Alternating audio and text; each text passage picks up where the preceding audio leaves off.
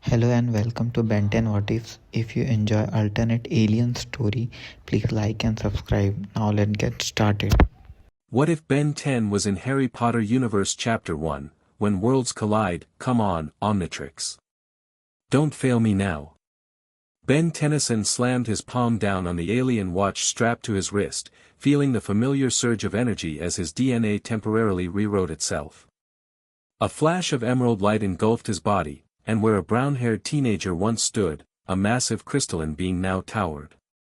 Diamond Head. Ben's voice resonated with a deeper timbre as he raised his crystalline arms to deflect a blast of purple energy. The attack ricocheted off his diamond-hard skin and slammed into a nearby tree, reducing it to splinters. Ben! On your left! Gwen shouted, her hands glowing with mana as she erected a shield to protect herself and Kevin. The hulking figure approaching through the smoke had a twisted grin plastered across his face. Tempest, they called him, some interdimensional freak with the ability to manipulate time and space. He'd been causing temporal anomalies across Bellwood for weeks, and tonight they'd finally cornered him in the forest outside town. You think your little watch can stop me, child? Tempest laughed, his voice echoing as if coming from multiple places at once. I've existed across 1,000 timelines. I've seen empires rise and fall before your ancestors took their first breaths. Yeah. Well, I've heard better villain monologues from cartoons, Ben shot back, transforming his arm into a sharp blade and charging forward. He slashed at Tempest, who seemed to blur and shift out of the way, always just beyond reach. Kevin, his body covered in steel absorbed from a nearby pipe, grunted in frustration as another of his attacks passed through Tempest like he wasn't even there. This guy's getting on my nerves. We need to disrupt his temporal field. Gwen called out, her eyes glowing as she analyzed the energy signatures surrounding their opponent. Ben, try echo echo. The sound waves might, a massive pulse of energy knocked them all backward. Ben crashed through 3 trees before coming to a stop, his crystalline form cracking slightly from the impact. He struggled to his feet just as a familiar figure appeared beside him in a flash of blue light. Benjamin, I'm afraid the situation is more dire than anticipated. Professor Paradox stood calmly amidst the chaos, his ever-present pocket watch in hand. Tempest isn't merely manipulating time, he's trying to collapse it. Great, Ben muttered, regenerating his damaged form. Just what we needed. So how do we stop him? Paradox's expression grew serious. That's why I'm here. You need to. Whatever Paradox planned to say was cut off by another blast that tore through the forest clearing. This time, the air itself seemed to fracture, creating jagged lines of light that split reality like cracks in glass. He's opening a temporal rift. Paradox shouted, actual alarm in his usually calm voice. Benjamin, you must. The ground beneath them lurched violently. Ben lost his footing, the Omnitrix suddenly flashing red as Diamond Head's form dissolved back into his human self. The timing couldn't have been worse. Gwen. Kevin. Ben shouted, reaching toward his cousin and friend, but they were on the other side of the clearing, barely visible through the chaos of energy and light. Ben. Gwen screamed, trying to reach him with tendrils of mana, but the distance between them seemed to stretch impossibly. Paradox grabbed Ben's arm. The temporal anomaly is collapsing. I can't stop it, but I can redirect it. Trust me, Benjamin. Before Ben could respond, Paradox's pocket watch glowed blindingly bright. The professor shoved Ben toward one of the fractures in space. I'll find you. Whatever happens, remember who you are. Wait, what are you? The world around Ben collapsed into swirling chaos. The last thing he saw was Paradox's grim face, Gwen's horrified expression, and Kevin lunging toward him before everything dissolved into a kaleidoscope of color and sound. Ben felt himself falling, tumbling through nothingness, the Omnitrix sparking wildly on his wrist. Then darkness. Ben jerked awake with a gasp, his body aching like he'd gone 10 rounds with Vilgax without transforming. Damp soil pressed against his cheek, and the smell of moss and decay filled his nostrils. He pushed himself up on his elbows, blinking to clear his vision. Okay, definitely not Bellwood anymore, he muttered, taking in his surroundings. Towering trees with trunks wider than cars stretched in every direction, their canopies so dense they blocked most of the moonlight. Mist curled around gnarled roots, and strange sounds echoed from the darkness, nothing like the forests near his hometown. Ben checked the Omnitrix. The familiar green hourglass symbol pulsed weakly, occasional sparks of energy dancing across its surface. Great. Just great. He tapped the faceplate, but the holographic interface didn't appear. Guess you're recharging or something. Perfect timing as usual. Standing unsteadily, Ben dusted off his jeans and green jacket. His head throbbed, and his mouth felt dry. How long had he been unconscious? Where had Paradox sent him? And more importantly, how was he supposed to get back? A twig snapped somewhere to his left. Ben froze, instantly alert. Without a working Omnitrix, he was just a regular teenager in a very non-regular place. He scanned the darkness, wishing he had Gwen's glowing mana or Kevin's absorption powers. Movement caught his eye, something large shifting between the trees. Too big to be a deer or wolf. Ben backed up slowly, searching for a weapon, a hiding place, anything. His back hit rough bark. At least he wouldn't be ambushed from behind. The rustling grew closer. Ben grabbed a heavy fallen branch, holding it like a baseball bat. Not his preferred method of handling threats, but he'd make do. Come on then, he whispered, squaring his shoulders. Let's see what you've got. The creature that emerged from the underbrush made Ben's jaw drop. It looked like a horse, if horses were skeletal, leathery-winged nightmares with glowing white eyes. The thing snorted, pawing at the ground with hooves that seemed too sharp for comfort. Okay, that's new, Ben murmured, adjusting his grip on the branch. Definitely not one of Dr. Onimo's experiments. The creature tilted its head, studying Ben with unnerving intelligence. It snorted again, then took a step forward.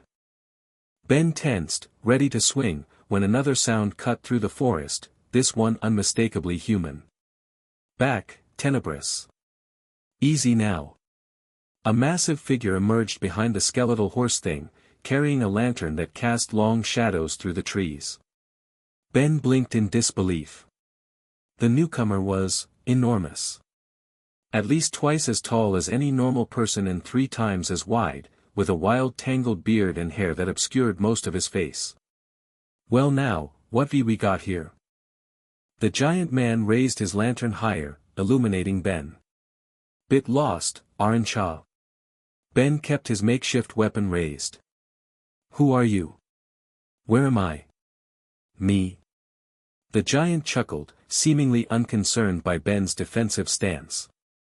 Name's Rubius Hagrid, keeper of keys and grounds at Hogwarts. And you're standin' in the Forbidden Forest, though how ya got here is a mite puzzlin'. Hogwarts?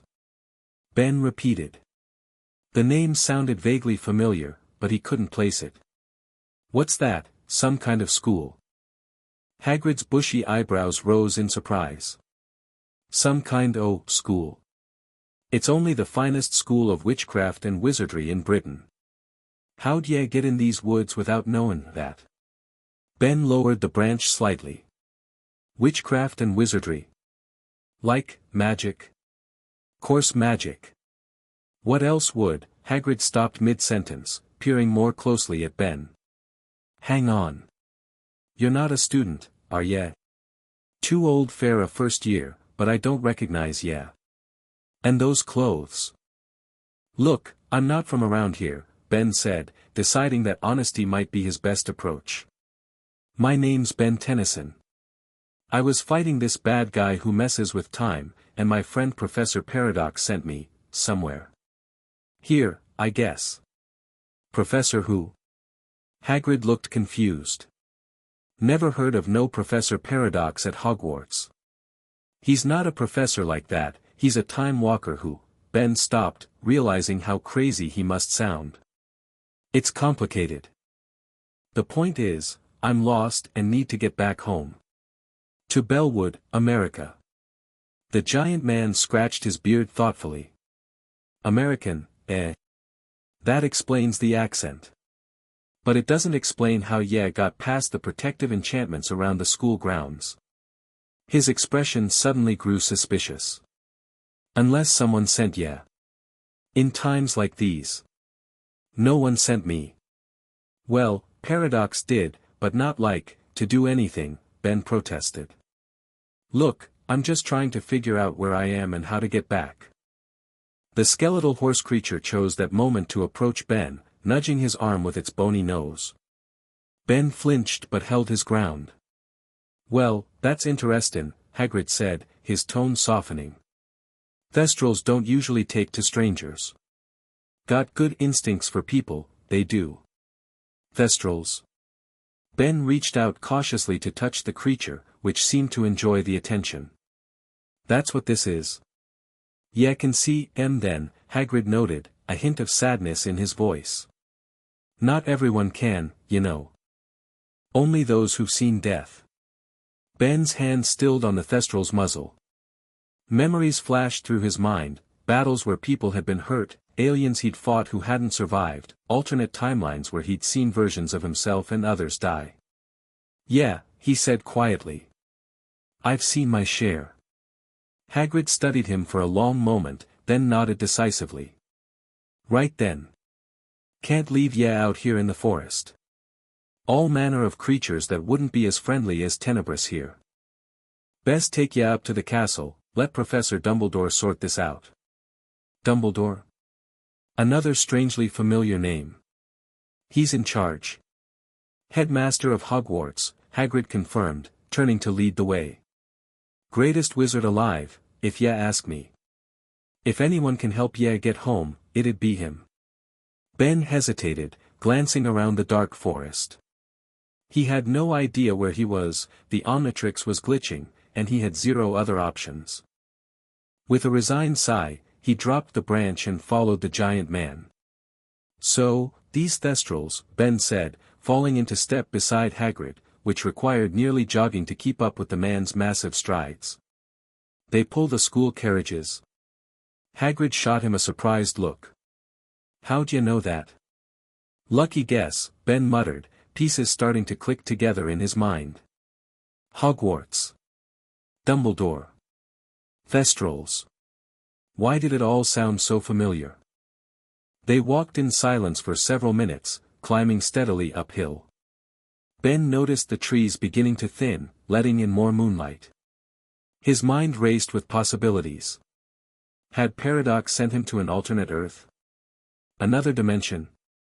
Some planet that just happened to have humans and horse skeletons with wings? Almost there, Hagrid announced as they reached the edge of the forest.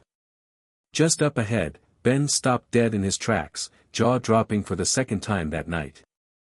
Spread out before them across a vast lawn was a massive castle straight out of a fantasy movie.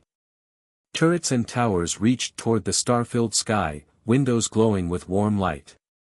The whole structure seemed to radiate a strange energy that made the hairs on Ben's arm stand up. That's Hogwarts, he breathed. Beautiful, ain't she? Hagrid said proudly. Been me home for longer than I care to remember. Ben stared at the castle, then at the lake glittering in the moonlight, then back at the castle. A crazy theory was forming in his mind, but it was too ridiculous to even consider. There was no way. Absolutely no way. Yet as they approached the huge oak front doors of the castle, Ben couldn't shake the growing suspicion that he knew exactly where Paradox had sent him. And if he was right, getting home just got a whole lot more complicated.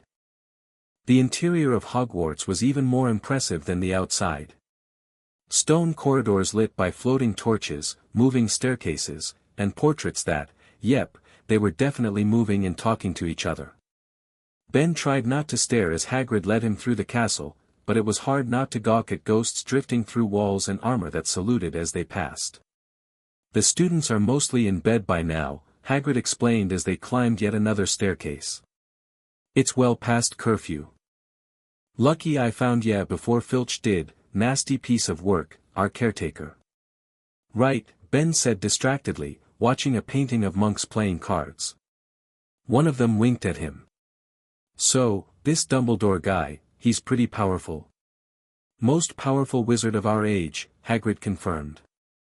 Only one you know who ever feared. You know who? Ben asked. Hagrid glanced around nervously, then lowered his voice. We don't say his name if we can help it. Dark wizard who, well, he did terrible things. Folks thought he was gone for good, but... He trailed off, looking troubled. But he's back. Ben guessed. Hagrid gave him a sharp look. What do you know about that? Nothing. Just, the way you said it, Ben backpedaled quickly. His suspicions were growing stronger by the minute, but he needed to be careful about what he revealed. They stopped in front of a large stone gargoyle. Hagrid cleared his throat and announced, "Fizzing Whiz-Bee." To Ben's amazement, the gargoyle sprang to life and hopped aside, revealing a spiral staircase that began to rotate upward like an escalator. Hagrid gestured for Ben to step onto it. Headmaster's office is at the top. I'd come with ya, but... He gestured to his massive frame. Bit tight for me. He'll be expectin', yeah, though. Dumbledore has a way of knowin' things. Thanks, Hagrid, Ben said, genuinely grateful for the giant's help. For not, you know, assuming I was dangerous or something. Hagrid's eyes crinkled in a smile beneath his wild beard. Oh, I never said ya weren't dangerous. Just that ya didn't mean us harm. There's a difference. He patted a pink umbrella tucked into his coat. Besides, I can handle myself if needed. With that oddly reassuring comment, Hagrid turned and lumbered back down the corridor, leaving Ben to ride the moving staircase alone. As he ascended, Ben checked the Omnitrix again.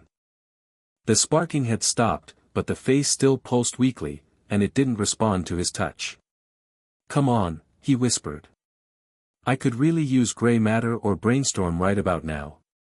The staircase deposited him in front of a polished oak door with a brass knocker. Ben hesitated, then raised his hand and knocked 3 times. Enter, called a serene voice from within. Ben pushed open the door and stepped into the most fascinating room he'd ever seen, and considering he'd been inside alien spaceships and interdimensional portals, that was saying something. Circular and spacious, the office contained dozens of spindly tables supporting strange silver instruments that whirred and emitted puffs of smoke. The walls were covered with portraits of elderly witches and wizards, all watching him with interest. Bookshelves stretched from floor to ceiling, packed with ancient-looking tomes.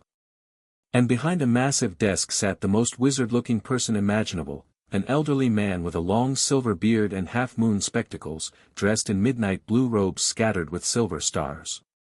He gazed at Ben with eyes that seemed to twinkle with their own inner light. Ah, the old wizard said mildly, as if random teenagers appeared in his office every day. I was wondering when you might arrive. Please, sit down, Mr. Tennyson. Ben froze halfway across the room. You know my name. I know many things, Dumbledore replied with a small smile. Though I confess, the circumstances of your arrival at Hogwarts remain something of a mystery, even to me. Tea. He gestured to a steaming pot that hadn't been there a second ago. Cautiously, Ben sat in the chair opposite the desk. Thanks, but I'm good. How did you know I was coming? Dumbledore steepled his long fingers. The wards around Hogwarts are designed to alert me to unusual magical disturbances. Yours was, particularly unusual. Not many people suddenly appear in the middle of the Forbidden Forest in a flash of green light. Yeah, about that. Ben rubbed the back of his neck. I'm not exactly from around here. I suspected as much. Dumbledore's gaze drifted to the device on Ben's wrist. That is a most interesting artifact you wear. May I inquire as to its nature? Ben instinctively covered the Omnitrix with his other hand. It's complicated. I find that the most interesting things often are, Dumbledore said pleasantly. Perhaps we might start with where you're from, and how you came to be here. Ben took a deep breath. If his theory was correct, trying to explain might sound completely insane. But Dumbledore didn't seem the type to freak out easily. My name is Ben Tennyson. I'm from a city called Bellwood in the United States. But I think I might be from a different universe altogether. He paused, waiting for disbelief or dismissal. Dumbledore merely nodded thoughtfully. Go on. Encouraged, Ben continued. Where I'm from, there's no hidden magical world. No Hogwarts. But there are aliens, lots of them. This, he tapped the Omnitrix, lets me transform into different alien species. I was fighting this guy who can manipulate time, and my friend Professor Paradox, who's a time traveler, sent me here to protect me from some kind of temporal collapse. Fascinating, Dumbledore murmured. And you believe you are now in an entirely different universe from your own? Yeah, but not just any universe, Ben said, deciding to go all in with his theory. I think I'm in a fictional universe, one that exists as a series of books in my world. Harry Potter, right? This is Hogwarts School of Witchcraft and Wizardry, your Albus Dumbledore, and somewhere in this castle is a kid named Harry who's probably dealing with Voldemort coming back while the Ministry refuses to believe it. At the mention of Voldemort's name, several of the portraits gasped or made disapproving noises. Dumbledore, however, looked impressed. You speak the name without fear. And you appear to be quite well informed about our current predicament. The headmaster leaned forward slightly. Mr. Tennyson, I have encountered many extraordinary things in my long life, but I must admit, your story ranks among the most extraordinary. Yet, I find myself inclined to believe you. You do. Ben couldn't hide his surprise. Indeed. The evidence suggests you are not merely an ordinary intruder or imposter. Dumbledore gestured toward the Omnitrix. That device emanates a power I have never encountered before, neither magic as we know it, nor any mundane technology. And your knowledge of specific details. He paused, a shadow crossing his face. Tell me, in these books from your world, how does our story end?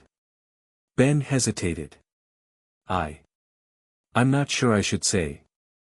If this is real, and not just some elaborate illusion or dream, couldn't knowing the future mess things up? Create paradoxes or something? A wise concern, Dumbledore nodded. Perhaps it would be prudent to keep such knowledge to yourself, at least for now. Though I must admit to a certain curiosity. He shook his head slightly. But you are right. Some paths are best discovered as we walk them. A comfortable silence fell between them. Ben relaxed slightly, relieved that Dumbledore seemed to be taking everything in stride. After a moment, the headmaster spoke again. May I ask about this remarkable device of yours? The one that allows you to transform? Ben glanced down at the Omnitrix. It's called the Omnitrix. Created by an alien genius named Asmuth. It contains the DNA of thousands of different alien species and lets me transform into them. I use it to help people, fight bad guys. I'm kind of a hero back home. A hero at such a young age, Dumbledore mused. Something you perhaps have in common with young Mr. Potter. And this device, it is currently functional? Not really, Ben admitted. It's been acting weird since I got here.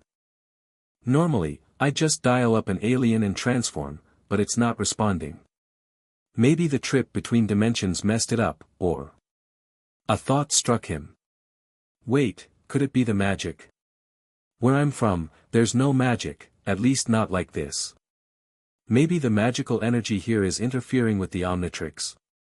A plausible theory, Dumbledore agreed. Magic and certain forms of technology have long been known to interact poorly. However, he extended his hand, hovering it a few inches above the Omnitrix without touching it. This does not feel like ordinary technology. There is an almost, living quality to its energy. As if responding to Dumbledore's words, the Omnitrix suddenly sparked, the hourglass symbol flashing brightly. Ben jerked his arm back instinctively. Whoa! It's never done that before. Dumbledore's eyes sparkled with interest. Perhaps it is adapting to our world's magical field. A truly remarkable creation. Ben waited until the sparking subsided before asking, "So, what happens now? Can you help me get back home?" "Interdimensional travel is, unfortunately, beyond even my abilities," Dumbledore said regretfully. "However, Hogwarts possesses one of the most extensive magical libraries in the world. If a method exists to return you to your universe, we may discover it there." "And until then?" Ben asked. "Until then," Dumbledore smiled, "I propose that you remain at Hogwarts, where you will be safe. We are living in dangerous times, Mr. Tennyson, and a young man with your unique abilities would be of great interest to certain parties were they to learn of your existence." "You mean Voldemort," Ben said bluntly. More gasps from the portraits. "Precisely," Dumbledore nodded. "Lord Voldemort seeks power in all its forms. Your Omnitrix would represent a tempting prize indeed." Ben's face hardened. "Let him try. I've faced worse." "Perhaps you have," Dumbledore said gently. "But it would be better for all if your presence remained somewhat discreet. Which brings me to a practical matter, how to explain your sudden appearance at Hogwarts. Can't I just be a new student?" Ben suggested. "At 15 years of age. Midterm? It would raise questions." Dumbledore tapped his fingers thoughtfully against the desk. "However, a transfer student from America. That might work. The Ilvermorny School of Witchcraft and Wizardry occasionally exchanges students with European institutions. So I pretend to be from this Ilvermorny place. A simple cover story. You were sent to study at Hogwarts due to family circumstances." Dumbledore's eyes twinkled. "Perhaps your parents are researchers who needed to relocate to Britain temporarily." Ben frowned. "But I don't know any magic. Won't that be kind of obvious when I can't even do the most basic spell?" "A fair point," Dumbledore conceded. "Though it may surprise you to learn that the Omnitrix's energy signature reads very much like magic to our detection methods. As for practical demonstrations..." He considered for a moment. "We shall have to provide you with a wand, naturally, though it will merely be for appearances. Perhaps we might attribute any magical difficulties to an injury that has temporarily affected your abilities. It would explain why you might need to rely on your Omnitrix transformations instead." "That could work," Ben said, impressed by how quickly Dumbledore was putting together a plausible cover story. "So I'd attend classes and everything?" "Indeed. Though you may find some of them challenging without magical ability, others require less active spellcasting. Herbology, care of magical creatures, potions, with proper instruction, even a Muggle could theoretically excel in these subjects." "Muggle?" Ben repeated. "Non-magical person," Dumbledore explained. "Though you, Mr. Tennyson, are certainly no ordinary Muggle, Omnitrix or not." Ben couldn't help but smile at that. "Thanks. I think." Dumbledore rose from his chair. "It's late, and you've had quite an eventful journey. We can discuss the details further in the morning. For tonight, I suggest rest. I'll arrange quarters for you in the Gryffindor dormitory. I have a feeling you'll fit in well there." "Gryffindor," Ben nodded. "That's Harry's house, right?" "Indeed it is. Though I must caution you, while I encourage friendship between students, it might be wise to be selective about how much of your true origins you reveal. Mr. Potter has enough burdens without adding interdimensional concerns to his list." "I understand," Ben said. "I'll be careful." "Excellent." Dumbledore moved toward the door. "One last thing, Mr. Tennyson. While I believe your story, others might find it more challenging to accept. Professor Umbridge, in particular. The Ministry spy," Ben said without thinking. Dumbledore's eyebrows rose slightly. "You are well informed." "Yes, our High Inquisitor would take particular interest in a student with your unusual capabilities."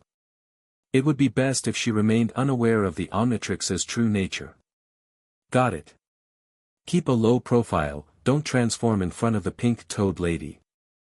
A smile twitched at the corner of Dumbledore's mouth. Succinctly put.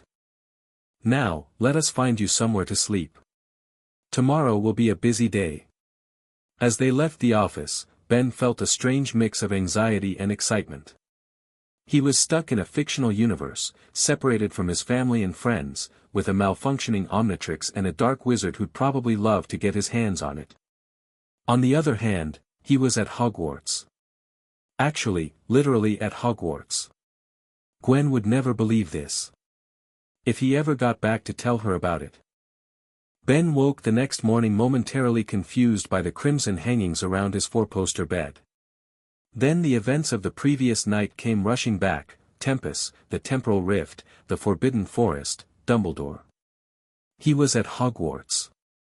Actually at Hogwarts. This is so weird, he muttered, sitting up and checking the Omnitrix. It looked better than last night, the faceplate glowing its normal green, though still unresponsive when he tried to activate it. Pushing aside the hangings, Ben found himself in a circular dormitory with 5 other beds. Most were empty, the occupants apparently already up and gone, but one still contained a sleeping figure with unmistakable red hair. Ron Weasley. Which meant, "Oh. You're awake." Ben turned to see a boy with messy black hair and round glasses emerging from what must be the bathroom, already dressed in black robes. The lightning-shaped scar on his forehead was unmistakable. Yeah, Ben said, suddenly aware he was meeting a character he'd only seen in movies. Just woke up. Professor McGonagall told us we'd have a new roommate, but we didn't expect you to arrive in the middle of the night, the boy said, extending his hand. I'm Harry. Harry Potter. Ben Tennyson, Ben replied, shaking Harry's hand and trying to act like he wasn't internally freaking out. Sorry about the late arrival. It was kind of last minute. American? Harry asked, noticing Ben's accent. McGonagall said you transferred from Ilvermorny? That's right, Ben said, sticking to the cover story Dumbledore had provided. My parents are doing research in the UK for a year, so. He shrugged. Here I am. Blimey, can't you two keep it down, came a groggy voice as Ron sat up, hair sticking in all directions. Some of us are trying to sleep. It's nearly 8, Ron, Harry pointed out. Breakfast ends in 30 minutes. That got the redhead moving. He scrambled out of bed, suddenly noticing Ben. Who are you? This is Ben, the transfer student McGonagall mentioned yesterday, Harry explained while Ron pulled on his robes. Oh, right, Ron said, yawning. Welcome to Hogwarts, mate. Fair warning, the food's brilliant, but the professors are mental. Especially this year with that Umbridge woman.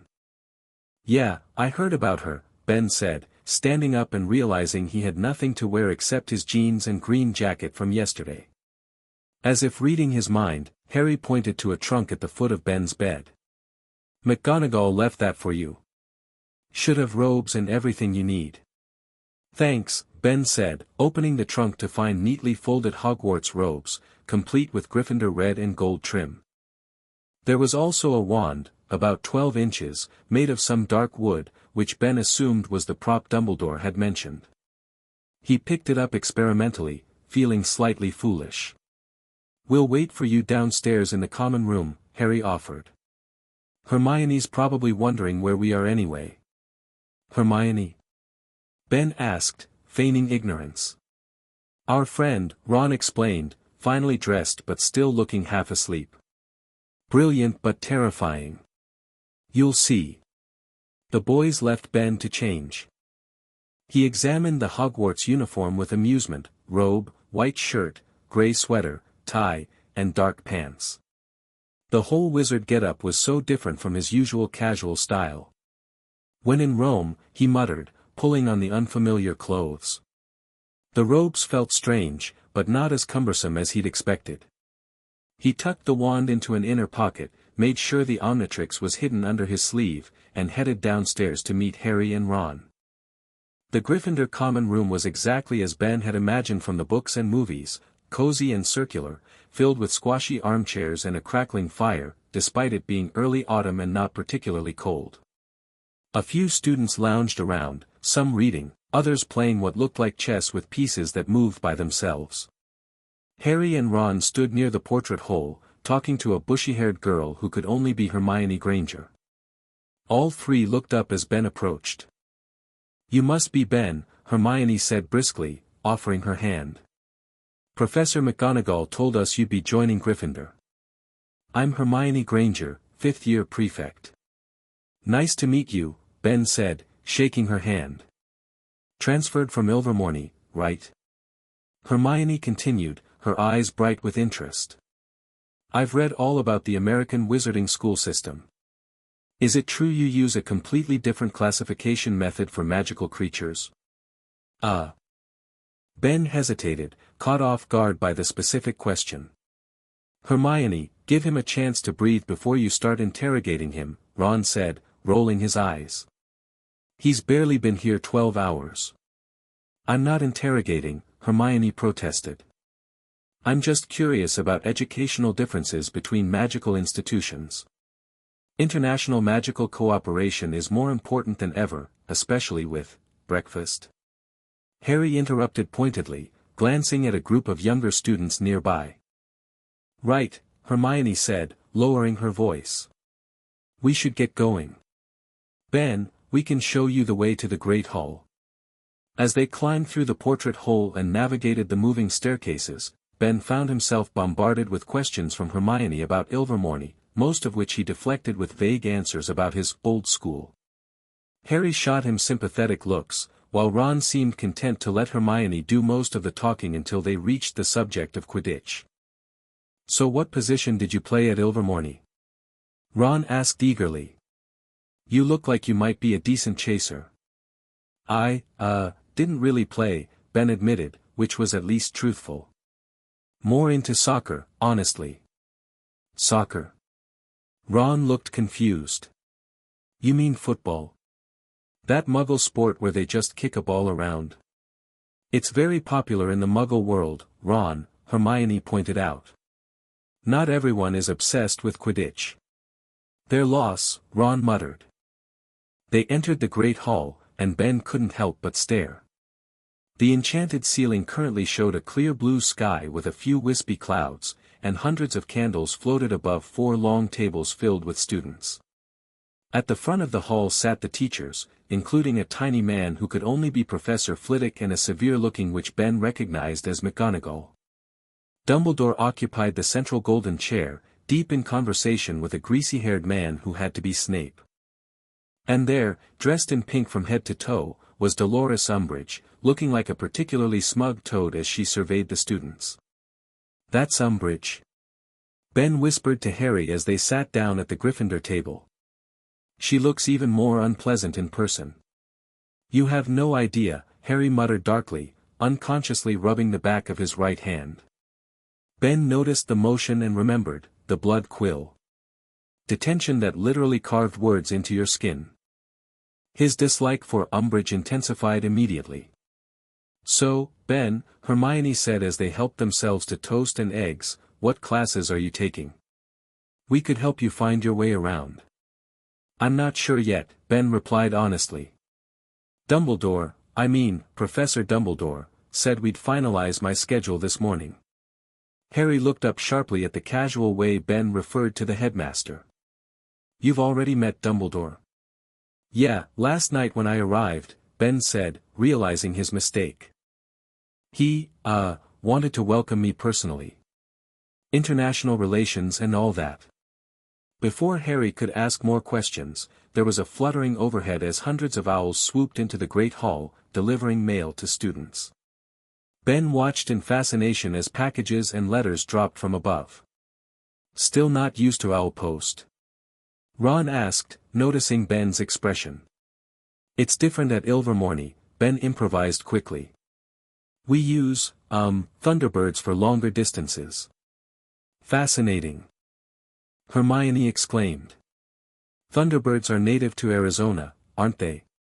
Their weather manipulation abilities must make them excellent for avoiding detection by muggles during deliveries. Exactly, Ben nodded, impressed by how easy it was to use Hermione's own knowledge to support his cover story. A stern-looking woman approached their table, whom Ben recognized as Professor McGonagall. She handed out schedules to Harry, Ron, and Hermione before turning to Ben. Mr. Tennyson, the headmaster has asked me to provide you with this. She handed him a rolled parchment. Your class schedule. Professor Dumbledore has also requested that you meet with him after breakfast to discuss certain accommodations for your particular situation. Thanks, Professor, Ben said, accepting the schedule. McGonagall nodded curtly. Welcome to Gryffindor House, Mr. Tennyson. I expect you to uphold our standards of behavior and academic achievement.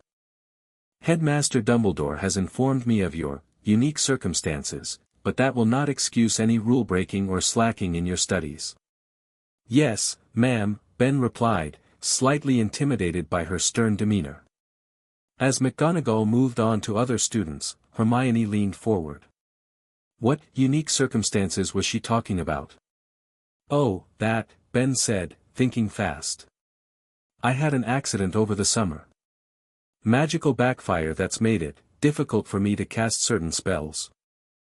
That's part of why I'm here. Dumbledore thinks Hogwarts might help me recover fully. What kind of magical backfire? Harry asked, his interest clearly piqued. Ben rolled up his sleeve slightly, revealing the edge of the Omnitrix. I was experimenting with transformation magic, you know, trying to become animals and stuff. This device is supposed to help channel my magic safely until I recover. It wasn't entirely a lie, which made it easier to sell. The Omnitrix did transform him, just not with magic, and he was hoping to recover his ability to use it normally. I've never seen anything like that, Hermione said, eyeing the Omnitrix with obvious curiosity. It doesn't look like any magical artifact I've read about. It's American, Ben said with a shrug, as if that explained everything. We do things differently over there. Can you show us how it works? Ron asked eagerly. Not right now, Ben replied, pulling his sleeve back down. It's still calibrating to Hogwarts' magical field. That's partly what I need to see Dumbledore about. Harry looked like he wanted to ask more questions, but at that moment, a blond boy flanked by two hulking figures approached their table. Well, drawled the boy, his pale, pointed face twisted in a sneer. Potter's got a new addition to his fan club, I see. Shove off, Malfoy, Ron growled. Malfoy ignored him, focusing instead on Ben. American, are you? I could hear that ghastly accent from across the hall. Let me guess, another muggle lover like the rest of Dumbledore's pets. Ben sized up Draco Malfoy with the practiced eye of someone who'd faced down countless bullies and aliens. This kid was small potatoes compared to Vilgax or Kevin in his villain days. And you are? Ben asked calmly, though he knew exactly who the blonde boy was. Draco Malfoy, he replied, as if the name should impress Ben. My father is Lucius Malfoy, advisor to the Minister of Magic himself. Cool, Ben said indifferently. My grandpa used to be a plumber. We all have family, dude. Malfoy's face reddened at Ben's casual dismissal. You do well to choose your friends more carefully, American. Some wizarding families are better than others. Yeah, I've noticed, Ben replied, glancing pointedly at Harry, Ron, and Hermione before turning back to Malfoy with a raised eyebrow. And I think I can tell the right sort for myself, thanks. Harry snorted into his pumpkin juice, recognizing his own words to Malfoy from their first year. Malfoy's face contorted with anger. You'll regret that, Tennyson, he spat. Things are changing at Hogwarts. The old fool won't be in charge forever, and when the time comes, is there a problem here? Professor McGonagall had returned, eyeing the confrontation with disapproval. No problem, Professor, Malfoy said smoothly, backing away. Just welcoming our new classmate. With a final glare at Ben, he stalked back to the Slytherin table, Crabbe and Goyle lumbering after him. "Mr. Tennyson, the headmaster is ready for you now," McGonagall said once Malfoy was gone. "The password is, Fizzing Whiz Bee, as I believe you already know." "Thanks, Professor," Ben said, rising from the table. To Harry, Ron, and Hermione, he added, "See you guys in class, I guess." "We have defense against the dark arts first," Hermione told him, checking her schedule. "With Umbridge." "Great," Harry muttered sarcastically. "Perfect way to start a Monday." Ben nodded sympathetically. "I'll find you there." With a wave, he headed out of the Great Hall, feeling dozens of curious eyes following the new American student. As he navigated the moving staircases toward Dumbledore's office, Ben tried to process everything that had happened in less than 24 hours. He'd been thrust into the Harry Potter universe, enrolled at Hogwarts, and was now apparently going to learn magic, or at least pretend to, while figuring out how to get the Omnitrix working again and find a way home. Plus, there was Voldemort to worry about, and Umbridge, and the whole ministry denying the Dark Lord's return. If Ben remembered the books correctly, this was Harry's 5th year, which meant things were about to get seriously dangerous. "Just another day in the life of Ben Tennyson," he muttered to himself as he approached the gargoyle guarding Dumbledore's office. "Saving the world, any world, is what I do best." "Fizzing Whiz Bee," he announced, and the gargoyle sprang aside. Dumbledore was standing by Fawkes Perch when Ben entered the office, stroking the magnificent phoenix's crimson feathers. "Ah, Mr. Tennyson," the headmaster greeted him warmly. "I trust you slept well. And that you've met your housemates?" "Yes to both," Ben confirmed, approaching the desk. "Harry, Ron, and Hermione seem cool. Though I also had the pleasure of meeting Draco Malfoy at breakfast." "Ah, young Mr. Malfoy," Dumbledore sighed, returning to his chair. "A bright student, though perhaps not always guided by the best influences. I hope the encounter wasn't too unpleasant." "Nothing I can't handle," Ben shrugged. "I've dealt with worse bullies than him." "Indeed, I imagine you have." Dumbledore gestured to the chair across from him. "Please, sit. How is your remarkable device this morning?" Ben sat and pulled back his sleeve to reveal the Omnitrix. "Better, I think. It's glowing normally now, but still not responding when I try to use it." He demonstrated, tapping the faceplate with no result. "I told Harry and the others it's a magical device to help with an injury." Seemed like the easiest explanation. "A clever cover story," Dumbledore nodded approvingly. "Simple yet plausible. Now, I've arranged your class schedule to match Mr. Potter's as closely as possible. I believe it would be beneficial for you to stay near him, given your unique perspective on events that may unfold this year." "You want me to protect him," Ben stated, understanding immediately. "Harry has many protectors, though he often chafes at the notion," Dumbledore said carefully. "What he lacks are peers who truly understand the weight of responsibility he carries. From what you've told me, Mr. Tennyson, you are accustomed to bearing similar burdens." Ben nodded slowly. "Yeah, I get it. Being the one everyone expects to save the day. It's not always easy." "Precisely," Dumbledore smiled gently. "Now, as for your classes, I've spoken with the faculty about your situation. Most understand that you will be observing more than participating, at least until your magical injury heals." "Most?" Ben caught the qualification. Professor Umbridge was less accommodating, Dumbledore admitted, a hint of weariness in his voice. She insisted that all students must actively practice ministry-approved theory, regardless of circumstance. "Which brings me to this." Dumbledore reached into his desk drawer and removed a thick, leather-bound book. "A crash course in magical theory, if you will.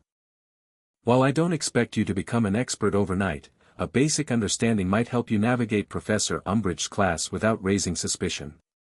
Ben accepted the book with a grimace. "Homework already? I was kind of hoping interdimensional travel might get me out of studying for a while." Dumbledore's eyes twinkled with amusement. A universal constant, I find, students' aversion to academic literature. But I think you'll find this volume more interesting than most textbooks. It was written specifically for those new to magical theory. Thanks, Ben said, tucking the book into his robes. What about my, wand situation? Won't people notice if I never actually cast any spells? A perceptive question, Dumbledore acknowledged. The wand I provided is genuine, though without magical ability, it will remain essentially inert in your hands. However, he leaned forward conspiratorially. I took the liberty of embedding a small enchantment within it. If you tap it in a specific pattern, like so, it will produce a harmless light show that might pass for a spell to casual observers. Dumbledore demonstrated the tapping pattern with his own wand, causing Ben's wand to emit a shower of blue sparks. Neat trick, Ben said, impressed. He tried it himself and after a few attempts, managed to produce the same effect. But what about in class when we're supposed to be turning teacups into toads or whatever? I'm afraid you'll simply have to appear to be struggling with your injury, Dumbledore said. Professor McGonagall and the others will understand and not press the issue. As for Professor Umbridge, he sighed. Her class currently involves no practical magic whatsoever, so your inability to perform spells should not be immediately apparent. Yeah, I remember from the books, I mean, what I've heard, Ben corrected himself. She's all about reading that useless defensive theory text, right? Indeed. Most unfortunate for the student's education, though perhaps fortunate for your cover story. Dumbledore rose from his chair and moved to one of the many silver instruments whirring on a nearby table. Now, regarding your Omnitrix. I've been giving it some thought. The device appears to draw energy from sources unfamiliar to our world. However, Hogwarts itself is one of the most magically saturated locations in Britain. If your device can adapt to magical energy, this would be the place. Ben perked up. So you think the Omnitrix might start working again on its own? Just by being here? Perhaps, Dumbledore said, adjusting something on the silver instrument. Though I wonder if a more direct approach might yield faster results. Magic, at its core, is about intention and will. Your device seems almost sentient in its own way. Have you tried, asking it to adapt? Asking it? Ben repeated skeptically. It's advanced technology, not a person. And yet, it chose you specifically, did it not? Dumbledore's eyes were knowing. Some of the most powerful magical objects in our world have similar properties, a certain selectivity about their wielders. The wand chooses the wizard, as we say. Ben looked down at the Omnitrix thoughtfully. It was true that the device had always seemed to have its own agenda at times, blocking certain transformations, timing out at critical moments, or occasionally giving him exactly the alien he needed instead of the one he'd selected. It's worth a try, I guess, he conceded. Feeling slightly foolish, Ben held up his wrist and addressed the Omnitrix directly. Hey, I know we're in a weird place with different energy and everything, but I could really use your help. Could you maybe adapt to the magic here? For a moment, nothing happened. Then, to Ben's astonishment, the Omnitrix's faceplate pulsed brightly, and a familiar beeping sound emanated from the device. The hourglass symbol rotated slightly, then flashed green 3 times in succession. Whoa! Ben exclaimed. It actually responded. Fascinating, Dumbledore murmured, leaning closer to observe. It appears your device may indeed be more sentient than you realized. Or perhaps the ambient magic of Hogwarts is affecting it in ways we don't yet understand. Ben cautiously pressed the side buttons that normally would pop up the transformation selection. This time, the holographic interface flickered into existence, though it looked different than usual. The alien silhouettes were there, but they seemed to shimmer and shift, as if viewed through water. The aliens look weird, Ben said, rotating through the options. Almost like they're changing somehow. Adapting, perhaps, Dumbledore suggested. incorporating magical elements into their structure. I would advise caution before attempting a transformation, however. The results might be unpredictable. Ben nodded, letting the interface collapse back into the Omnitrix. I'll wait until I really need it. Or at least until I'm somewhere more private than the headmaster's office. A wise decision, Dumbledore agreed. Now, I believe you have defense against the dark arts with Professor Umbridge shortly. It would be best not to be late for your first class. Ben stood, tucking the magical theory book more securely into his robes. Thanks for everything, Professor. I'll try not to cause too much trouble. Dumbledore's eyes twinkled. Somehow, Mr. Tennyson, I suspect that trouble has a way of finding you regardless of your intentions, another quality you share with Mr. Potter. Go carefully, and remember, at Hogwarts, help will always be given to those who ask for it. With those cryptic words echoing in his mind, Ben left the office and headed toward his first ever class at Hogwarts. As he navigated the moving staircases, he found himself actually looking forward to it, even if it was with Umbridge. After all, how bad could defense against the dark arts be compared to fighting alien warlords? As it turned out, defense against the dark arts with Umbridge was exactly as mind-numbingly boring as the books had described. Ben sat next to Harry, with Ron and Hermione across the aisle, as Professor Umbridge instructed them all to read Chapter 3 of Defensive Magical Theory, in complete silence. The classroom was quiet except for the rustle of pages and occasional coughs. Umbridge sat at her desk, watching the students with her bulging toad-like eyes, a satisfied smile on her face. Ben pretended to read, but his mind was elsewhere, specifically, on the Omnitrix and its strange reaction in Dumbledore's office. He was so lost in thought that he almost missed the subtle exchange between Harry and Hermione. She was looking at him with her hand partially raised, as if debating whether to interrupt the silence. Harry shook his head slightly, but Hermione's expression remained determined. Ben remembered this scene from the books. Hermione was about to challenge Umbridge's teaching methods, which would result in Harry losing his temper about Voldemort's return. It had been a pivotal moment, leading to Harry's first attention with the blood quill. Should he intervene? Change things? Or let events play out as they had in the story he knew? Before Ben could decide, Hermione's hand shot fully into the air.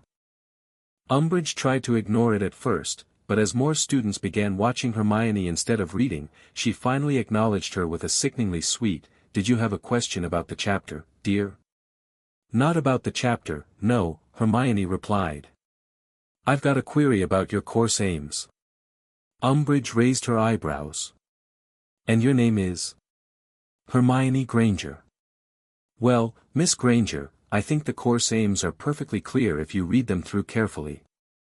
"Well, I don't," Hermione said bluntly. "There's nothing written up there about using defensive spells." A silence fell as many students turned to check the 3 course aims still written on the blackboard, understanding the principles underlying defensive magic. Learning to recognize situations in which defensive magic can legally be used. Placing the use of defensive magic in a context for practical use. Using defensive spells. Umbridge repeated with a little laugh. "Why, I can't imagine any situation arising in my classroom that would require you to use a defensive spell, Miss Granger. You surely aren't expecting to be attacked during class." Ben couldn't help himself. "Isn't that kind of the point, though? Defense against the dark arts, shouldn't we learn how to defend ourselves?" All eyes turned to him. Umbridge's gaze narrowed as she took in the unfamiliar student. "And you are?" "Ben Tennyson. I just transferred from Ilvermorny." "Ah yes, the American," Umbridge said, her voice dripping with condescension. "Well, Mr. Tennyson, perhaps things are done differently at Ilvermorny, but at Hogwarts, we follow the ministry-approved curriculum. Theoretical knowledge will be more than sufficient to get you through your examinations, which, after all, is what school is all about." "So we're not going to practice spells at all?" asked another student, Dean Thomas, Ben recognized. "Students raise their hands when they wish to speak in my class, Mr. Thomas," Dean said, thrusting his hand into the air. Umbridge pointedly turned away from him. More hands rose, including Ron's and Hermione's again. Ben raised his too, curious to see how this would play out if he participated. Umbridge's gaze lingered on Ben before turning to Hermione. "Yes, Miss Granger. You wanted to ask something else?" "Yes," Hermione said. "Surely the whole point of defense against the dark arts is to practice defensive spells." "Are you a ministry-trained educational expert, Miss Granger?" asked Umbridge in her falsely sweet voice. "No, but, well then, I'm afraid you are not qualified to decide what the whole point of any class is. Wizards much older and cleverer than you have devised our new program of study. You will be learning about defensive spells in a secure, risk-free way. What use is that?" Harry said loudly. "If we're going to be attacked, it won't be in a hand, Mr. Potter," sang Umbridge. Harry thrust his fist into the air. Umbridge promptly turned away, but now several other people had their hands up too. "And your name is?" Umbridge said to Parvati. "Parvati Patil, and isn't there a practical bit in our defense against the dark arts OWL? Aren't we supposed to show that we can actually do the counter curses and things? As long as you have studied the theory hard enough, there is no reason why you should not be able to perform the spells under carefully controlled examination conditions," said Umbridge dismissively. "Without ever practicing them beforehand?" Parvati asked incredulously. "Are you telling us that the first time we'll get to do the spells will be during our exam?" "I repeat, as long as you have studied the theory hard enough." Ben couldn't stay quiet any longer. "Professor," he said, his hand still raised but speaking anyway, "where I'm from, we believe in practical application. Theory's great, but in the real world, this is not the real world, Mr. Tennyson," Umbridge interrupted sharply. "This is a school. And at this school, we follow ministry guidelines." "But what if we're attacked?" Dean demanded. "Hand, Mr. Thomas," trilled Umbridge. "But if we're attacked," Ben started again. "Who would want to attack children like yourselves?" inquired Umbridge in a horribly honeyed voice. "I can't imagine anyone out there." "Oh, I don't know," Harry interjected, his voice dripping with sarcasm, "maybe Lord Voldemort?" The reaction was immediate. Ron gasped, Lavender Brown uttered a little scream, Neville slipped sideways off his stool. Umbridge, however, didn't flinch. She stared at Harry with a grimly satisfied expression on her face. 10 points from Gryffindor, Mr. Potter. The classroom went very still. Everyone was staring at either Umbridge or Harry. "Now, let me make a few things quite plain." Umbridge stood up and leaned toward them, her stubby-fingered hands splayed on her desk. "You have been told that a certain dark wizard has returned from the dead." "He wasn't dead," Harry said angrily, "but yeah, he's returned." "Mr. Potter, you have already lost your house. 10 points do not make matters worse for yourself," said Umbridge in one breath without looking at him. "As I was saying, you have been informed that a certain dark wizard is at large once again." "This is a lie." "It is not a lie," Harry shouted. "I saw him, I fought him." "Detention, Mr. Potter," Umbridge declared triumphantly.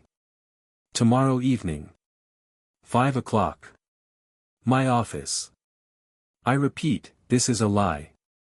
The Ministry of Magic guarantees that you are not in danger from any dark wizard. If you are still worried, by all means, come and see me outside class hours. If someone is alarming you with fibs about reborn dark wizards, I would like to hear about it. I am here to help. I am your friend. And now, you will kindly continue your reading. Page 54, The Basics for Beginners. Umbridge sat down behind her desk. Harry, however, stood up. Everyone was staring at him. Seamus looked half scared, half fascinated. "Harry, no." Hermione whispered, tugging at his sleeve, but Harry jerked his arm out of her reach. "So, according to you, Cedric Diggory dropped dead of his own accord, did he?" Harry asked, his voice shaking. Ben watched the confrontation with a sinking feeling. This was playing out exactly as it had in the book, and he knew what came next: more detentions, more punishments with the blood quill. He wanted to intervene, but what could he say that wouldn't make things worse? Cedric Diggory's death was a tragic accident, Umbridge said coldly. It was murder, Harry said, his voice loud and clear. Voldemort killed him, and you know it. Umbridge's face went blank. For a moment, Ben thought she might explode, but then she said in her softest, most sweetly girly voice, "Come here, Mr. Potter, dear." Harry kicked his chair aside and strode up to her desk. The rest of the class sat breathless, watching. Umbridge pulled out a small roll of pink parchment, wrote something on it, then tapped it with her wand, sealing it. "Take this to Professor McGonagall, dear," she said, holding out the note to Harry. Harry took it without saying a word and left the room, slamming the door behind him. Umbridge's satisfied smile as she turned back to the class made Ben's blood boil. Now then, where were we?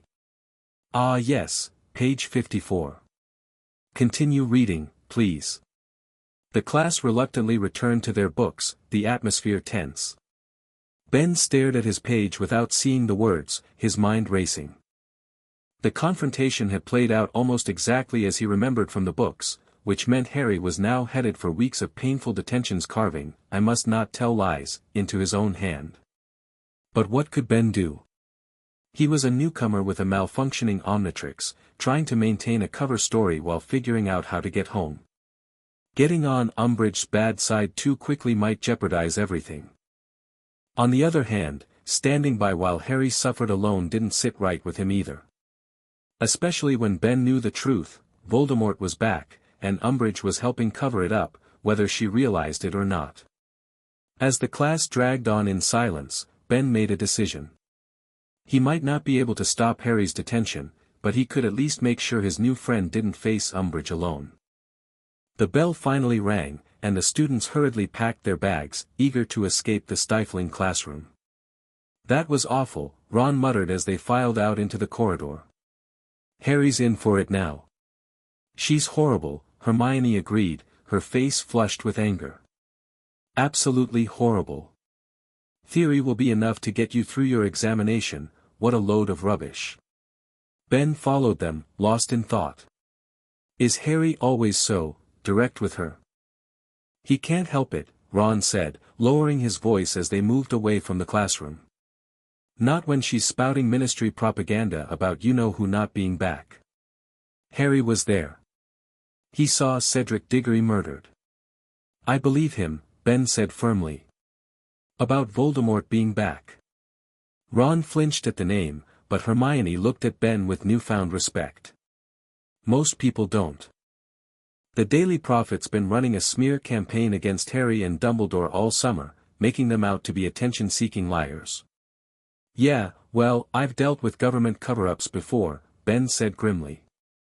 "You'd be surprised what people in power will deny when the truth scares them." Hermione gave him a curious look.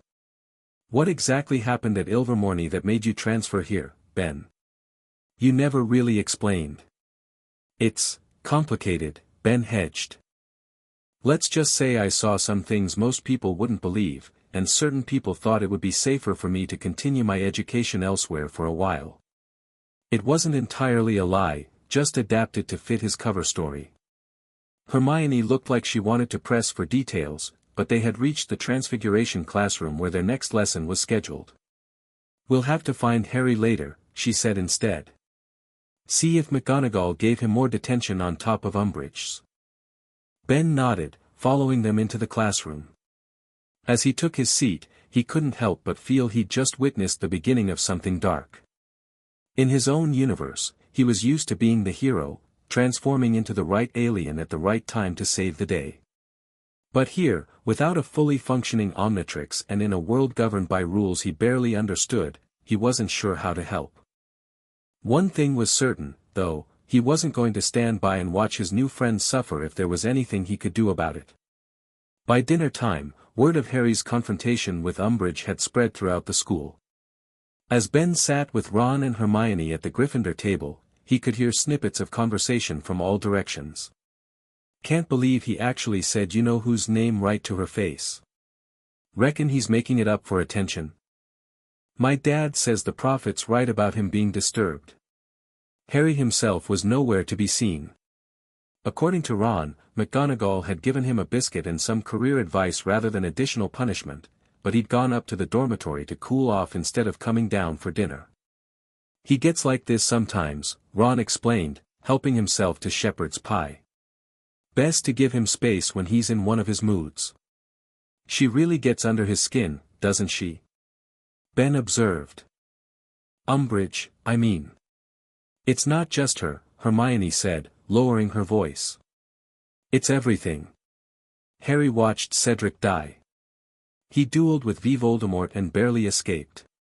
Then he spent the whole summer isolated at his awful relative's house with barely any news, only to come back and find half the school thinks he's either lying or crazy. Plus the nightmares, Ron added, then looked like he regretted mentioning it. I mean, not that he talks about them much, but... Nightmares? Ben prompted. Hermione shot Ron a warning look. It's not really our place to discuss Harry's private matters. Sorry, Ben said quickly. I wasn't trying to pry. I just... He hesitated, then decided to be as honest as he could without blowing his cover. Where I'm from, I've dealt with some pretty intense stuff too. Seen things that gave me nightmares. It helps sometimes, having friends who understand. Hermione's expression softened. That's nice of you, Ben. I'm sure Harry would appreciate it too, once he gets to know you better. Yeah, mate, Ron agreed through a mouthful of food. Harry could use more people on his side these days. As they continued eating, Ben noticed a small figure approaching their table, a girl with straggly, waist-length blonde hair and protuberant eyes that gave her a permanently surprised look. Hello, she said dreamily. You must be Benjamin Tennyson. The Nargles told me you'd arrived. Luna. Hermione exclaimed, looking surprised. How did you know Ben's name? Oh, everyone's talking about the American transfer student, Luna said vaguely, her gaze fixed on Ben with unnerving intensity. Especially after you questioned Professor Umbridge's teaching methods. That was brave of you.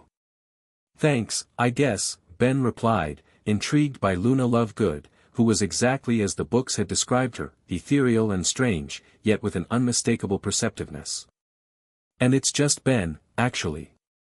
Just Ben, Luna repeated thoughtfully. That's nice. Simple names are often the most powerful. They leave room for who you really are to shine through. She tilted her head, studying him.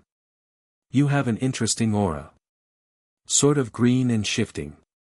Like you're not quite settled in your skin. Ben tensed, suddenly worried that Luna somehow sensed the truth about him and the Omnitrix. What do you mean? Oh, nothing bad, Luna assured him serenely. Just that you're not entirely what you appear to be. Most interesting people aren't. Before Ben could respond to this alarmingly accurate assessment, Luna smiled dreamily and continued, well, I just wanted to say hello. And to tell you that not everything that seems lost actually is, sometimes it's just waiting for the right moment to be found again. Goodbye for now, just Ben. With that cryptic statement, she drifted away toward the Ravenclaw table, leaving a confused silence in her wake. Don't mind Luna, Ron said finally. She's a bit different.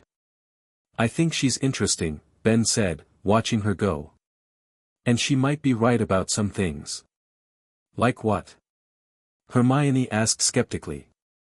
Ben shrugged, not wanting to elaborate. Just a feeling. After dinner, they headed back to the Gryffindor common room, where they found Harry sitting alone by the fire, staring into the flames. He looked up briefly as they approached, then returned his gaze to the dancing light. How'd it go with McGonagall? Ron asked, dropping into an armchair beside him. Fine, Harry replied tersely. She didn't give me another detention, just warned me to be careful around Umbridge. She's right, Harry, Hermione said, sitting on his other side. Umbridge is looking for any excuse to punish you.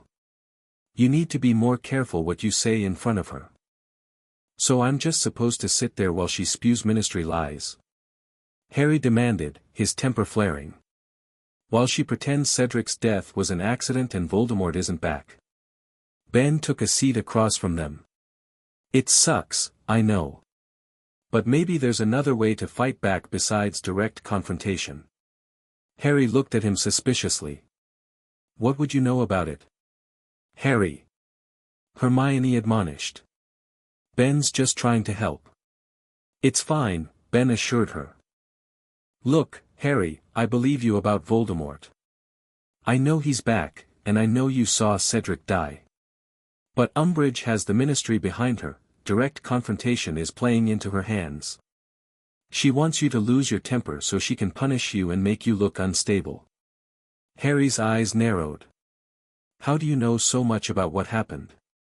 You just got here. News travels, Ben said smoothly. Even to America. And I'm good at reading between the lines. The point is, there are better ways to fight than getting detention. Like what? Harry challenged. Like teaching, Ben suggested, remembering where the plot was headed. If Umbridge won't teach real defense, maybe someone else should. The idea hung in the air between them. Hermione's eyes widened as she caught on, and Ben could almost see the wheels turning in her brilliant mind. That's, actually not a bad idea, she said slowly. We need to learn proper defensive spells, especially with our OWLS coming up. Who's going to teach us, though? Ron asked. We can't exactly hire our own professor. We don't need a professor, Hermione said, excitement building in her voice.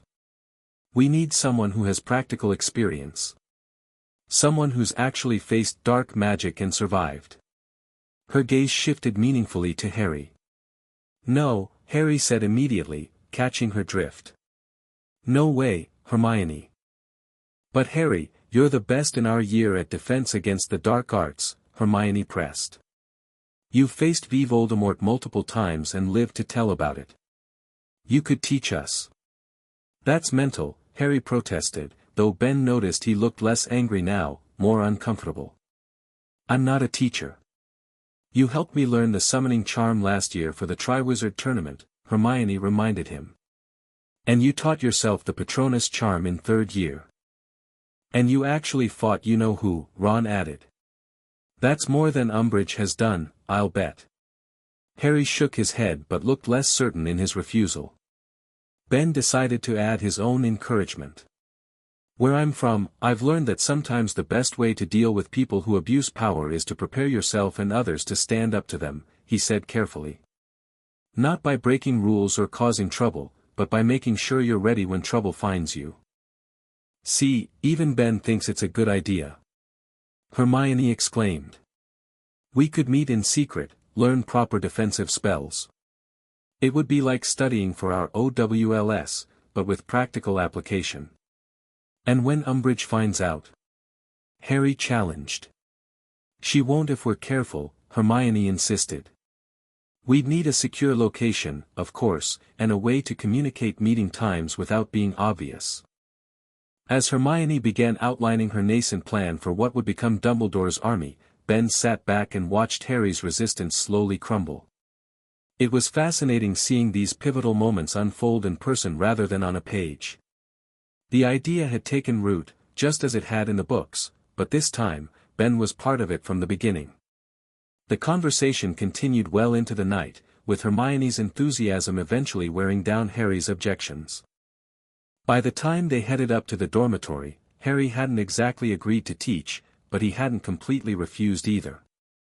Just think about it, Hermione urged as they prepared to separate for the boys' and girls' staircases. That's all I'm asking. Fine, Harry sighed. I'll think about it. As Ben followed Harry and Ron up to their dormitory, he felt a mix of excitement and trepidation. He was witnessing, and now participating in, events he'd only read about before. And while it was cool to be part of the formation of Dumbledore's army, he couldn't forget that darker things were coming too. Lying in his four-poster bed later, listening to Ron's snores and Neville's softer breathing, Ben stared at the Omnitrix. It glowed faintly in the darkness, the familiar green light somehow comforting. "We've got a lot to do here," he whispered to it. "I just hope you'll be ready when I need you." As if in response, the Omnitrix pulsed once, the light briefly intensifying before settling back to its steady glow. Ben smiled and closed his eyes, allowing sleep to finally claim him. His last conscious thought was a simple prayer, that whatever happened next, he'd be ready to face it, with or without alien powers. For the next few days, Ben settled into a routine at Hogwarts. He attended classes, trying to blend in as much as possible while observing everything around him. Some subjects, like history of magic with the ghostly Professor Binns, required minimal participation. Ben simply had to stay awake while the monotonous lecturer droned on about goblin rebellions and giant wars. Others proved more challenging. In potions, Snape loomed over Ben's cauldron with a sneer, clearly expecting the American transfer student to fail spectacularly. To everyone's surprise, including his own, Ben discovered he had a decent aptitude for potion making. Years of helping Grandpa Max cook bizarre alien cuisine had given him a steady hand and a fearlessness about strange ingredients. Perhaps not entirely hopeless, Snape had commented after Ben produced a passable strengthening solution, which from him was practically high praise. Transfiguration with McGonagall was trickier. When asked to turn a beetle into a button, Ben had to fake concentration before discreetly crushing the insect with his textbook and slipping a spare button from his pocket onto the desk. McGonagall had given him a knowing look but said nothing, merely marking in her grade book that he was showing progress despite his condition. Care of magical creatures with Hagrid's temporary replacement, Professor Grubbly-Plank, proved to be one of Ben's favorites. The creatures they studied reminded him of some of the aliens he'd encountered, and he found it easy to approach them with respectful caution rather than fear. Defense against the dark arts remained excruciating. Umbridge continued to force them to read from the textbook in silence, occasionally asking questions designed to reinforce ministry propaganda. Ben kept his head down and his mouth shut, unwilling to risk detention when his Omnitrix still wasn't fully functional. Harry wasn't so lucky. He returned from his first detention late Tuesday night, his hand raw and bleeding. Though he tried to hide it, Ben noticed him wincing as he wrote his potions essay. "What did she make you do?" Ron asked when Harry finally admitted he was in pain. "Lines," Harry said shortly, not elaborating. Ben, remembering the blood quill from the books, felt a surge of anger. "With a special quill, right? One that cuts the words into your skin." Harry looked up sharply. "How did you know that?" "We had something similar at Ilvermorny," Ben lied smoothly. "For serious disciplinary cases. It's considered borderline illegal even in America." "It's not borderline illegal, it's torture," Hermione exclaimed, grabbing Harry's hand to examine it. The words, "I must not tell lies," were etched into his skin, red and inflamed. "You've got to report this." "No," Harry said firmly, pulling his hand back. "I'm not giving her the satisfaction of knowing she's got to me." "At least put something on it," Ben suggested. "I've got some, American healing salve that might help." In truth, he had nothing of the sort, but he planned to ask Dumbledore for something at their next meeting. The headmaster had requested weekly check-ins to discuss Ben's progress and any developments with the Omnitrix. Speaking of which, the alien device continued to show signs of adapting to Hogwarts' magical environment. It no longer sparked or flickered, and the hourglass symbol glowed with a steady green light. Ben had even managed to activate the transformation interface a few times, though he'd resisted the urge to actually transform, heeding Dumbledore's warning about unpredictable results. On Friday evening, while Harry was at his second detention with Umbridge, Ben made his way to Dumbledore's office for their scheduled meeting. The gargoyle sprang aside at the password, and Ben rode the spiral staircase upward, mulling over everything he wanted to discuss with the headmaster. To his surprise, when he entered the circular office, Dumbledore was not alone. Professor McGonagall stood by the fireplace, engaged in what appeared to be a serious conversation with the headmaster. Both looked up as Ben entered. "Ah, Mr. Tennyson," Dumbledore greeted him warmly. "Right on time. Please, join us. Professor McGonagall and I were just discussing certain developments. If you'd prefer to speak privately," Ben offered, hesitating by the door. "Not at all," Dumbledore assured him. "Professor McGonagall is fully aware of your unique situation. In fact, her insights may prove valuable to our conversation." Ben approached the desk, nodding respectfully to McGonagall, who acknowledged him with a slight incline of her head. Despite her stern demeanor, he'd come to respect the Transfiguration professor over the past week. She was tough but fair, and clearly cared deeply about her students, even ones who couldn't actually perform Transfiguration. "How are you adjusting to Hogwarts, Mr. Tennyson?" she asked. "Pretty well, I think," Ben replied, taking the offered seat. "Some classes are easier than others." "Yes, I imagine Transfiguration presents particular challenges," McGonagall said dryly, though with a hint of amusement in her eyes. "Though your creative solution with the button yesterday did not go unnoticed." Ben flushed slightly. "Sorry about that, Professor. I didn't want to draw attention by failing completely." "Resourcefulness is a quality we value at Hogwarts," Dumbledore interjected, his eyes twinkling. "Even if the methods are somewhat unconventional. But tell me, how is your remarkable device faring in our magical environment?" Ben rolled back his sleeve to reveal the Omnitrix. "Better, I think. It's stabilized, and I can access the interface now. I haven't tried transforming yet, though." "Probably wise," Dumbledore nodded. "And how are you finding your interactions with the other students? With Mr. Potter in particular?" "Good, mostly," Ben said. "Harry, Ron, and Hermione have been really welcoming. They've kind of adopted me into their group." "And has Mr. Potter confided in you about his extracurricular activities?" McGonagall asked, her expression carefully neutral. Ben hesitated, unsure what she was referring to. "You mean Quidditch?" "I believe Professor McGonagall is referring to Mr. Potter's detentions with Professor Umbridge," Dumbledore clarified. "And perhaps certain discussions about alternative educational arrangements." Ben's eyes widened as he realized what they were asking about. "You know about the defense group? But it's barely been discussed yet." McGonagall and Dumbledore exchanged glances. "It seems our suspicions were correct," McGonagall said. "Indeed," Dumbledore agreed, turning back to Ben. "We had heard rumors that some students were considering forming a study group to compensate for the gaps in Professor Umbridge's curriculum. Given Miss Granger's academic enthusiasm and Mr. Potter's practical experience, it seemed a logical development." "You're not going to stop them?" Ben asked, surprised. "On what grounds?" Dumbledore replied mildly. "Students are certainly permitted to study together.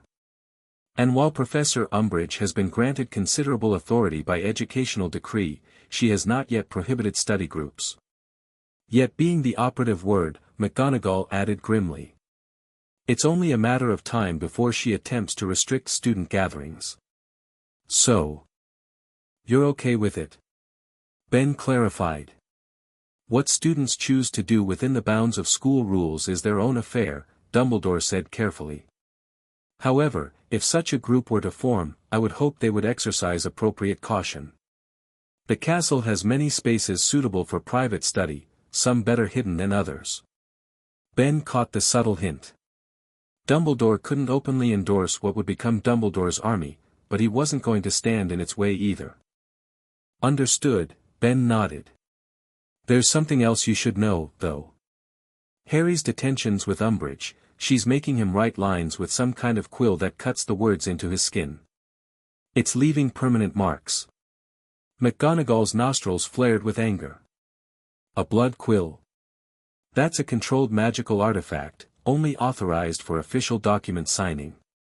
Using it as punishment is absolutely prohibited." "Unfortunately," Dumbledore said heavily, "under Educational Decree No. 23, Professor Umbridge has been granted authority over all disciplinary matters. Surely even the ministry wouldn't condone torture, Albus. McGonagall protested. The ministry has demonstrated considerable flexibility in its interpretation of ethical boundaries lately, Dumbledore replied. However, I agree this crosses a line. I shall speak with Dolores, though I fear it may only incite her to seek even greater control over the school. In the meantime, Ben interjected, is there anything that would help heal the cuts? Harry won't report it officially, but at least we could stop it from scarring permanently. Dumbledore opened a drawer in his desk and removed a small jar containing a yellowish paste. Essence of Murtlap tentacles, he explained, handing it to Ben. It should provide relief and promote healing. You might suggest that Harry soak his hand in a solution of it after his detentions. Thanks, Ben said, pocketing the jar. I'll tell him it's an American remedy or something. A prudent approach, Dumbledore agreed. Now, regarding your Omnitrix, I've been consulting certain ancient texts on the interaction between magic and external energies. While nothing precisely addresses your situation, I believe the device may eventually synchronize with Hogwarts' magical field, possibly resulting in enhanced or altered capabilities. You mean my aliens might get magical upgrades? Ben asked, intrigued by the possibility. It's merely a theory, Dumbledore cautioned. But given what we've observed of the Omnitrix's adaptive properties, it seems plausible. I would suggest attempting a transformation in a controlled environment first. Perhaps the room of requirement would be suitable. The room of requirement? Ben repeated. A special chamber on the 7th floor, McGonagall explained. It transforms itself according to the user's needs. If you required a secure space to test your transformations without risk to others, the room would provide it. That sounds perfect, Ben agreed. When should I try? Perhaps Sunday evening? Dumbledore suggested. The castle is typically quieter then, with fewer students roaming the corridors. Professor McGonagall could accompany you, in case of unexpected developments. McGonagall nodded her agreement. I would be most interested to witness these transformations myself. From an academic perspective, of course. It's settled then, Dumbledore said. Sunday evening at 8 o'clock. Meet Professor McGonagall by the tapestry of Barnabas the Barmy on the 7th floor. As their meeting concluded, Ben felt a mixture of excitement and nervousness at the prospect of finally testing the Omnitrix in this magical environment. If it worked, he'd have his powers back, though possibly in altered form. If it didn't, well, he'd be stuck relying on his wits alone for the foreseeable future. As he left Dumbledore's office, another thought occurred to him. If the room of requirement was about to become his testing ground, it would also soon become the meeting place for Dumbledore's army. One way or another, things were about to get a lot more interesting at Hogwarts. Saturday morning dawned bright and clear, perfect weather for the first Hogsmeade weekend of the term. The excitement was palpable at breakfast as students from 3rd year up discussed their plans for the day in the Wizarding Village. You'll love Hogsmeade, Ron told Ben enthusiastically as they ate. Honeydukes has the best sweets you've ever tasted, and the Three Broomsticks serves amazing butterbeer. Sounds great, Ben replied, genuinely looking forward to visiting the magical village he'd read about. Is it far from here? Just a short walk, Hermione said. You've got permission to go, right? Since you're a transfer student. Dumbledore took care of it, Ben confirmed. The headmaster had indeed provided him with a permission form, signed with a flourish. Harry seemed less enthusiastic about the outing, picking at his food distractedly. His hand was still red and sore looking from last night's detention with Umbridge. Here, Ben said quietly, slipping him the jar of Murtlap essence under the table. For your hand. Soak it in this stuff, it should help. Harry looked surprised but accepted the jar. Thanks. Where'd you get it? American remedy, Ben said with his now standard explanation. We use it for magical injuries back home. Before Harry could ask more questions, Hermione leaned forward conspiratorially. I've been thinking more about that study group we discussed. Hogsmeade would be the perfect place to talk about it away from certain people.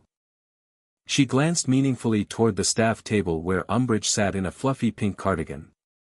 I still haven't agreed to teach anyone, Harry muttered.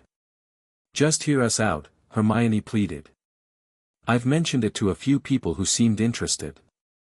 We're going to meet at the Hog's Head, it's a bit off the main road, so we're less likely to run into teachers. The Hog's Head. Ron looked dubious.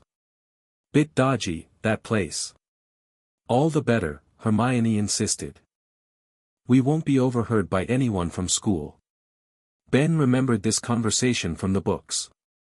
The meeting at the Hog's Head would indeed be the foundation of Dumbledore's army, though it wouldn't be as private as Hermione hoped.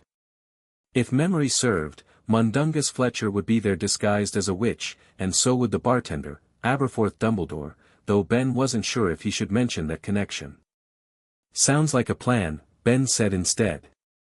Count me in. You want to join too?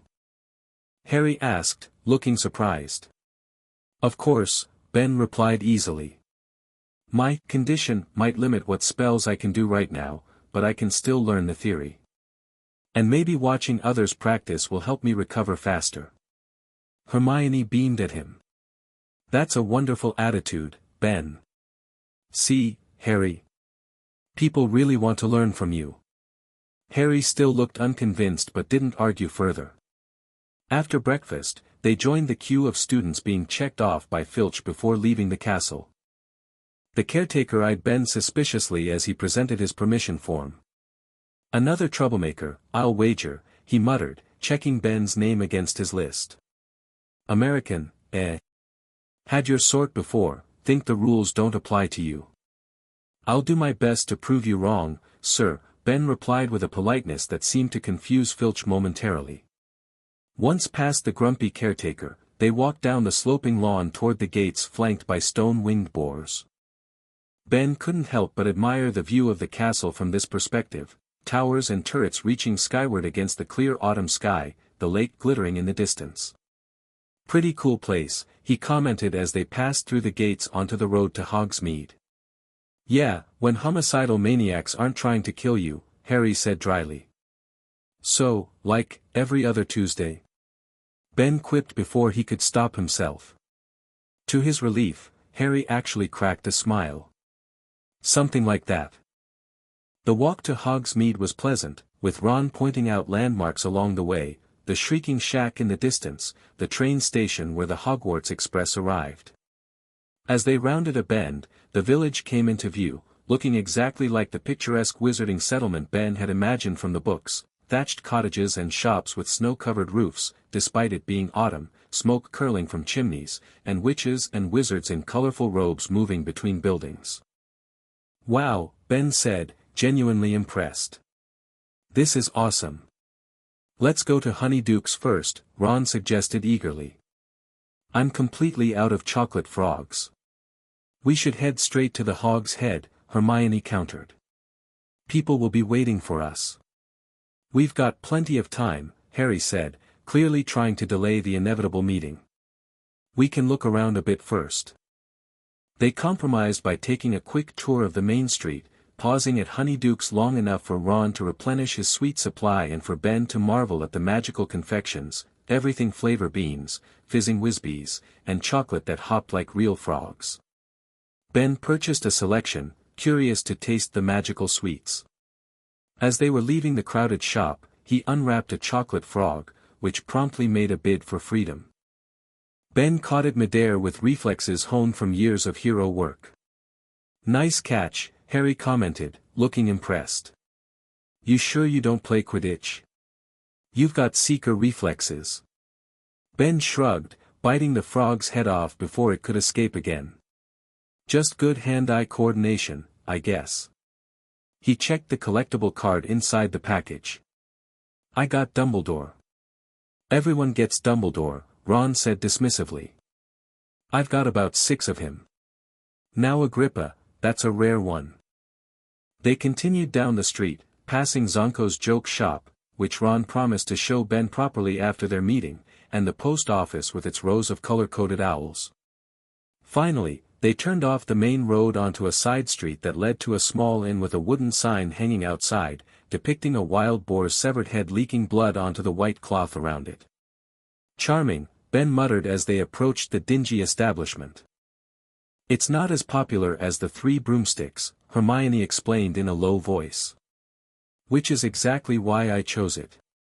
They pushed open the door and stepped inside. The Hog's Head bar was small, filthy, and filled with an odor that suggested goats. The few windows were so encrusted with grime that little daylight penetrated the room, which was illuminated instead by stub ends of candles on rough wooden tables. The floor seemed at first glance to be packed earth, though Ben realized it was stone beneath decades of accumulated dirt. An old man with a grumpy expression stood behind the bar, wiping glasses with a rag so dirty it seemed to be adding grime rather than removing it. When he looked up at their entrance, Ben was struck by his eyes, piercing blue, remarkably like Dumbledore's. This had to be Aberforth. "What?" the barman grunted. "For butterbeers, please," Hermione said politely. The man reached under the counter and produced 4 very dusty, very dirty bottles, which he slammed on the bar. "8 sickles," he said. "I'll get these," Harry said, passing over the silver coins. They chose a table in the corner furthest from the bar. The only other customers were a man with a bandaged head drinking something smoking from a grimy mug, 2 hooded figures having a whispered conversation, and a witch wrapped in heavy black veils who, Ben guessed, was actually Mundungus Fletcher in disguise. "You know, this might not have been the best choice after all," Hermione said anxiously, eyeing the veiled witch in particular. "Too late now," Ron replied, looking around nervously. "Who did you say was meeting us?" Before Hermione could answer, the door opened again, and Neville entered with Dean Thomas and Lavender Brown. They were closely followed by Parvati and Padma Patil with Cho Chang and one of her giggly friends. Then came Luna Lovegood, looking as dreamy as ever, followed by Katie Bell, Alicia Spinnet, Angelina Johnson, Colin and Dennis Creevy, Ernie Macmillan, Justin Finch Fletchley, Hannah Abbott, a Hufflepuff girl with a long plait down her back, 3 Ravenclaw boys Ben didn't recognize, Ginny Weasley, and bringing up the rear, Fred and George with their friend Lee Jordan. "A few people," Harry said hoarsely to Hermione as the group filed in. "A few people." "The idea seemed popular," Hermione replied, looking both pleased and nervous. "Ron, do you want to pull up some more chairs?" The barman had frozen in the act of wiping a glass. He seemed stunned by the sudden influx of customers. With a grunt, he tossed aside his rag, reached beneath the counter, and pulled out a wand. With a wave, several more chairs appeared around the tables. As the newcomers ordered drinks and settled in, Ben found himself squished between Luna Lovegood and one of the Ravenclaw boys. Luna turned her protuberant eyes on him immediately. "Hello again, just Ben," she said serenely. "Your aura is stronger today. More defined. The Raxperts seem to avoid you now." "Thanks." Ben replied, unsure how to respond to Luna's unique observations. "I've been taking Raxpert repellent." Luna nodded seriously. "That's very wise. Most people don't even acknowledge they exist." When everyone had pulled up a chair and the chatter had died down, all eyes turned expectantly to Hermione, who looked suddenly nervous. She began, her voice higher than usual. "Well, hi. You all know why we're here. We need a teacher. A proper teacher. One who has real experience defending against the dark arts." "Why?" asked one of the Ravenclaw boys rather aggressively. "Why?" Hermione repeated, looking taken aback. "Because you know who's back, you twerp." "So says him," the boy replied, nodding at Harry. "And Dumbledore," Hermione added. "So says Dumbledore because he says," the boy countered, jabbing a finger at Harry again.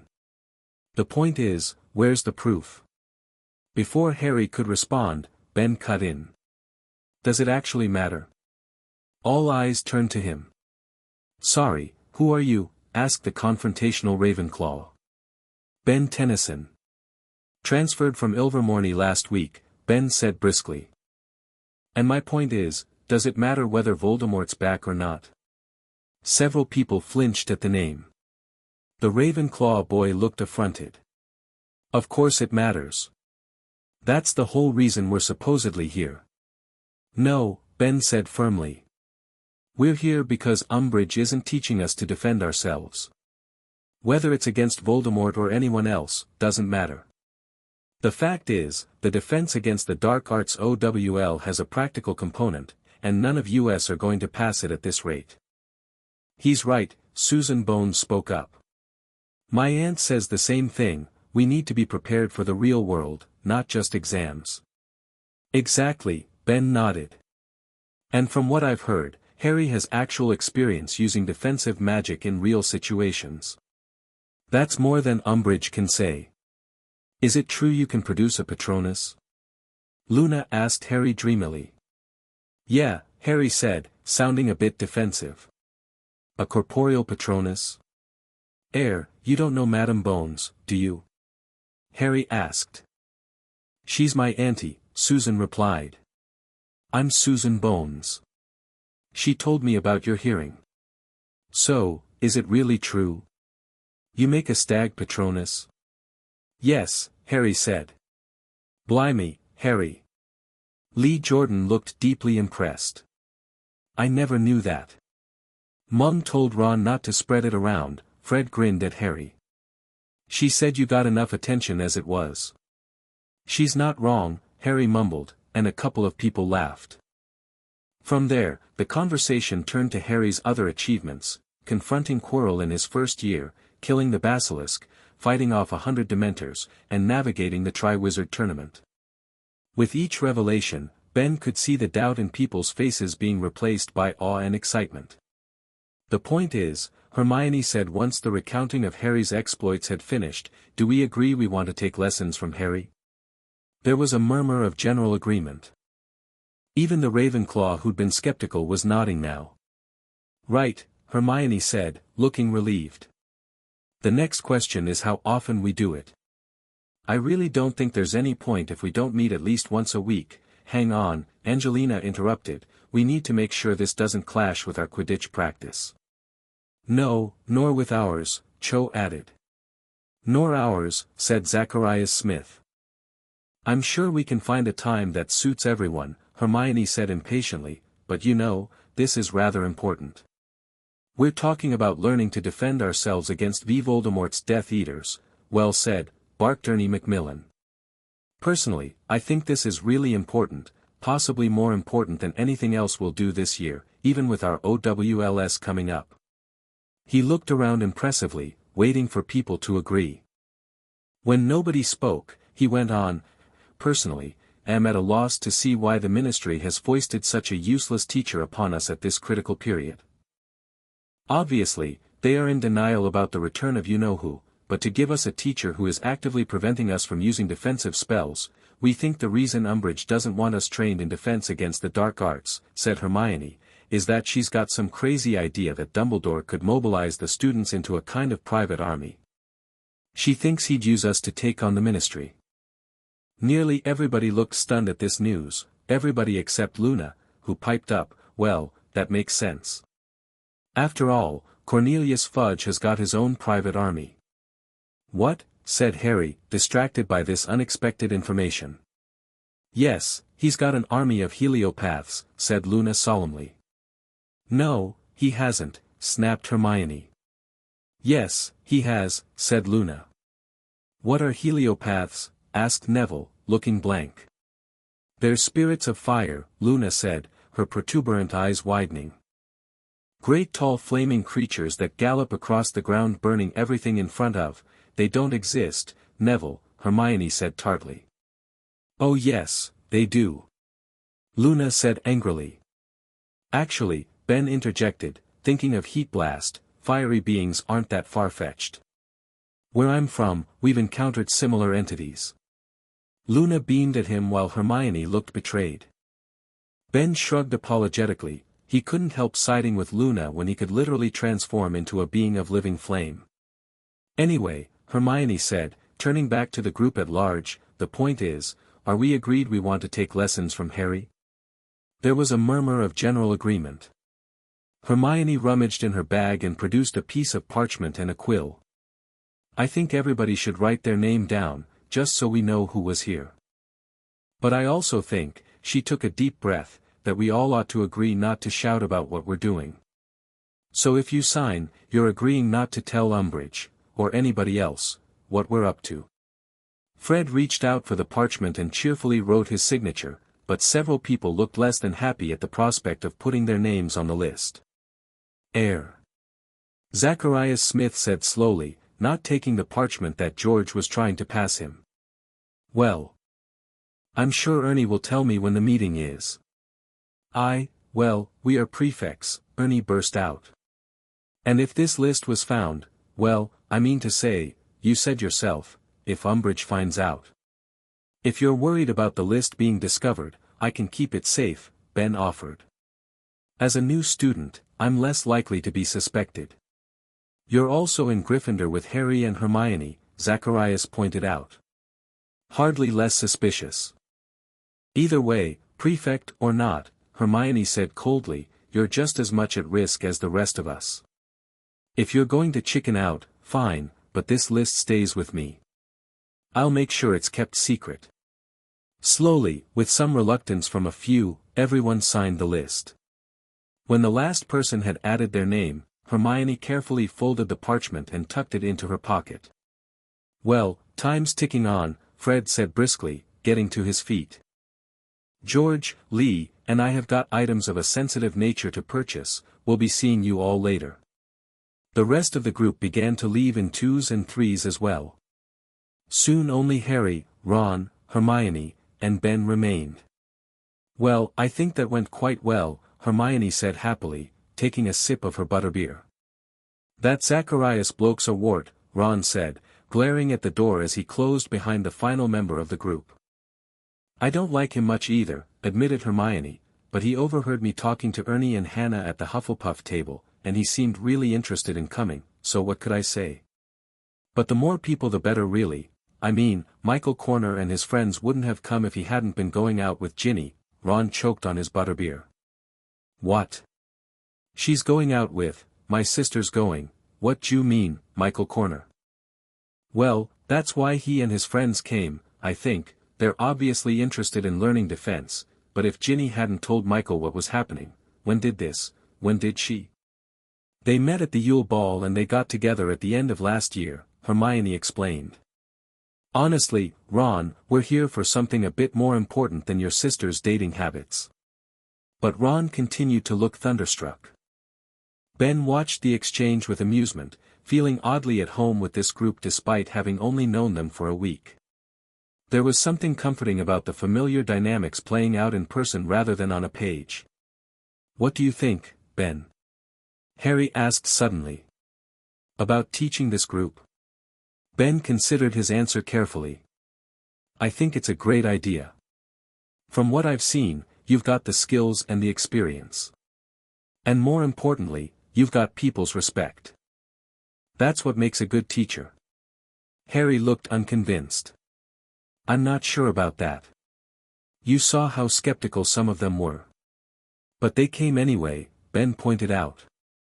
That says something. Look, I know what it's like to have responsibility thrust on you when you didn't ask for it. But sometimes the best way forward is to just embrace it and do the best you can. Harry studied Ben with newfound interest. Sounds like you're speaking from experience. More than you know, Ben replied with a slight smile, touching the Omnitrix hidden beneath his sleeve. So, what's our next move? We need to find a place to meet, Hermione said thoughtfully. Somewhere Umbridge won't find us. The Shrieking Shack. Ron suggested. No, it's too small for that many people, Harry dismissed. What about an unused classroom? Ben suggested, knowing where this conversation was leading but playing along. Too risky, Hermione shook her head. Filch or the prefects patrol the corridors at night. There has to be somewhere in that huge castle, Ben pressed. Maybe we should ask the house elves. They know Hogwarts better than anyone, right? That's, actually not a bad idea, Hermione admitted, looking surprised. Dobby might know somewhere. Let's finish our drinks and head back, Harry suggested, glancing out the grimy window where the sky was beginning to cloud over. We can ask Dobby later tonight. As they drained the last of their butterbeers, Ben couldn't help but feel a rush of excitement. Tomorrow night he'd be testing the Omnitrix in the Room of Requirement, and soon after, that same room would become the headquarters for Dumbledore's army. Despite being stranded in an alternate universe, things were actually going pretty well. Of course, knowing his luck, that probably meant everything was about to go spectacularly wrong. Sunday evening arrived with a mixture of anticipation and apprehension for Ben. Throughout the day, he'd attended meals, completed homework, with significant help from Hermione, and generally tried to act normal while the Omnitrix seemed to pulse more insistently on his wrist, as if it knew what was coming. Harry had spent most of the day alternating between writing overdue essays and contemplating potential meeting places for their defense group, occasionally consulting with Dobby the house elf when he could get a private moment. Ben knew the Room of Requirement would be suggested soon, but kept quiet, not wanting to interfere with the natural progression of events. At 7:45, Ben made his excuses about needing to see Professor McGonagall about his condition and left the common room. The corridors were mostly empty as he made his way to the 7th floor, with just a few students hurrying back to their dormitories before curfew. Professor McGonagall was waiting by the tapestry of Barnabas the Barmy attempting to teach Trolls ballet, exactly as Dumbledore had arranged. Her strict expression softened slightly when she saw Ben approach. "Right on time, Mr. Tennyson," she acknowledged. "Professor Dumbledore has briefed me fully on what we're attempting tonight. I must say, I find the concept of your Omnitrix quite fascinating from a transfiguration perspective." "It's not exactly the same as transfiguration," Ben explained. "The changes are genetic rather than magical. But I guess there are similarities." "Indeed," McGonagall nodded. "Now, to access the Room of Requirement, you must walk past this stretch of wall 3 times, concentrating hard on what you need. In this case, a secure space to test your transformations without risk to the castle or its inhabitants." Ben nodded and began pacing in front of the blank wall, thinking clearly, "We need a place to safely test the Omnitrix, somewhere I can transform without hurting anyone, a room that can contain any alien powers." On his 3rd pass, a highly polished door appeared in the wall. McGonagall nodded approvingly. "Well done, Mr. Tennyson. After you." Ben pushed open the door to reveal a vast, high-ceilinged room that reminded him of a cross between a high-tech laboratory and a martial arts dojo. One section contained monitoring equipment and reinforced observation windows. Another featured a padded training area with practice dummies. The largest portion was an open space with remarkably resilient-looking walls and floor. "Whoa," Ben breathed, impressed by the room's intuitive response to his needs. "This is perfect. The Room of Requirement always provides exactly what the Seeker needs," McGonagall explained, closing the door behind them. "I believe those monitoring stations will allow me to observe your transformations safely while collecting data Professor Dumbledore requested." Ben moved to the center of the open space while McGonagall took position behind one of the reinforced windows. The Omnitrix pulsed on his wrist, seeming eager to activate after days of dormancy. "I'll start with something basic," Ben called out. "Humungosaur is strong but not too complicated." McGonagall nodded, her expression a mixture of skepticism and scientific curiosity. "Whenever you're ready, Mr. Tennyson." Ben took a deep breath, raised his wrist, and pressed the buttons on the side of the Omnitrix. To his delight, the core popped up immediately, displaying the holographic selection interface. The alien silhouettes looked different than he remembered, still recognizable, but with strange, shimmering auras around them. "Here goes nothing," Ben muttered, selecting what he thought was Humungosaur and pressing down on the core. The familiar flash of green light enveloped him, but something felt different. The transformation seemed to last longer than usual, and he could feel strange energies swirling around and through him. When the light faded, he knew immediately that something had changed. He was Humungosaur, the massive, dinosaur-like alien with incredible strength, but different. His normally brownish-tan hide now had a pattern of glowing green runes across it. The bony plates on his back and shoulders were larger, more ornate, and emitted a faint luminescence. Most noticeably, his eyes glowed with the same green energy that pulsed through the runes on his skin. "Whoa," Ben's voice rumbled, deeper and more resonant than Humungosaur's usually was. "This is new." From behind the observation window, McGonagall's eyes had widened to an almost comical degree. "Remarkable," she breathed, her voice slightly amplified by the room. "A complete physical transformation. You're certain that's you in there, Mr. Tennyson?" "Definitely me," Ben confirmed, examining his transformed body. But Humungosaur's picked up some upgrades. He experimentally flexed his muscles, feeling a surge of power that exceeded even Humungosaur's usual impressive strength. On an impulse, he slammed his fist into the floor. Instead of merely cracking the surface as he'd expected, the impact sent a wave of green energy rippling outward, creating a pattern of glowing cracks that quickly sealed themselves. "The room is reinforced, but please exercise caution," McGonagall reminded him, though she looked more fascinated than alarmed. "Can you describe the differences you're experiencing?" "It's like Humungosaur, but magically enhanced," Ben explained. "I feel stronger, and there's this energy flowing through me. Watch this." Concentrating on one of the practice dummies across the room, Ben thrust his palm forward. To his surprise, a blast of green energy shot from his hand and struck the dummy, which immediately transformed into stone. "I definitely couldn't do that before," he exclaimed. Humungosaur's powers were just super strength and size manipulation. "This is something new. The magic of Hogwarts appears to be infusing your transformations," McGonagall observed, making notes on a parchment. "Fascinating. Can you try another form?" Ben nodded his massive head and touched the Omnitrix symbol on his chest. Another flash of green light, and this time he emerged as Swampfire. Ben announced, examining his transformed state. Like Humungosaur, this form had also changed. The plant-like body was now intertwined with what looked like devil's snare tendrils, and the flames that danced across his hands had a bluebell hue instead of their usual orange-red. "This one controls plants and fire," Ben explained to McGonagall. "Let's see what's changed." He extended his hand toward an empty portion of the room, concentrating on growing a small plant.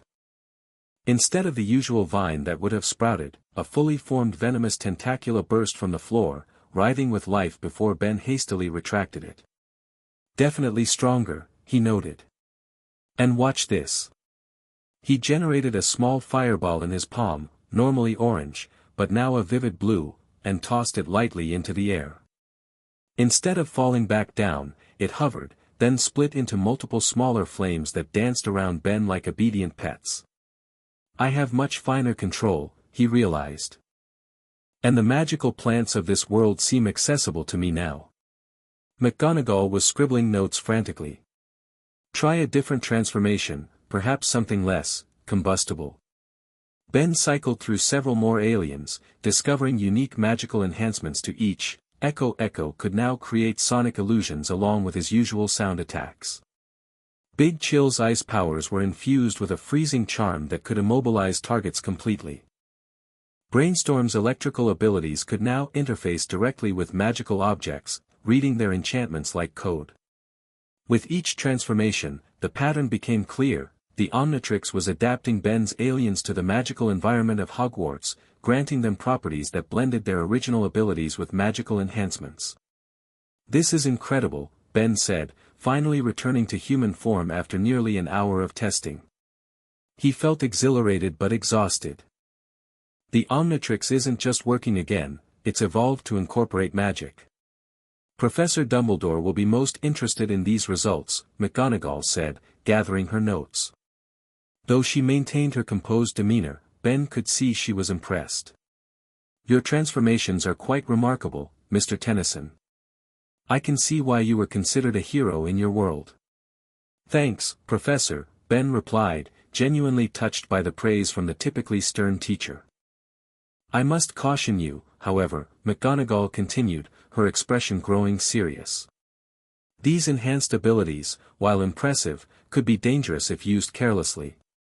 I would strongly advise against transforming except in cases of genuine need, at least until you've fully mastered these new magical aspects. I understand, Ben nodded. I've always been careful about when and where I use the Omnitrix. McGonagall's eyebrow arched skeptically. Professor Dumbledore mentioned your, enthusiastic approach to heroism in your world. While admirable, such tendencies might attract unwanted attention here, particularly from Professor Umbridge. I'll be careful, Ben promised. No transforming in public unless it's an emergency. Very good. McGonagall glanced at her watch. It's nearly curfew. You should return to Gryffindor Tower immediately. I'll report our findings to Professor Dumbledore.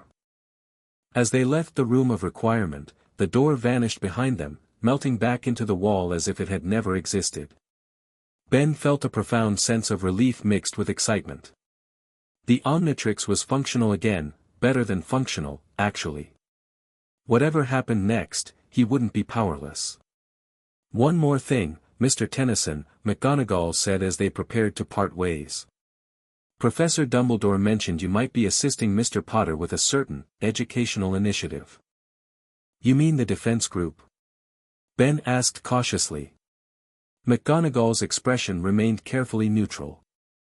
I wouldn't know about any unauthorized student organizations, of course. However, hypothetically speaking, if students were seeking a location for private study sessions, they might find the room of requirement suitable for their needs. With that cryptic statement and the barest hint of a smile, McGonagall turned and strode away, leaving Ben to make his way back to Gryffindor Tower alone. When he climbed through the portrait hole, he found Harry, Ron, and Hermione still awake, huddled in a corner of the common room in deep discussion. They looked up as he approached. How'd it go with McGonagall? Harry asked. Really well, Ben replied truthfully. My condition is definitely improving. That's great. Hermione said enthusiastically. Was she able to help with the treatment? Yeah, we found a special room where I could practice safely, Ben said, seizing the opportunity. It's on the 7th floor, this amazing space that transforms based on what you need. McGonagall called it the room of requirement. Harry's eyes widened. The room of requirement? Is that a real place? Apparently, Ben shrugged, as if this was all new information to him as well. You have to walk past this blank wall opposite the tapestry of Barnabas the Barmy 3 times, focusing on what you need, and a door appears. That's it. Hermione exclaimed excitedly. That's exactly what we need for the defense group. A secret room that Umbridge wouldn't know about. Dobby mentioned a room like that, Harry said slowly. He called it the come and go room, said the house elves use it when they need something specific. It's perfect, Ron agreed. When can we check it out? Tomorrow after dinner. Harry suggested. We should make sure it works for what we need before telling everyone else. Great idea, Ben nodded, suppressing a smile. Everything was unfolding as it should. The Omnitrix was working again, Dumbledore's army would soon be formed, and Ben was positioned to help Harry and his friends navigate the challenges ahead. As he went to bed that night, Ben felt more confident than he had since arriving in this world. He still needed to find a way home eventually, but in the meantime, he was right where he needed to be. Little did he know that across the country, in a darkened manor house, Lord Voldemort was receiving a very interesting report about a new student at Hogwarts with a mysterious magical device on his wrist. Chapter 2, Alien Magic, You've got to be kidding me, Ben muttered as his potion turned an alarming shade of neon green instead of the pearly white it was supposed to be. A concerning amount of smoke billowed from his cauldron, drawing Snape's attention like a shark to blood in water. The potion's master glided over, his perpetual sneer deepening as he loomed over Ben's workspace. Mr. Tennyson. I believe the instructions called for clockwise stirs after adding the powdered moonstone. Or perhaps at Ilvermorny, they teach students to ignore precise directions. Sorry, Professor, Ben said, trying to sound appropriately contrite while fighting the urge to roll his eyes. I must have misread the board. Evidently. Snape vanished the contents of Ben's cauldron with a flick of his wand. 0 marks for today. Perhaps next time you'll pay closer attention. As Snape swept away to terrorize Neville, Hermione leaned over from her perfectly brewed potion. You need to be more careful with the stirring pattern, she whispered. 3 clockwise, then 1 counterclockwise. It's a stabilizing sequence. Thanks, Ben sighed.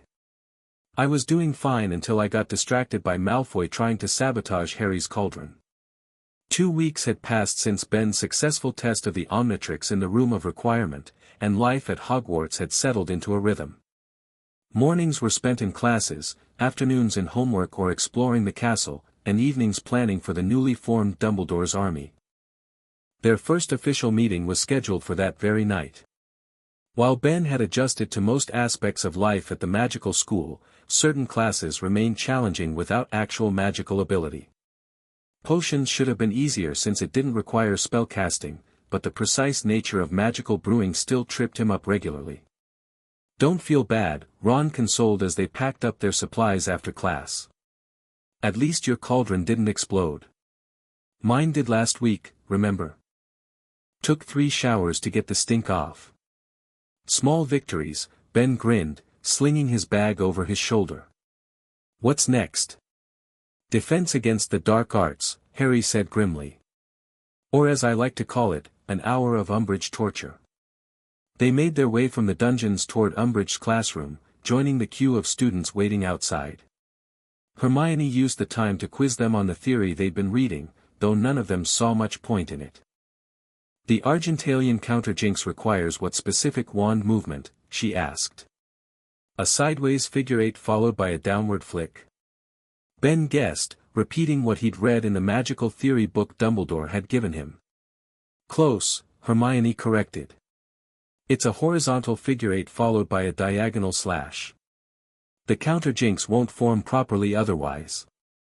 Like we'll ever get to try it anyway, Ron grumbled. Not with Toadface forbidding practical magic. The classroom door opened, and Professor Umbridge stood there in her fluffy pink cardigan, a simpering smile on her face. In you go, children. Wands away and books out, please. As they filed into the classroom, Ben noticed Umbridge watching him with particular interest. Since his outburst in their first class, he'd kept his head down during defense against the dark arts, but he'd caught her eyeing the edge of the Omnitrix several times when his sleeve rode up. Mr. Tennyson, she called as he passed. A moment, please. Ben stopped, exchanging a quick glance with Harry. Yes, Professor. I've been reviewing the records from Ilvermorny regarding your condition, Umbridge said, her voice falsely sweet. Most unusual that there's so little detail provided. Almost as if the information was hastily created. Ben's stomach tightened, but he kept his expression neutral. The accident happened over summer break, Professor. Not much time for paperwork before I transferred. Indeed. Her bulging eyes narrowed slightly. And that device you wear, quite unusual. I don't recall seeing anything like it mentioned in standard healing texts. It's American, Ben replied, using his standard explanation. Experimental therapy. Professor Dumbledore approved it. Did he now? Umbridge's smile tightened. Well, as High Inquisitor, I believe it's my duty to ensure all magical artifacts within Hogwarts are properly documented and approved. I'll need to examine it more closely after class. I can ask Professor Dumbledore to provide you with the documentation, Ben offered, already planning how to avoid surrendering the Omnitrix. That won't be necessary, Umbridge said firmly. I prefer to conduct my own assessment. Now, take your seat, Mr. Tennyson. We wouldn't want to delay the class. Ben sat down beside Harry, who gave him a questioning look. She wants to examine the Omnitrix after class, Ben whispered as they opened their textbooks. That's not good, Harry murmured back.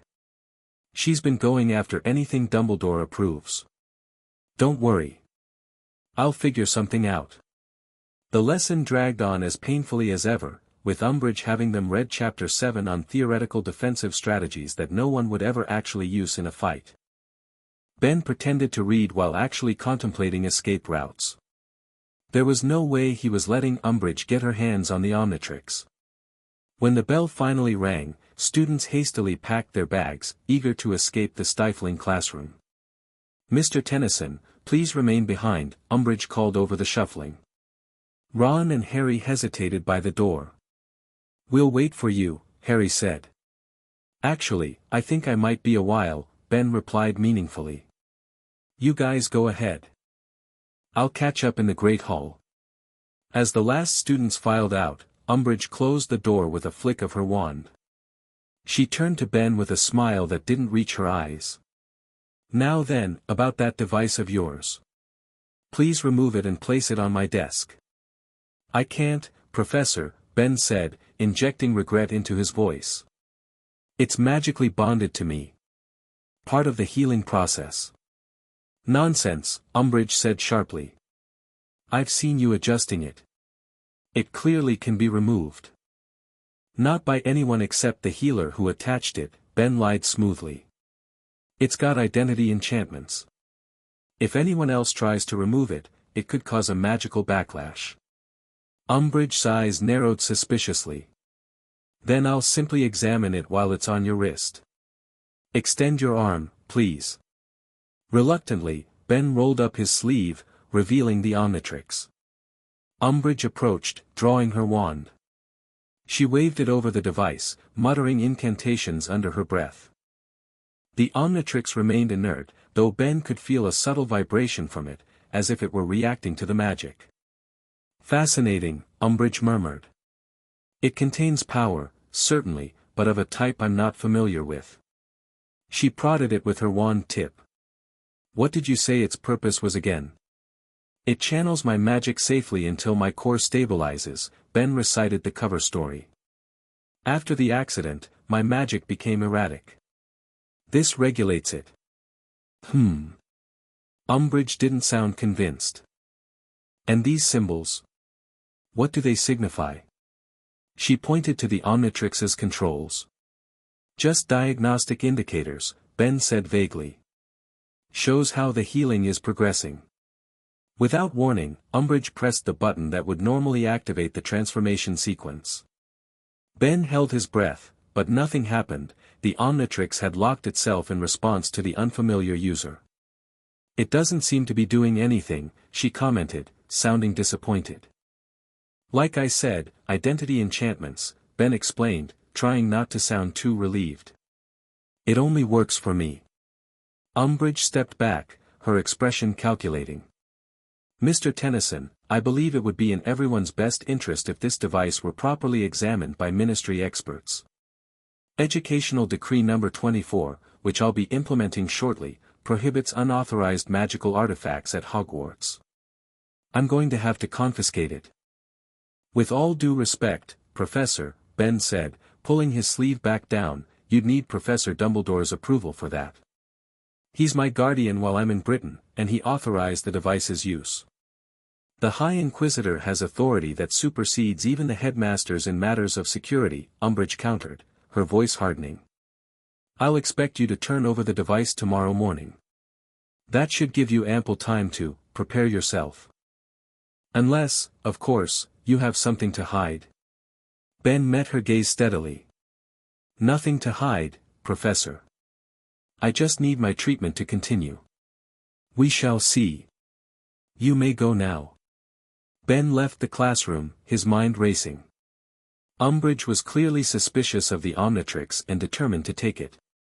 He needed a plan, and fast. In the corridor outside, he found not Harry and Ron waiting for him, but Fred and George Weasley, identical grins on their freckled faces. "Heard you've got an Umbridge problem," Fred said conversationally. "Word travels fast," Ben replied, surprised. "We have our sources," George winked. "Ron mentioned she's after your mysterious magical device."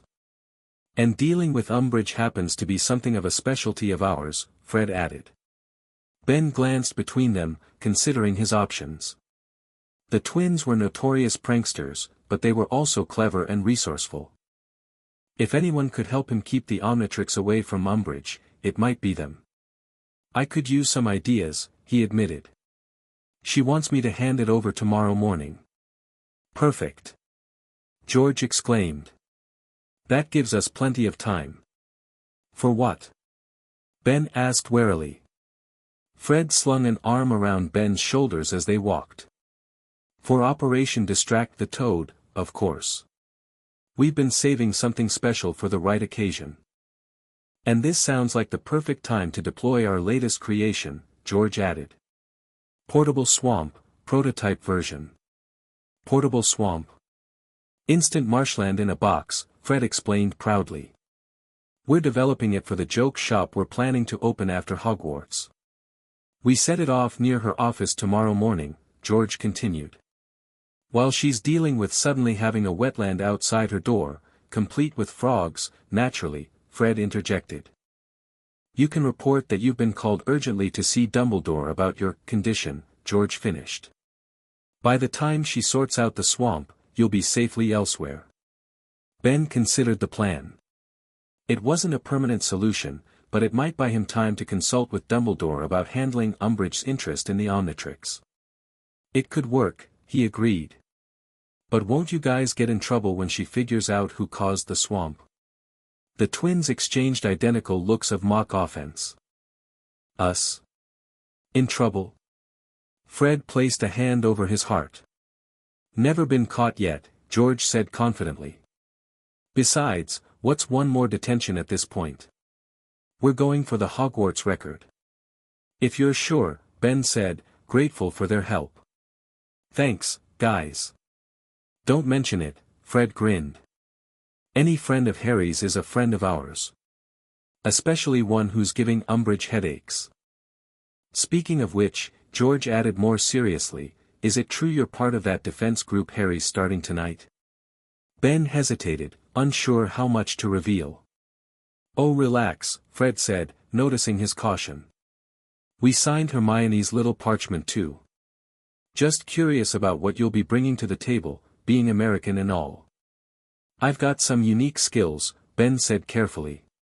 Different magical techniques than what you learn at Hogwarts. Brilliant. George exclaimed. We could use some fresh ideas around here. Magical Britain gets a bit stale sometimes, everyone using the same old spells. They reached the Great Hall, where Harry, Ron, and Hermione were already eating lunch. Crisis averted? Harry asked as Ben sat down. Temporarily, Ben replied. Got some help from unexpected quarters. He nodded toward Fred and George, who were now joining Lee Jordan further down the table. What did Umbridge want? Hermione asked, lowering her voice. To examine the Omnitrix. She tried activating it, but it locked her out. Lucky, Ron commented through a mouthful of shepherd's pie.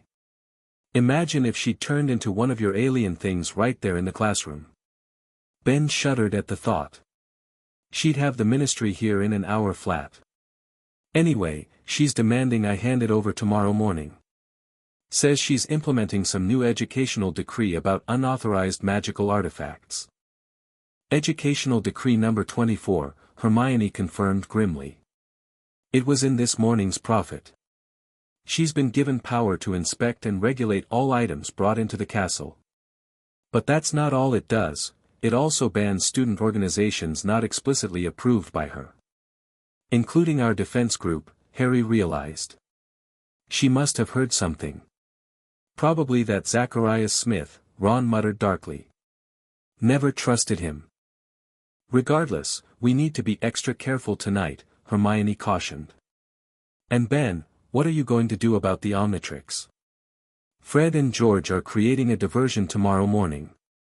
I'll use it to avoid Umbridge long enough to talk to Dumbledore. Good thinking, Harry nodded approvingly. Though be careful with whatever those two are planning. Their diversions tend to be memorable. I'm counting on it, Ben grinned. The rest of the day passed in a blur of classes and anticipation. By dinner time, word had spread among the signed members of their defense group that the first meeting would take place that evening in the room of requirement. As Ben, Harry, Ron, and Hermione made their way to the 7th floor after dinner, Harry looked increasingly nervous. What if no one comes, he worried. Or worse, what if they all show up and realize I have no idea how to teach? They'll come, Hermione assured him. Everyone was excited about learning real defense. And you'll be brilliant, Ron added. You've faced more dark magic than all of them combined. Besides, Ben chimed in, teaching is mostly confidence. Act like you know what you're doing, and people will believe you do. They reached the blank wall opposite Barnabas the Barmy's tapestry. Harry paced back and forth 3 times, his face screwed up in concentration. On his 3rd pass, a polished door materialized in the wall. Here goes nothing, Harry muttered, pushing it open. The room of requirement had transformed into the perfect practice space, spacious, with wooden bookshelves lining the walls containing defensive texts, cushions for practicing stunning spells, and strange instruments like sneakoscopes and secrecy sensors that would detect intruders or spies. This is incredible, Hermione breathed, examining the bookshelves. Look at these texts. Self-defensive spellwork, a compendium of common curses and their counteractions. This room has provided everything we need. Within minutes, students began arriving in small groups, first Ginny, Neville, and Luna, then the Creevy brothers, followed by more Gryffindors, Hufflepuffs, and Ravenclaws. Soon, all 28 students who had signed up at the Hog's Head were present, looking around the room with expressions ranging from excitement to nervous anticipation. Well, Harry said once everyone had settled on cushions in the middle of the room, this is the place we've found for practice sessions. Everyone agree it's good? There was a murmur of agreement and several impressed nods. It's fantastic, Cho Chang said, and Harry's cheeks colored slightly. Right, Harry continued, visibly working to maintain his composure, I've been thinking about what we should start with. I thought we'd begin with Expelliarmus, the disarming charm. Basic, I know, but it's really useful, oh please, Zacharias Smith interrupted, rolling his eyes. I don't think Expelliarmus is exactly going to help us against you-know-who, do you? I've used it against him, Harry said quietly. It saved my life last June. Smith opened his mouth to argue but couldn't seem to find a response. The rest of the room had gone very quiet. If you think it's beneath you, you can leave, Harry said. Smith didn't move. Okay, Harry continued, his voice stronger now, I thought we'd all divide into pairs and practice. Disarming only to start with. As everyone split into pairs, Ben found himself partnered with Luna, who smiled dreamily at him. I hope you don't mind working with me, she said. Most people find me a bit odd. I like odd, Ben assured her. Where I'm from, odd is normal. As they prepared to practice, Ben faced a dilemma. He couldn't actually cast Expelliarmus, but he needed to participate somehow. Remembering the tapping pattern Dumbledore had taught him, he decided to time it with Luna's actual spell, creating the illusion that they were practicing together. Expelliarmus. Luna called, flicking her wand precisely. Ben's wand flew from his hand, while he simultaneously tapped his backup wand in his sleeve, creating a shower of blue sparks that made it look like he'd attempted the spell as well. You need to move your wand more decisively, Luna advised, retrieving his wand for him. Like this. She demonstrated the motion again. Your magic feels unusual, by the way. All swirly and green. Is that because of your device? Ben tensed. What do you mean? The thing on your wrist, Luna said matter-of-factly. It glows sometimes when you think no one's looking. I expect that's why the Nargles avoid you, they're sensitive to interdimensional energies. Before Ben could respond to this alarmingly perceptive observation, Harry called for everyone's attention. That was good, but we can do better, he said, moving through the room. Let me demonstrate again. Ben, would you mind helping? Grateful for the interruption, Ben joined Harry at the front of the room. Just aim your wand at me, Harry instructed. Don't worry about your condition, this is just for demonstration. Ben raised his wand, playing along. Harry counted down, 3, 2, 1, Expelliarmus. Harry shouted, and Ben's wand soared out of his hand. The room applauded. See, it's all about the wrist movement, Harry explained to the group. A sharp jab while you pronounce the spell clearly. Let's try again. The session continued with pairs practicing disarming each other. Ben rotated between partners, maintaining his illusion of participation while observing the others improve. Harry moved throughout the room, correcting stances and wand movements, growing more confident in his teaching role with each passing minute. By the end of the hour, most students had mastered the basic disarming charm, and the mood in the room was jubilant. That was really, really good, Harry said, beaming at the group. When we meet again, we'll need to decide when. Same time next week, suggested Dean Thomas. Sooner, urged Katie Bell.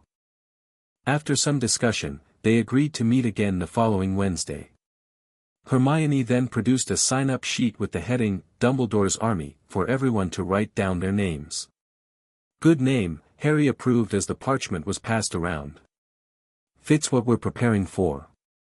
As the meeting broke up, students left in small groups, carefully checking the Marauder's map Harry had brought to ensure the corridors were clear.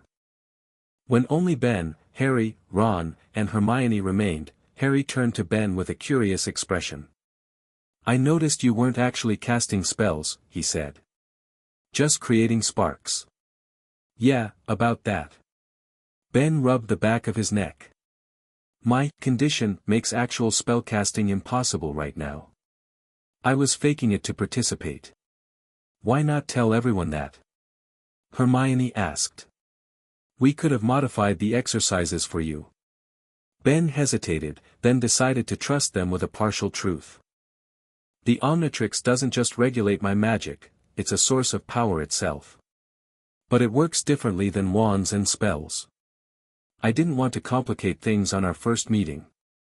What kind of power are we talking about? Harry asked, intrigued. It's hard to explain. Maybe I could show you guys sometime, somewhere private.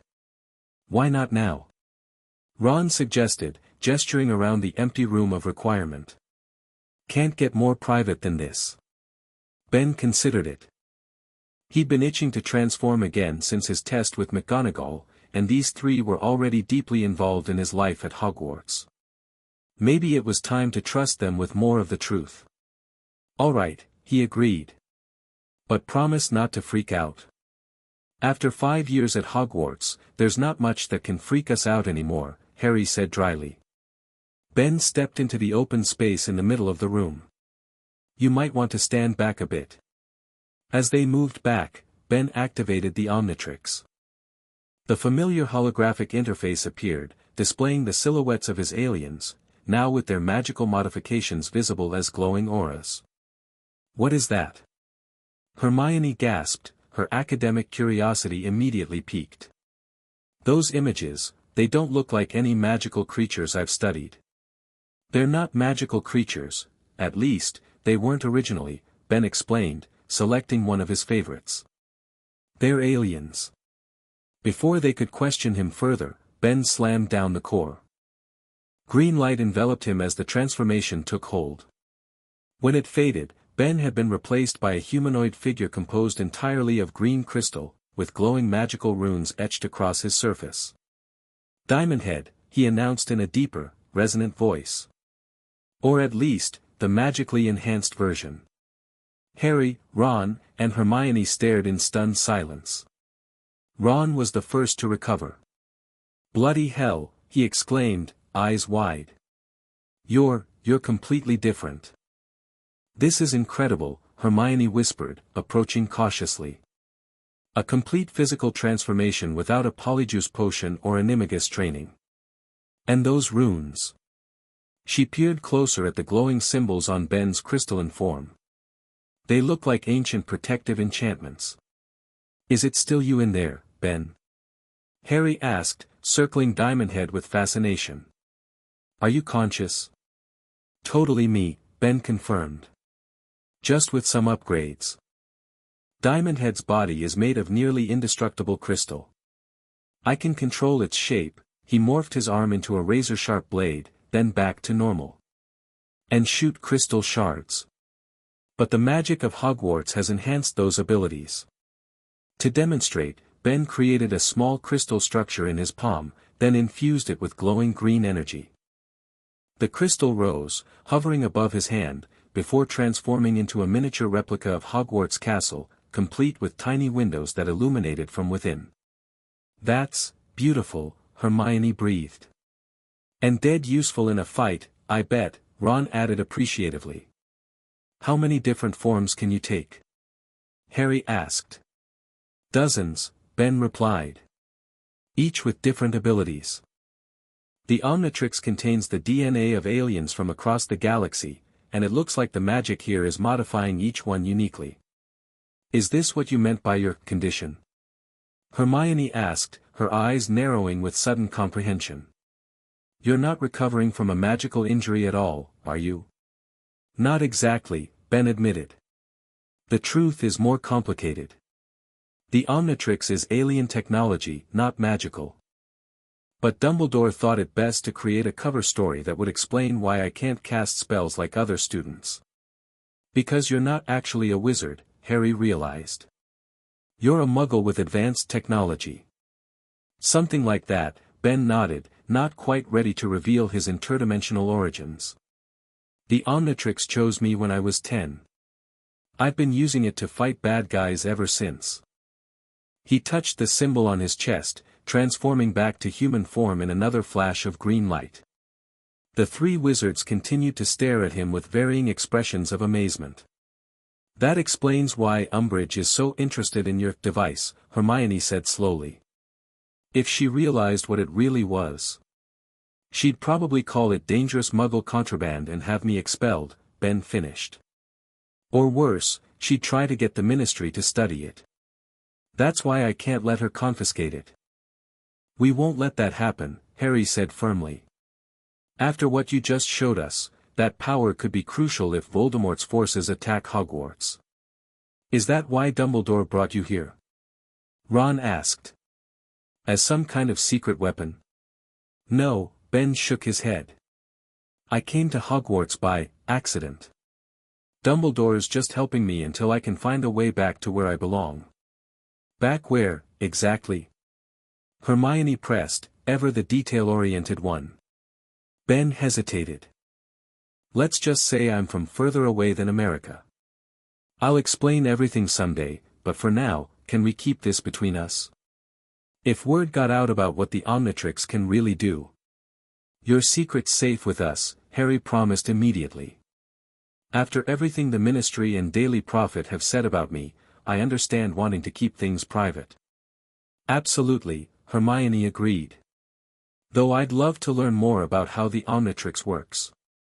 The magical modifications to alien DNA are fascinating from a theoretical perspective, maybe another time, Hermione, Ron interrupted, checking his watch. It's almost curfew. We should head back before Filch catches us.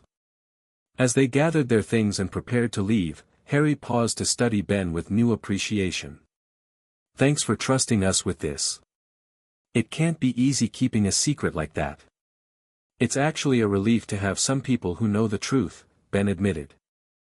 Being Ben 10 solo is never as much fun as having a team. Ben 10. Ron repeated. My hero name, Ben explained with a slightly embarrassed grin. Because of the Omnitrix's 10 original alien forms. It kind of stuck. Well, Ben 10, Harry said with a smile, welcome to Dumbledore's army. The next morning, Ben woke early, mentally preparing for Operation Distract the Toad. He'd agreed to meet Fred and George by the Transfiguration courtyard at 7:30 a.m., 15 minutes before Umbridge expected him to surrender the Omnitrix. He slipped out of the dormitory without waking the others and made his way through the quiet castle. The twins were already waiting, identical mischievous grins on their faces as they huddled over what looked like an ordinary wooden box. Morning, Ben 10, Fred greeted, using the nickname that had apparently spread overnight. Ready for some amphibian chaos? As I'll ever be, Ben replied. That's the portable swamp. Prototype version, George confirmed, patting the box affectionately. Still working out some kinks in the smell department, but that actually works in our favor today. The plan is simple, Fred explained. We'll set this off at the junction between Umbridge's office corridor and the defense classroom. It'll expand to cover about 30 feet in each direction. Meanwhile, you'll be conveniently absent from your appointment, George continued. We've already sent a forged note to her office claiming Dumbledore needs to see you urgently about your condition. Will she buy that? Ben asked skeptically. Probably not, Fred admitted cheerfully. But it'll confuse her long enough to buy you time. She'll be too busy dealing with sudden swampland outside her door to chase you immediately. And what about you guys? Won't you get in trouble when she figures out who did it? The twins exchanged amused glances. Let's just say we've prepared an alibi involving Peeves, a suit of armor, and Professor Flitwick's choir practice, George said cryptically. Best you don't know the details, Fred added. Plausible deniability and all that. They moved through the castle toward Umbridge's office, timing their arrival to coincide with the early breakfast crowd heading to the Great Hall, perfect cover and plenty of witnesses for what was about to unfold. As they reached the corridor leading to Umbridge's office, Fred pulled out the wooden box while George kept lookout. Stand back, Fred warned, setting the box on the floor. He tapped it 3 times with his wand and muttered an incantation. For a moment, nothing happened. Then the box quivered, expanded, and suddenly exploded outward in a rush of murky water, reeds, and mist. Within seconds, the entire corridor was transforming into a fetid swamp, complete with lily pads, croaking frogs, and what looked suspiciously like the tentacle of a Grindylow poking through the surface. That's our cue, George announced as students began to notice the rapidly expanding wetland. You'd better get to Dumbledore's office for real, it's the safest place to hide from her initial rage. And Ben? Fred called as they prepared to disappear into the gathering crowd. Consider this an official Weasley Wizarding Wheezes welcome package. Anyone who drives Umbridge batty is a friend of ours. With that, the twins vanished, leaving Ben to admire their handiwork as chaos erupted. Students were shouting in surprise, some laughing, others scrambling to avoid the encroaching swamp water. A particularly large bullfrog jumped onto a Slytherin girl's head, causing her to scream and run in the opposite direction, directly into Filch, who went sprawling into the muck. And then, right on cue, Umbridge's door flew open. She emerged in her fluffy pink dressing gown, her face a mask of confused outrage as she beheld the transformed corridor. What is the meaning of this? She shrieked, her voice rising to a pitch that sent several frogs diving for cover. Who is responsible? Her bulging eyes scanned the crowd and locked onto Ben. You. Tennyson. Did you do this to avoid our appointment? Me? No, Professor. Ben called back, backing away. I just got here. Saw the swamp and came to see what was happening. Umbridge tried to pursue him, but as she stepped forward, her fluffy pink slipper sank into a particularly deep patch of swamp. She shrieked again as murky water soaked her robe up to the knee. Don't move, Professor. Filch called, still trying to extract himself from the mud. It seems to get deeper when you struggle. Using the distraction, Ben turned and sprinted toward the grand staircase. He didn't slow down until he reached the gargoyle guarding Dumbledore's office, gasping out, fizzing whiz-bee, between breaths. The gargoyle moved aside, and Ben raced up the spiral staircase, knocking urgently on the headmaster's door. Enter, called Dumbledore's serene voice. Ben burst into the office, still breathing heavily. Professor, we have a problem. Umbridge is trying to confiscate the Omnitrix. Dumbledore looked up from the parchment he'd been examining, appearing completely unsurprised by Ben's dramatic entrance. Ah, Mr. Tennyson. I was wondering when Professor Umbridge would turn her attention to your unique accessory. Please, sit down. As Ben took the offered seat, Dumbledore continued calmly, I take it from your hasty arrival that you've employed some means of delaying her. Fred and George Weasley created a diversion, Ben explained. They flooded the corridor outside her office with something called a portable swamp. Ingenious, Dumbledore remarked, his eyes twinkling. The Weasley twins continue to display remarkable creativity in their pursuits, educational or otherwise. However, this is merely a temporary solution to our problem. What should I do? She's implementing Educational Decree 24 to ban unauthorized magical artifacts. Yes, I'm aware of the latest decree, Dumbledore sighed. Professor Umbridge has been quite prolific in her regulatory efforts. However, we do have one advantage in this particular case. What's that? The Omnitrix is not, strictly speaking, a magical artifact, Dumbledore pointed out. It is advanced technology from another universe. The decree specifically addresses magical items, not Muggle or alien devices. I doubt Umbridge will appreciate that distinction, Ben said skeptically. Perhaps not, Dumbledore agreed. But it does provide us with a legitimate basis for appeal to the Board of Governors should she attempt to confiscate it by force. More practically, however, I believe we need to make the Omnitrix less noticeable. The headmaster rose and moved to one of the many spindly tables supporting silver instruments. He selected what looked like a thin silver bracelet etched with tiny runes. This is a disillusionment band, he explained, returning to his desk. Similar to a disillusionment charm, but in physical form. It won't render the Omnitrix invisible, but it will cause observers' eyes to slide past it, making it less likely to draw attention. More importantly, it should mask the Omnitrix's energy signature from magical detection. Ben accepted the silver bracelet.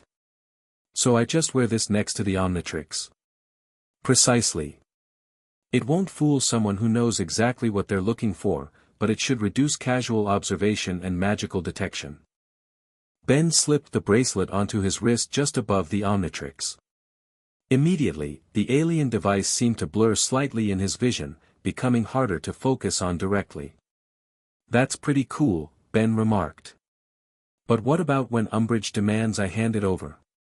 For that, Dumbledore said, his expression turning more serious, we must rely on a more direct approach.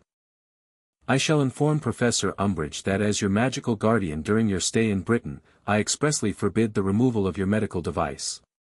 While her authority as High Inquisitor is considerable, it does not extend to overriding a magical guardian's rights regarding medical treatment. Will that stop her? It will create a procedural impediment that would require her to appeal to the minister directly, Dumbledore explained.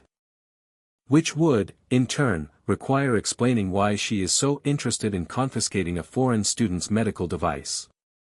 Even Cornelius might question the educational relevance of such an action. Ben nodded, feeling slightly more optimistic. Thanks, Professor.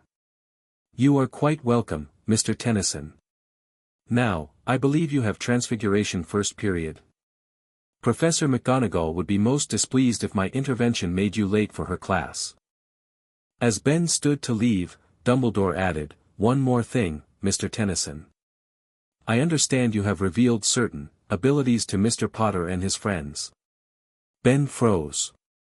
You know about that?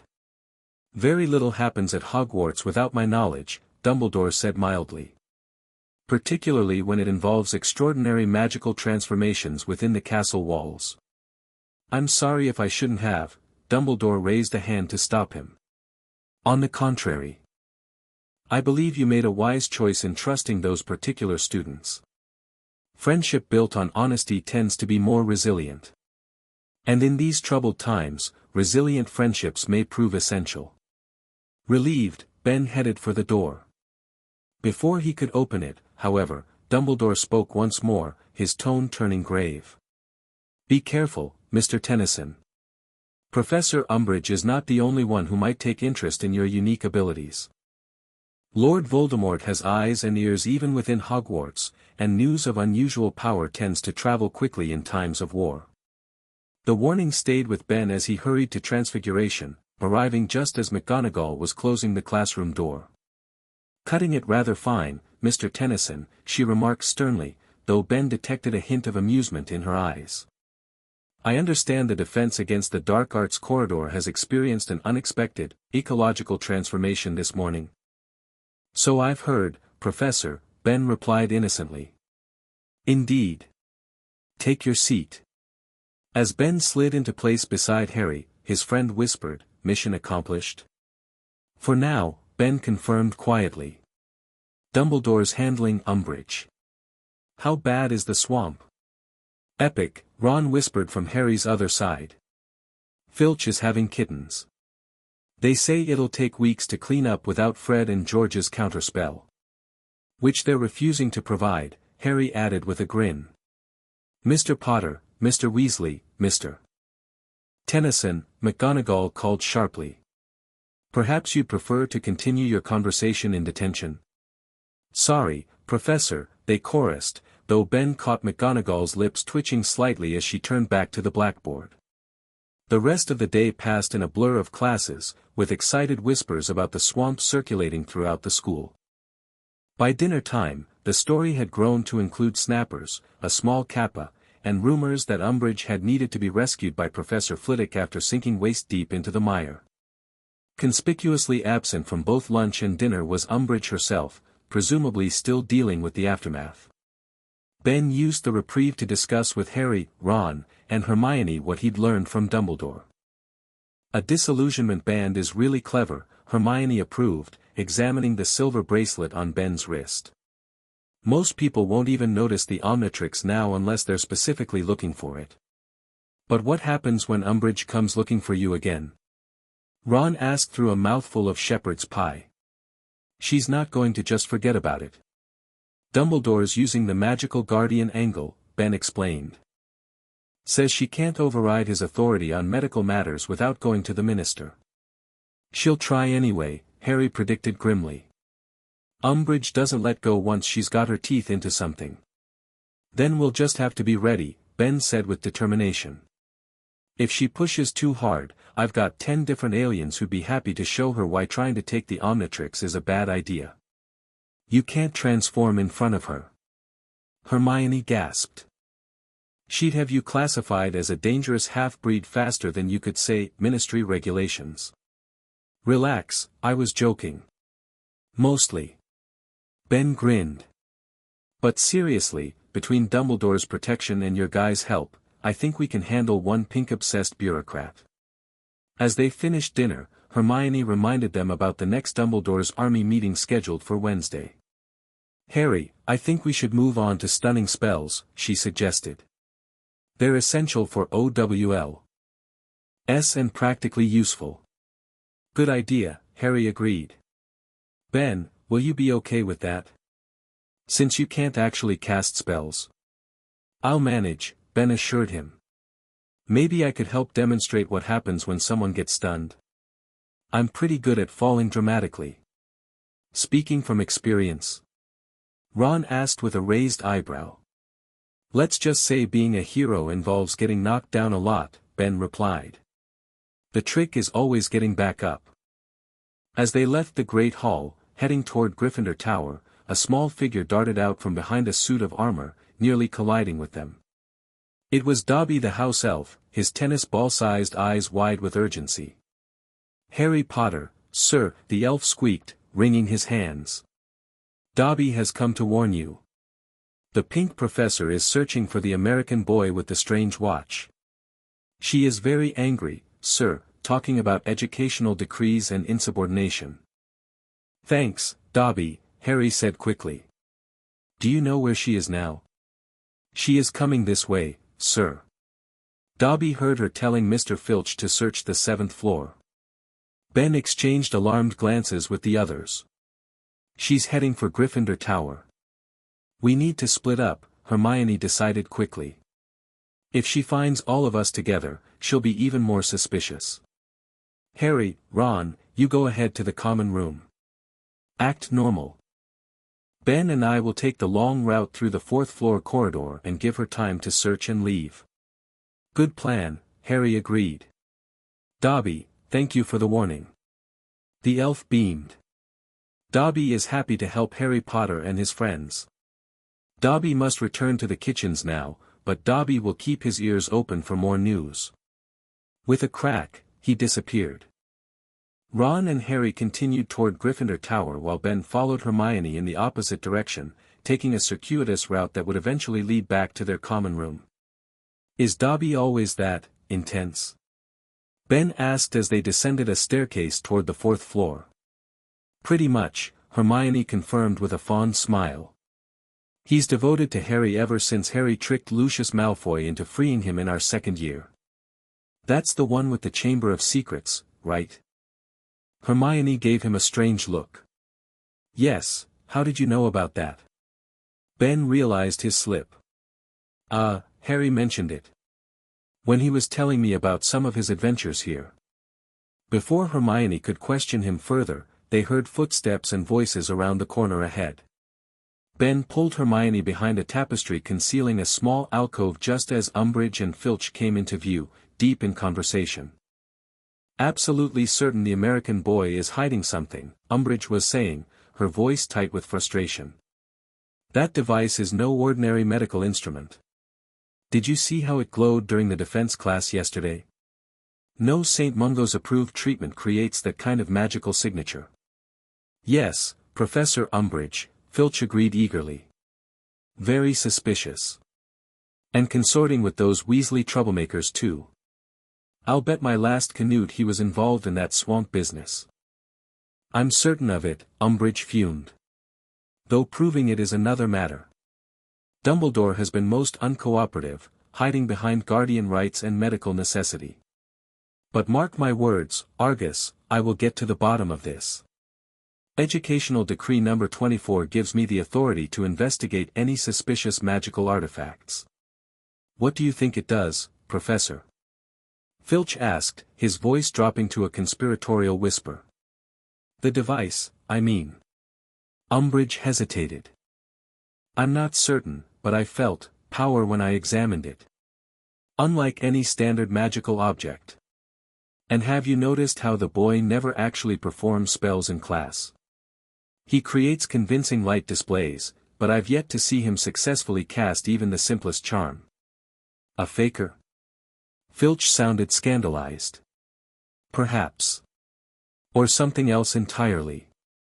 Either way, I intend to find out. The minister needs to be informed of anything unusual happening at Hogwarts, especially with Dumbledore's recent suspicious behavior. Their voices faded as they continued down the corridor. Ben and Hermione remained hidden for several more minutes, ensuring they were truly gone before emerging. That was close, Ben whispered.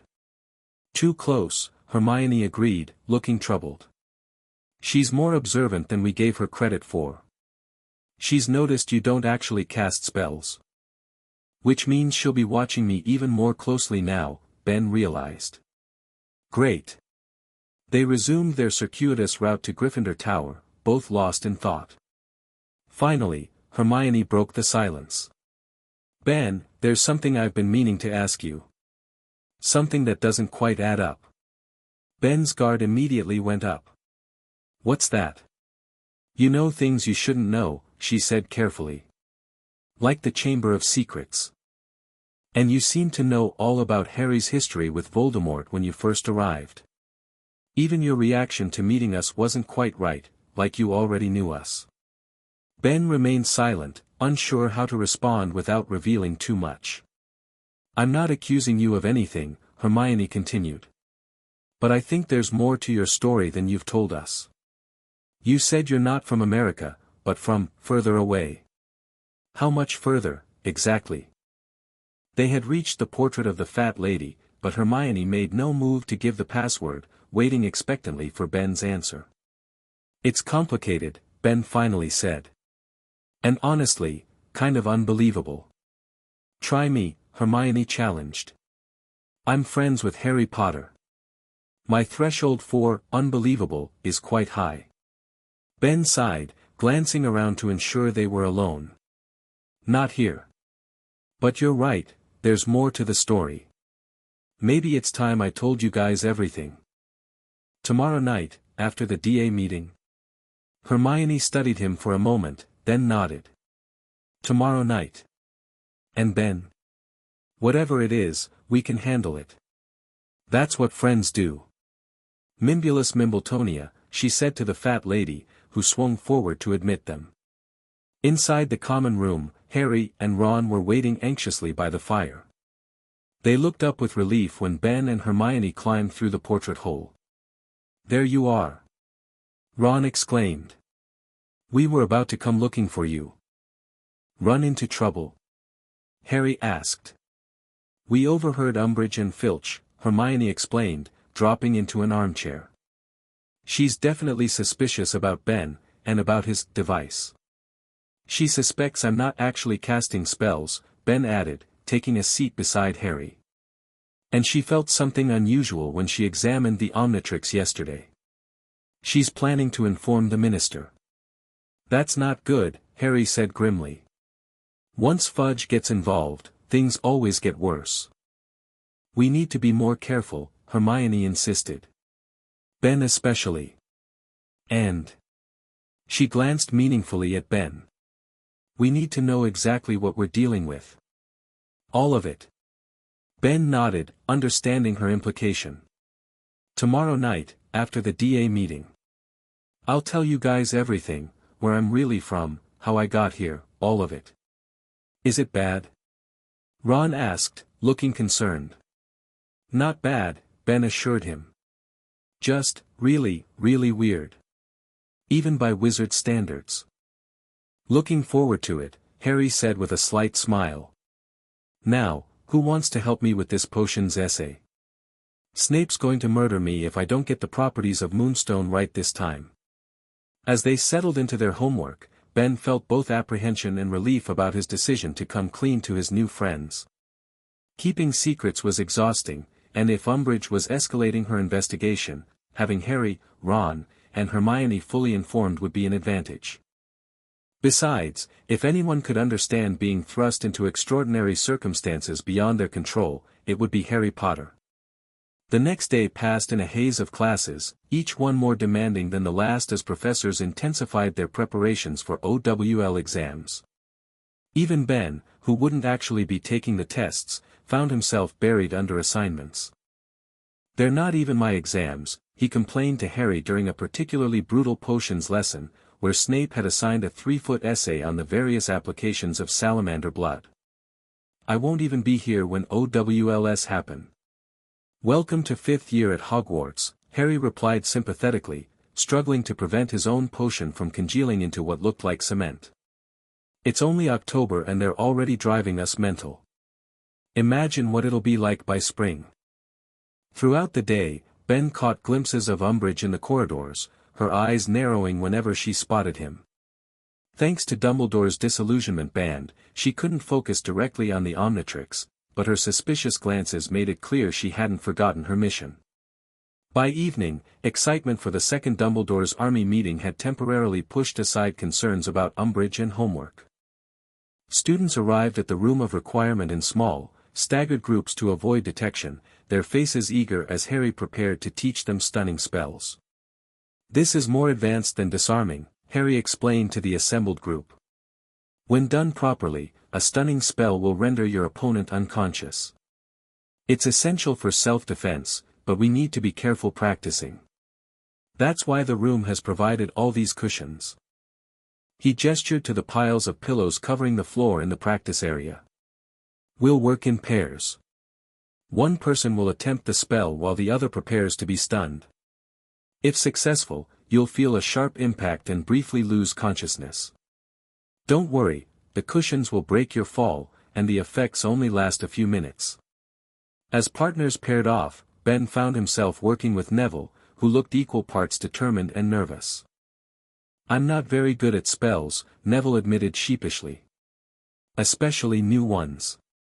That makes two of us, Ben reassured him. But practice is how we get better, right? Want to try stunning me first? Neville nodded, raising his wand with a look of intense concentration. Stupefy, he called out, but only a weak red spark emerged from his wand. Almost, Ben encouraged. Harry said the wand movement needs to be more precise, a sharp jab, like this. He demonstrated with his own wand, though of course, no spell emerged. Neville tried again, his face screwed up with effort. Stupefy. This time, a stronger jet of red light shot from his wand, hitting Ben squarely in the chest. Ben felt a strange tingling sensation, but remained fully conscious. The spell had been too weak to properly stun him. Nevertheless, he dramatically fell backward onto the cushions, pretending to be knocked out. After a few seconds, he opened one eye to see Neville hovering anxiously above him. Did it work? Neville asked hopefully. Definitely felt something that time, Ben said, sitting up. Really strong tingling sensation. You're getting closer. Neville beamed with pride. That's the first time I've produced a proper effect with a new spell on the second try. Across the room, others were having varying degrees of success. Hermione, unsurprisingly, had mastered the spell immediately, while Ron had accidentally sent his stunning spell wide, hitting a bookshelf and knocking several defensive texts to the floor. Sorry, he called out, his ears reddening with embarrassment. Harry moved through the pairs, offering guidance and encouragement. When he reached Ben and Neville, he nodded approvingly at Neville's progress. Well done, Neville. Your wand movement is really improving. Ben, how are you managing with your condition? Making it work, Ben replied with a meaningful look. Though I think I'm better as the practice target than the spellcaster for now. Harry understood his implication. Good thinking. Sometimes learning how spells feel when they hit you is just as valuable as casting them. By the end of the session, most students had produced successful stunning spells, with partners taking turns being knocked unconscious and revived. The room buzzed with accomplishment and excitement. That was brilliant, everyone. Harry said as they gathered their belongings. Next meeting, we'll practice stunning and disarming in combination. Remember to leave in small groups and check the map for clear corridors. As the room gradually emptied, Ben helped stack cushions while waiting for the last students to depart. Finally, only he, Harry, Ron, and Hermione remained. So, Ron said, flopping down on a remaining cushion, time for the big reveal.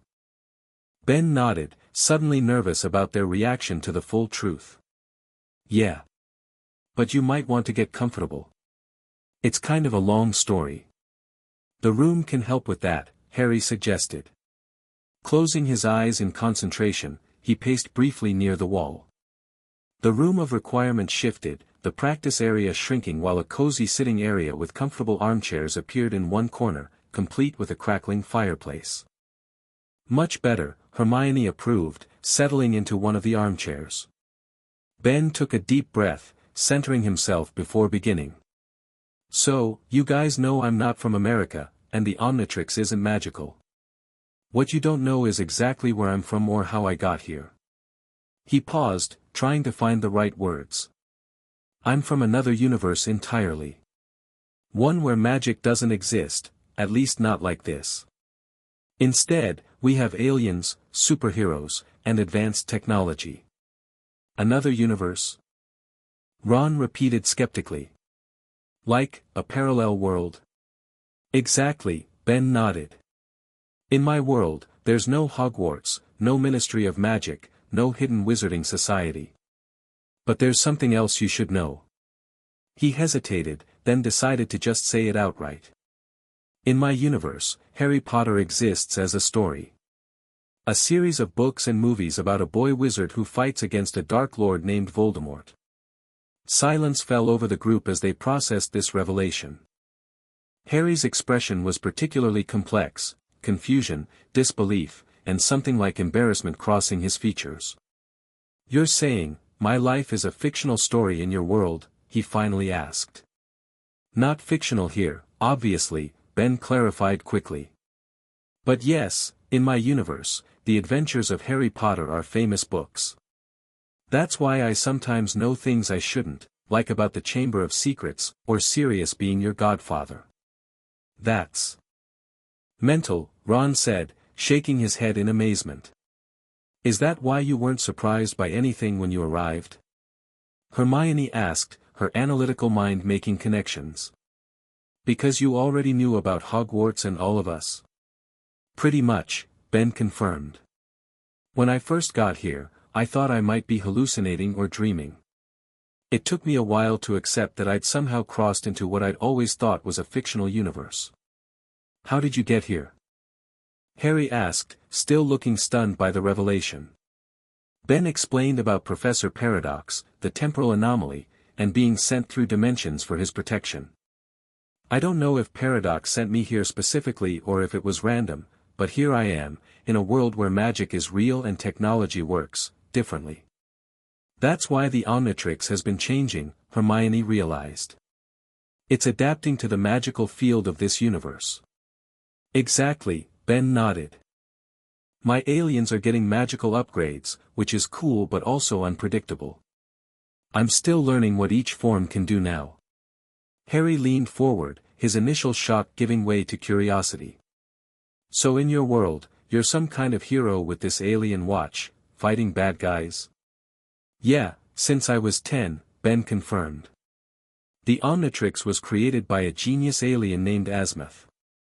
It was meant to promote peace and understanding between different species by letting the wearer literally walk in another being's shoes, or tentacles, or whatever. But it's also the most powerful device in the galaxy, so lots of bad guys have tried to steal it over the years. Just like here, Ron noted. Except instead of alien warlords, it'll be you-know-who trying to get his hands on it. That's what Dumbledore's worried about, Ben agreed. If Voldemort learned what the Omnitrix can really do. So that's why Dumbledore created the cover story about a magical injury, Hermione said. To protect you and the Omnitrix while you're here. And why he wants me staying close to you guys, Ben added, looking at Harry. He thinks I might be able to help, given my experience with world-saving stuff. Harry was quiet for a moment, processing everything. Then he asked the question Ben had been expecting. In these books. In your world, do you know how this all ends? Do we defeat Voldemort? Ben hesitated. I do know. But Dumbledore and I agreed it might be dangerous to reveal too much about the future. Paradox, my time-traveling friend, always says knowing your own future can sometimes prevent it from happening the way it should. Harry nodded slowly, though Ben could tell he was burning with questions. I understand. But if things start going badly, will you tell us? If it means saving lives, absolutely, Ben promised. I'm not going to stand by and let people get hurt if I can prevent it. A contemplative silence fell over the group. Then Ron broke it with a snort of laughter. Bloody hell, mate. Just when I thought Harry had the most mental life story of anyone I'd ever meet, you show up from another dimension where we're all storybook characters. That broke the tension, and soon they were all laughing, even Harry, though his was tinged with the peculiar embarrassment of learning your struggles were entertainment in another universe. So what now? Hermione asked once they'd settled down. Does knowing your full story change our plans? I don't think so, Ben said. I still need to avoid Umbridge, help with the DA, and find a way home eventually. But at least now I don't have to watch every word I say around you guys. And we can help cover for you better, Harry pointed out. Knowing the whole truth makes it easier to keep your secret. There is one other thing I should mention, Ben added, remembering his encounter with Luna. I think Luna loved good suspects something. She keeps making comments about my unusual aura and interdimensional energies. That's just Luna being Luna, Ron dismissed. She says weird stuff all the time. I wouldn't be so sure, Hermione cautioned. Luna's odd, but she's also remarkably perceptive in her own way. If she's noticed something about Ben, we should take it seriously. Should I tell her the truth too? Ben asked. Harry considered this. Maybe not everything, but enough to satisfy her curiosity. Luna's trustworthy, she'd never tell Umbridge anything. I'll think about it, Ben decided. For now, I'm just glad you three know. It's been weird keeping such a big secret from my new friends. Well, no more secrets between us, Harry said firmly. We've got enough to deal with fighting Umbridge and preparing for Voldemort without worrying about what we can and can't say to each other. As they prepared to leave the room of requirement, checking the Marauder's map for clear corridors, Ben felt a weight lift from his shoulders. Whatever challenges lay ahead, Umbridge's investigation, Voldemort's interest, finding a way home, he wouldn't have to face them alone. The next morning at breakfast, the Great Hall buzzed with excitement over the latest educational decree. Number 24 was now officially posted on the notice boards throughout the school, banning all unauthorized student organizations and requiring Umbridge's approval for any clubs, teams, or groups to reform. She knows, Harry said grimly, reading the notice in the common room before heading down to breakfast. Someone must have told her about the DA. Can't be, Hermione insisted. I jinxed that parchment we all signed. If anyone had talked, we'd know about it. Maybe she just suspects something, Ben suggested. After all, a bunch of students from different houses meeting secretly would look suspicious regardless. Either way, we continue as planned, Harry decided. We'll just need to be extra careful. In the Great Hall, Umbridge sat at the staff table looking insufferably smug as students reacted to the new decree. Her gaze repeatedly drifted to the Gryffindor table, particularly focusing on Harry and, Ben noticed, himself. She's watching us, Ben muttered, buttering a piece of toast. Let her watch, Ron said defiantly, though he kept his voice low. She can't prove anything. Halfway through breakfast, the morning mail arrived, hundreds of owls swooping through the high windows to deliver packages and letters. To Ben's surprise, a handsome tawny owl landed in front of him, carrying a small scroll sealed with green wax. Who'd be sending you mail? Ron asked curiously. You've only been here a few weeks. Ben shrugged, untying the scroll from the owl's leg. The bird immediately took flight again, not waiting for a reply. Breaking the seal, Ben unrolled the parchment and read, Mr. Tennyson, your unique abilities have drawn attention in certain circles. Those who appreciate rare talents would be most interested in discussing potential applications of your special device. Such power deserves respect, and proper alliance. If you wish to explore opportunities beyond those offered by your current associations, leave a response with the gargoyle on the 3rd floor, West Corridor. Friends in influential places can make one's stay in a foreign land much more comfortable, and potentially permanent, should you desire it. A well-wisher Ben frowned, reading the note again before passing it wordlessly to Harry, who showed it to Ron and Hermione. That's from a Death Eater, Harry said immediately, keeping his voice low. Has to be. How would they know about the Omnitrix? Ron wondered. We haven't told anyone. Someone's been watching, Hermione deduced. Maybe during classes or meals. Noticing Ben doesn't actually perform magic, seeing the edge of the device under his sleeve. Or Umbridge reported her suspicions to the Ministry, and someone there passed the information to Voldemort, Harry suggested. She did say she was going to tell Fudge about Ben. What should I do? Ben asked, glancing toward the staff table. Show Dumbledore. Definitely, Harry nodded. He needs to know Voldemort's followers are targeting you now. Ben folded the note into his pocket, his appetite suddenly gone. The game had changed. It wasn't just Umbridge he needed to worry about anymore, but Voldemort's actual followers. After breakfast, Ben managed to catch Dumbledore just as the headmaster was leaving the Great Hall. Professor, could I speak with you for a moment? It's important. Dumbledore studied him briefly, then nodded. Walk with me to my office, Mr. Tennyson. As they made their way through the corridors, Ben explained about the mysterious note, showing Dumbledore the parchment once they reached the privacy of his office. Most concerning, Dumbledore murmured after reading it. Though not entirely unexpected. I had hoped our precautions would prevent word of your unique abilities from spreading so quickly. Do you think it's really from Death Eaters? Ben asked. Almost certainly, Dumbledore confirmed. The phrasing, the promise of making your stay permanent, the allusion to influential places, these are hallmarks of Lord Voldemort's recruitment tactics. He offers what he believes you desire most, in this case, perhaps a permanent way to remain in our world, in exchange for your service and the power of the Omnitrix. I'd never join him, Ben said firmly. I know that, Dumbledore assured him. But Voldemort does not understand loyalty built on friendship and moral conviction. He believes everyone can be bought with the right offer, power, revenge, protection.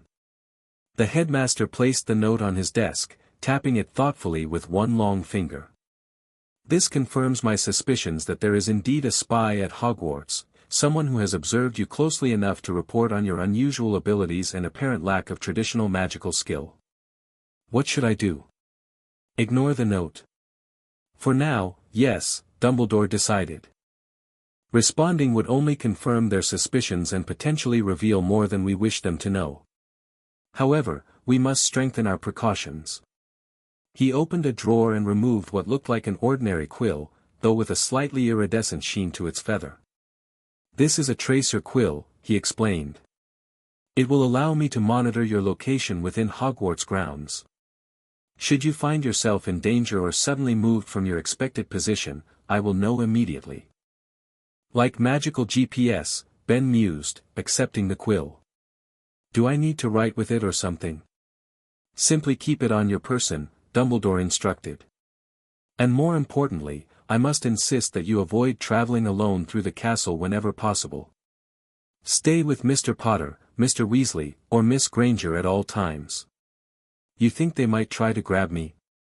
Ben asked, the reality of the situation sinking in. It would be a considerable risk for them to attempt an abduction within Hogwarts, Dumbledore said. However, Lord Voldemort has become increasingly bold in recent months. We cannot discount the possibility. Ben nodded, tucking both the quill and the mysterious note into his pocket. I'll be careful. And I'll stick close to Harry and the others. Good. Now, I believe you have herbology this morning. Professor Sprout will wonder at your absence. As Ben turned to leave, Dumbledore added, one more thing, Mr. Tennyson. I understand you have shared your full origins with Mr. Potter and his friends. Ben froze. I hope that's okay. They were asking questions, and I thought, it was the right decision, Dumbledore interrupted gently. They have proven themselves trustworthy, and in these dangerous times, complete honesty between friends is a valuable asset. I merely wish to confirm what my portraits had reported. Relieved, Ben headed to the greenhouses for herbology, his mind processing this new development. Voldemort's interest in the Omnitrix raised the stakes considerably. It wasn't just about avoiding Umbridge anymore, now he had to worry about potential kidnapping attempts by Death Eaters. Harry, Ron, and Hermione were already at their workstation when Ben arrived, pulling on dragonhide gloves in preparation for repotting fanged geraniums. What did Dumbledore say? Harry asked as Ben joined them. It's definitely from Death Eaters, Ben confirmed quietly, pulling on his own gloves. He thinks Voldemort wants the Omnitrix. Makes sense, Ron muttered. Who wouldn't want a device that lets you transform into superpowered aliens? Dumbledore gave me this, Ben showed them the tracer quill. It'll let him know where I am at all times. And he wants me to avoid being alone in the castle. We'll take turns accompanying you, Hermione promised. Between the three of us, you'll never have to walk anywhere alone. Thanks, guys, Ben said gratefully. Though I hate being the one who needs protection. Usually, I'm the one doing the protecting. Welcome to my world, Harry said with a wry smile. It's annoying, isn't it? Having people worry about your safety all the time. Yeah, kind of is, Ben admitted. But I get it now. It's because they care. Exactly, Harry nodded. And speaking of protection, we should probably step back from this fanged geranium before too late. The plant lunged forward, its teeth-lined blossoms snapping at Ben's hand. He jerked back, but not quite fast enough to avoid a sharp nip to his finger. Ouch, he exclaimed, sucking on the small wound. These things are vicious. That's why they're called fanged geraniums, Mr. Tennyson, Professor Sprout said, bustling over with a bottle of purplish liquid. A drop of dittany on that bite, and grip the stem firmly just below the blossom when repotting. They're less likely to bite if they can't move their heads. The remainder of herbology passed without further incident, though Ben couldn't shake the sense of unease the mysterious note had created. Someone was watching him, reporting his movements to Voldemort. But who? And how much did they know about the Omnitrix? These questions continued to plague him throughout the day as he moved between classes, flanked by at least one of his friends at all times. The constant companionship was reassuring but also a reminder of the growing danger. By evening, Ben was mentally exhausted from constantly scanning his surroundings for potential threats. As they trudged back to Gryffindor Tower after dinner, Harry noticed his tense vigilance. "It gets easier," he said quietly. "Living with the knowledge that someone's after you, I mean. You develop a kind of sixth sense for danger without driving yourself crazy looking for it everywhere. How do you handle it?" Ben asked. "Knowing Voldemort wants you dead?" Harry considered this. "I focus on what I can control, learning defensive magic, keeping my friends safe, living my life despite the threat. If I spent all my time worrying about when Voldemort might strike next, I'd never get out of bed in the morning." "Good advice," Ben nodded. "Where I'm from, I've had plenty of bad guys trying to kill me or steal the Omnitrix, but it's different here. I don't know the players or the rules as well." "That's why you've got us," Ron chimed in. Between Harry's experience with you-know-who, Hermione's brains, and my, strategic thinking, Hermione supplied with a small smile. "Yeah, that," Ron agreed. "Plus your alien superpowers. We make a pretty solid team." They had reached the portrait of the fat lady. Before Harry could give the password, however, they heard a commotion from inside the common room, cheers, laughter, and what sounded like Fred and George's voices amplified above the noise. "What's going on?" Ben wondered. "Only one way to find out," Harry said, turning to the portrait. "Mimbulus Mimbletonia." The fat lady swung forward, revealing a common room transformed into what appeared to be a product demonstration zone. Fred and George stood on a table in the center, surrounded by excited Gryffindors of all ages, showcasing what looked like colorful candies, trick wands, and small, furry objects that kept changing colors. "Step right up," Fred called out. "Witness the revolutionary products of Weasley's Wizard Wheezes. Pre-order now for guaranteed delivery by Christmas." George added. "Special discount for Gryffindors tonight only." "I should have known," Hermione sighed. "They've turned the common room into a shop floor." "Brilliant timing, though," Ron observed. "Everyone's stressed about Umbridge's new decree. A bit of fun is exactly what people need." As they made their way through the crowd, Fred spotted them and waved them over. "Harry. Ron. Hermione. Ben. Just the people we wanted to see," he exclaimed. "Come try our newest invention, extendable ears. Perfect for eavesdropping on secret conversations. Or private defense against the dark arts study groups," George added with a significant wink. "Thanks, but I think we'll pass," Harry said, though he was smiling. "Looks like business is booming." "Can't complain," Fred grinned. "Umbridge's reign of terror is great for sales. Everyone wants a way to rebel, even if it's just making themselves vomit to skip her class." Speaking of rebellion, George lowered his voice, pulling Ben aside slightly. "How'd our little swamp diversion work out?" "Heard Umbridge has been on the warpath looking for you." "It bought me time to talk to Dumbledore," Ben confirmed. "Thanks again for that." "Our pleasure," Fred assured him. "Always happy to assist a fellow troublemaker. And if you need any more specialized diversions, just say the word. We're developing some products with serious magical disruption capabilities." "I might take you up on that," Ben said, thinking of the Death Eater note in his pocket. "Seems like I'm collecting enemies faster than I expected." The twins exchanged glances, their usual joking demeanor sobering slightly. "We heard rumors," George admitted. "Some of the older Slytherins have been asking questions about you. Particularly about that watch you're always wearing." "Malfoy especially," Fred added. "Keeps bragging about his father having special information regarding the American transfer student." Ben's stomach tightened. Lucius Malfoy was a known Death Eater. If he was specifically interested in Ben, that confirmed Voldemort's involvement. "Thanks for the heads up," Ben said seriously. "I'll keep an eye out for Malfoy." "We all will," Harry assured him, having overheard the conversation. "If the Slytherins are asking questions, that's not a good sign." As the impromptu sales demonstration continued around them, Ben felt his earlier exhaustion deepen. The net was closing, Umbridge from the Ministry side, Death Eaters from Voldemort's. Sooner or later, someone was going to make a serious play for the Omnitrix. And when that happened, he'd need to be ready. The following days fell into a pattern of heightened vigilance. Ben attended classes, participated in DA meetings, and worked on homework, all while constantly aware of being watched from multiple angles. Umbridge's beady eyes followed him in defense against the dark arts, while Draco Malfoy and other Slytherins observed him with calculating interest during shared classes and meals.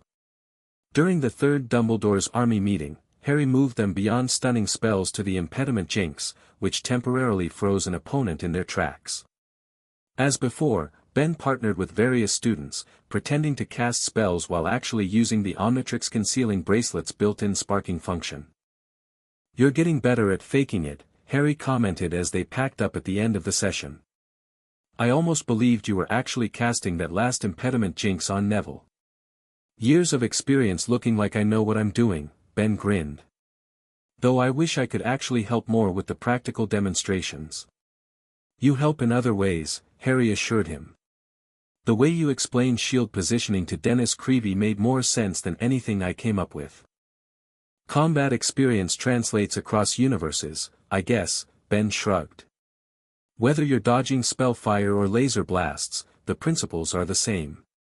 As the last DA members filtered out of the room of requirement, using the Marauder's map to navigate safe routes back to their dormitories, Harry, Ron, Hermione, and Ben remained behind to discuss their next steps. "We should move on to the shield charm next meeting," Hermione suggested. "It's essential for OWLS and practical defense." "Good idea," Harry agreed. "And maybe start revising the disarming charm too. Some people still aren't getting the wand movement quite right." Their planning was interrupted by a soft mechanical whirring. Ben looked down to see the Omnitrix pulsing irregularly, the hourglass symbol flashing between green and yellow. "That's new," he muttered, lifting his wrist for a closer inspection. "It's never done this before." "Is it malfunctioning again?" Hermione asked worriedly. Before Ben could answer, the Omnitrix's faceplate projected a holographic display, not the usual alien selection interface, but what appeared to be a map of Hogwarts, with a pulsing red dot moving along a third-floor corridor. "Whoa," Ron breathed. "It's like the Marauder's map, but all glowy and alien." "I think it's detecting something," Ben said, studying the projection. "Something the Omnitrix recognizes as a threat." Harry pulled out the actual Marauder's map, tapping it with his wand. "I solemnly swear that I am up to no good." The map blossomed with ink lines, revealing the layout of Hogwarts and the labeled footprints of its occupants. Harry located the third-floor corridor matching Ben's holographic display and frowned. "There's nothing there according to this," he said, showing them the empty corridor on the parchment. "Whatever the Omnitrix is detecting, the Marauder's map can't see it." "That's not possible," Hermione insisted. "The map shows everyone, even animals, ghosts, and people under invisibility cloaks." "Unless it's not a person," Ben realized. "What if it's detecting something non-human? Something magical but not alive in the conventional sense?" "Like what?" Ron asked. "I don't know," Ben admitted. "But I think we should check it out." "It could be a trap," Hermione warned. "Especially after that note you received." Or it could be important, Harry countered. If there's something in the castle that can evade the Marauder's map, Dumbledore would want to know about it. After a brief debate, they decided to investigate together, using Harry's invisibility cloak to cover as many of them as possible. At 15, they'd grown too large for all four to fit completely, but they managed to huddle beneath it with only their feet occasionally visible. They navigated carefully through the castle, consulting both the Marauder's map and the Omnitrix's holographic display to avoid Filch, prefects, and teachers on patrol. As they approached the third-floor corridor, Ben felt the Omnitrix vibrate more intensely against his wrist. "We're getting close," he whispered. "Whatever it is, it's just around this corner." Harry pulled the invisibility cloak tighter around them as they peered around the bend.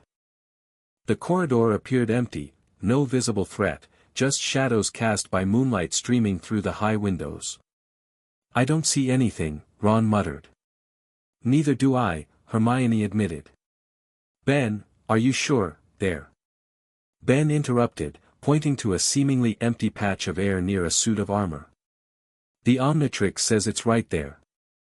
As if responding to being detected, the air shimmered slightly, and a strange object materialized, a small, metallic sphere hovering about 4 feet off the ground, covered in alien-looking technology with glowing red sensors.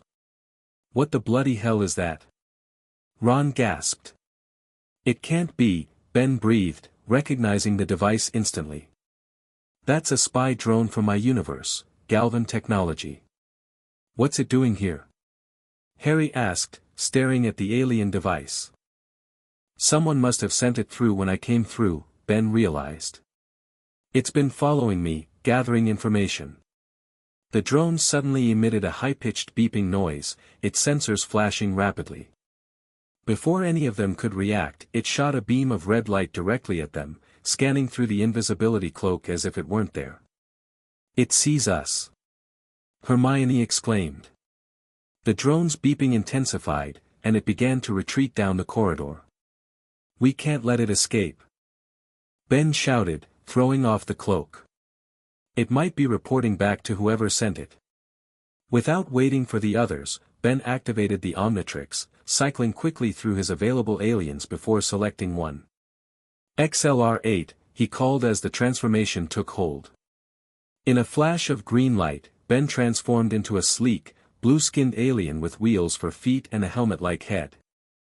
Magical runes now adorned his body, glowing with emerald energy, and his usual black and white uniform had transformed into what looked like streamlined dragon hide. "Whoa," Ron breathed.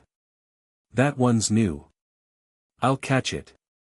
Ben called, his voice now faster and more vibrating. "Meet me by the astronomy tower." With that, he took off in a blur of motion, racing after the fleeing drone at supernatural speed. The magical enhancements to XLR-8 made him even faster than normal, allowing him to run up walls and across ceilings as he pursued the drone through the castle's winding corridors. The drone was quick, darting around corners and through narrow passages, but XLR-8 was faster. Ben cornered it in a dead-end corridor near the base of the astronomy tower, cutting off its escape route. "Gotcha," he said triumphantly, approaching the hovering sphere carefully. "Now, who sent you?" The drone's red sensors blinked rapidly before projecting a holographic image into the air between them. Ben gasped as a familiar face materialized, angular, green-skinned, with red eyes filled with malice. "Tennyson," the hologram sneered. "I should have known you'd eventually detect my surveillance technology." "Vilgax," Ben breathed, stunned to see his arch-nemesis from his own universe. "How are you here? How did you find me?" "I'm not here, as you put it," the hologram replied. "This message is pre-recorded, triggered when my drone was discovered. But rest assured, I am aware of your dimensional displacement. The energy signature of the Omnitrix is unmistakable, even across realities." Ben's mind raced. If Vilgax had tracked him to this universe, that meant the alien warlord might find a way to cross over himself, putting everyone at Hogwarts in terrible danger. "The drone has been collecting data on your new environment," the hologram continued. "Fascinating place," so primitive, yet possessing energy signatures unlike anything in our universe. The potential applications are intriguing. Leave this world alone, Vilgax, Ben warned, even knowing he was speaking to a recording. These people have nothing to do with our conflict. Oh, but they do now, the hologram smiled cruelly. Anything that affects the Omnitrix affects me, Tennyson. And it seems this world has altered my prize in unexpected ways. The drone scans indicate the device is evolving, incorporating this realm's energy, what they call magic, into its function. At that moment, Harry, Ron, and Hermione burst into the corridor, having followed as quickly as they could under the invisibility cloak. Ben. We got here as fast. Harry stopped mid-sentence, staring at the hologram. Who, or what, is that? Vilgax, Ben explained grimly.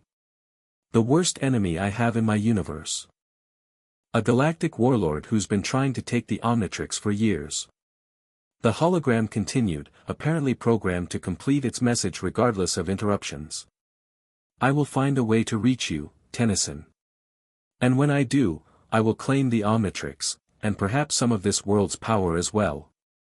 The drone has already transmitted valuable data about your new friends. The holographic image flickered briefly to show captured footage of Harry, Ron, and Hermione in the Great Hall, then practicing in the Room of Requirement. Your primitive magical wielders might provide useful test subjects for my experiments, Vilgax's hologram continued. Especially the one with the lightning scar.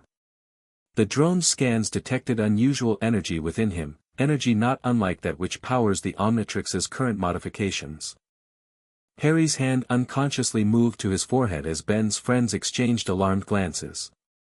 This message will self-terminate shortly, the hologram concluded. But know this, Tennyson, two worlds now hang in the balance. Surrender the Omnitrix when I arrive, or watch both realms suffer the consequences of your defiance. With those ominous words, the hologram flickered and disappeared. The drone itself began to emit a high-pitched whine, its lights flashing frantically. It's going to self-destruct. Ben realized. Everyone back. Without thinking, Harry pointed his wand at the drone. Protego. A shimmering magical shield erupted between the group and the alien device just as it exploded in a flash of blue energy. The shield absorbed most of the blast, though the concussive force still knocked them backward. When the smoke cleared, only charred fragments of the drone remained, scattered across the stone floor. Is everyone okay? Ben asked, reverting from XLR-8 back to human form. Just shaken, Hermione answered, brushing dust from her robes. Ben, who was that creature? And how did he find you here? Vilgax is an alien warlord, Ben explained, gathering the largest pieces of the destroyed drone. He's been after the Omnitrix since the day I got it. As for how he found me, the Omnitrix emits a unique energy signature. If he had detection technology near the dimensional rift when I came through, he might have been able to track it. And now he's planning to come here? Ron asked, looking pale. To Hogwarts? If he can figure out how, Ben nodded grimly. Which, knowing Vilgax, he's already working on. We need to tell Dumbledore, Harry said immediately. If this alien is as dangerous as you say, and he's detected something in my scar. You're right, Ben agreed. This changes everything. It's not just Voldemort we need to worry about now, it's Vilgax too. As they collected the drone fragments and headed toward Dumbledore's office, Ben felt the weight of responsibility crushing down on him. He'd inadvertently brought one of his universe's greatest threats to the doorstep of Hogwarts, a school already preparing for war with its own darkest enemy. If Vilgax and Voldemort ever joined forces. The thought was too terrible to contemplate. Dumbledore examined the fragments of the alien drone scattered across his desk, his long fingers carefully turning over each piece. Despite the lateness of the hour, the headmaster showed no signs of fatigue or irritation at being awakened, only intense concentration as Ben explained about Vilgax and the threat he posed. Most concerning, Dumbledore murmured when Ben finished. A being from your universe capable of tracking you across dimensional boundaries. And one with specific interest in the Omnitrix's magical modifications. Vilgax has been trying to get the Omnitrix for years, Ben explained. He wants to use it to create an army of transformed soldiers loyal to him. If he realized it can now incorporate magic, the temptation would be irresistible, Dumbledore concluded. And you believe he may have detected the connection between the Omnitrix's magical adaptations and Harry's scar? The drone specifically mentioned unusual energy in Harry, Ben confirmed. Something similar to what's affecting the Omnitrix. Harry shifted uncomfortably in his chair. Sir, does that mean the connection between me and Voldemort, the one you've mentioned before, could somehow be related to how Ben's watch is changing here? Dumbledore's expression grew grave. It's possible, Harry. Magic manifests in many forms, but at its core, there exists a fundamental energy. Your connection to Voldemort creates a unique magical signature, one that apparently registered on this alien device's sensors. But what does that mean? Hermione pressed. Could this Vilgax somehow use that connection if he finds a way here? That remains unclear, Dumbledore admitted. What is certain is that we now face a threat from two fronts, Lord Voldemort seeking Mr. Tennyson's device for its power, and this alien warlord seeking both the Omnitrix and potentially the magical energy it has absorbed. Not to mention Umbridge still trying to confiscate it for the Ministry, Ron added glumly. Indeed, Mr. Weasley, Dumbledore nodded. A most complex situation. Though I suspect Professor Umbridge's interest would pale rather quickly should she encounter an actual alien warlord. Despite the gravity of the situation, Ben couldn't help but smile slightly at the mental image of Umbridge face-to-face with Vilgax. The toad-like professor would likely faint dead away at the sight of the tentacled alien conqueror. What do we do now, sir? Harry asked, bringing them back to the immediate problem. First, we must strengthen Hogwarts' defenses, Dumbledore decided. While the castle's magical protections are formidable against wizarding threats, they may prove less effective against technology from another universe. Vilgax has ships that can level cities, Ben warned. If he finds a way to physically cross over, then we must be prepared, Dumbledore said firmly. Mr. Tennyson, would you be able to provide specific information about this being's weaknesses? Vulnerabilities that might be exploited should he appear? Ben nodded, mentally cataloging what he knew about Vilgax from years of confrontations. He's physically extremely strong and resilient, but magic might be effective against him since it doesn't exist in our universe.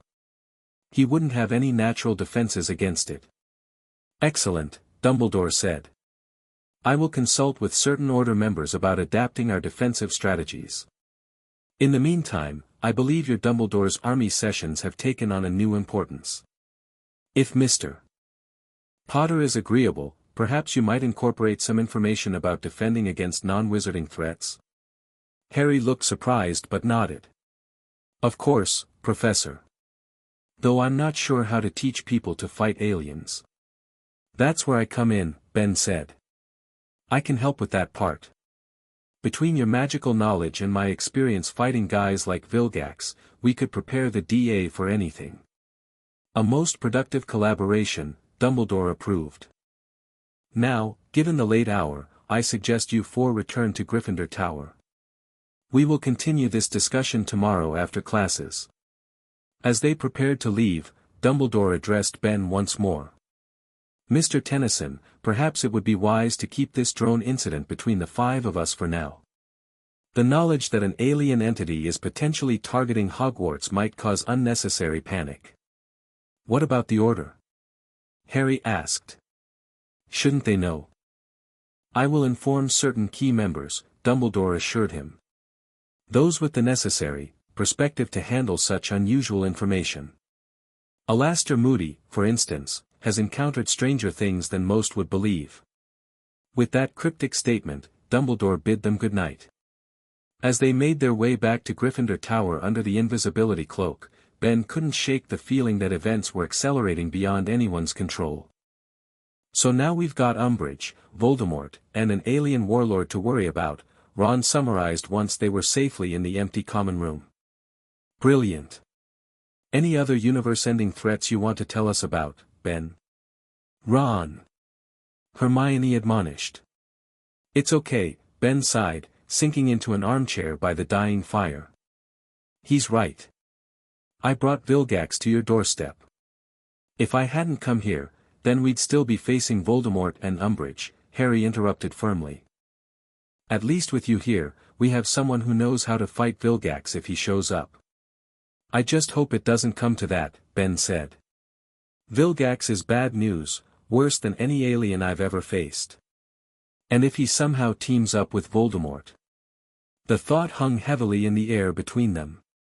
One thing I don't understand, Hermione said after a moment. That drone, how did it get into Hogwarts undetected? The castle has enchantments preventing unauthorized entry. It probably came through with me when Paradox sent me here, Ben speculated.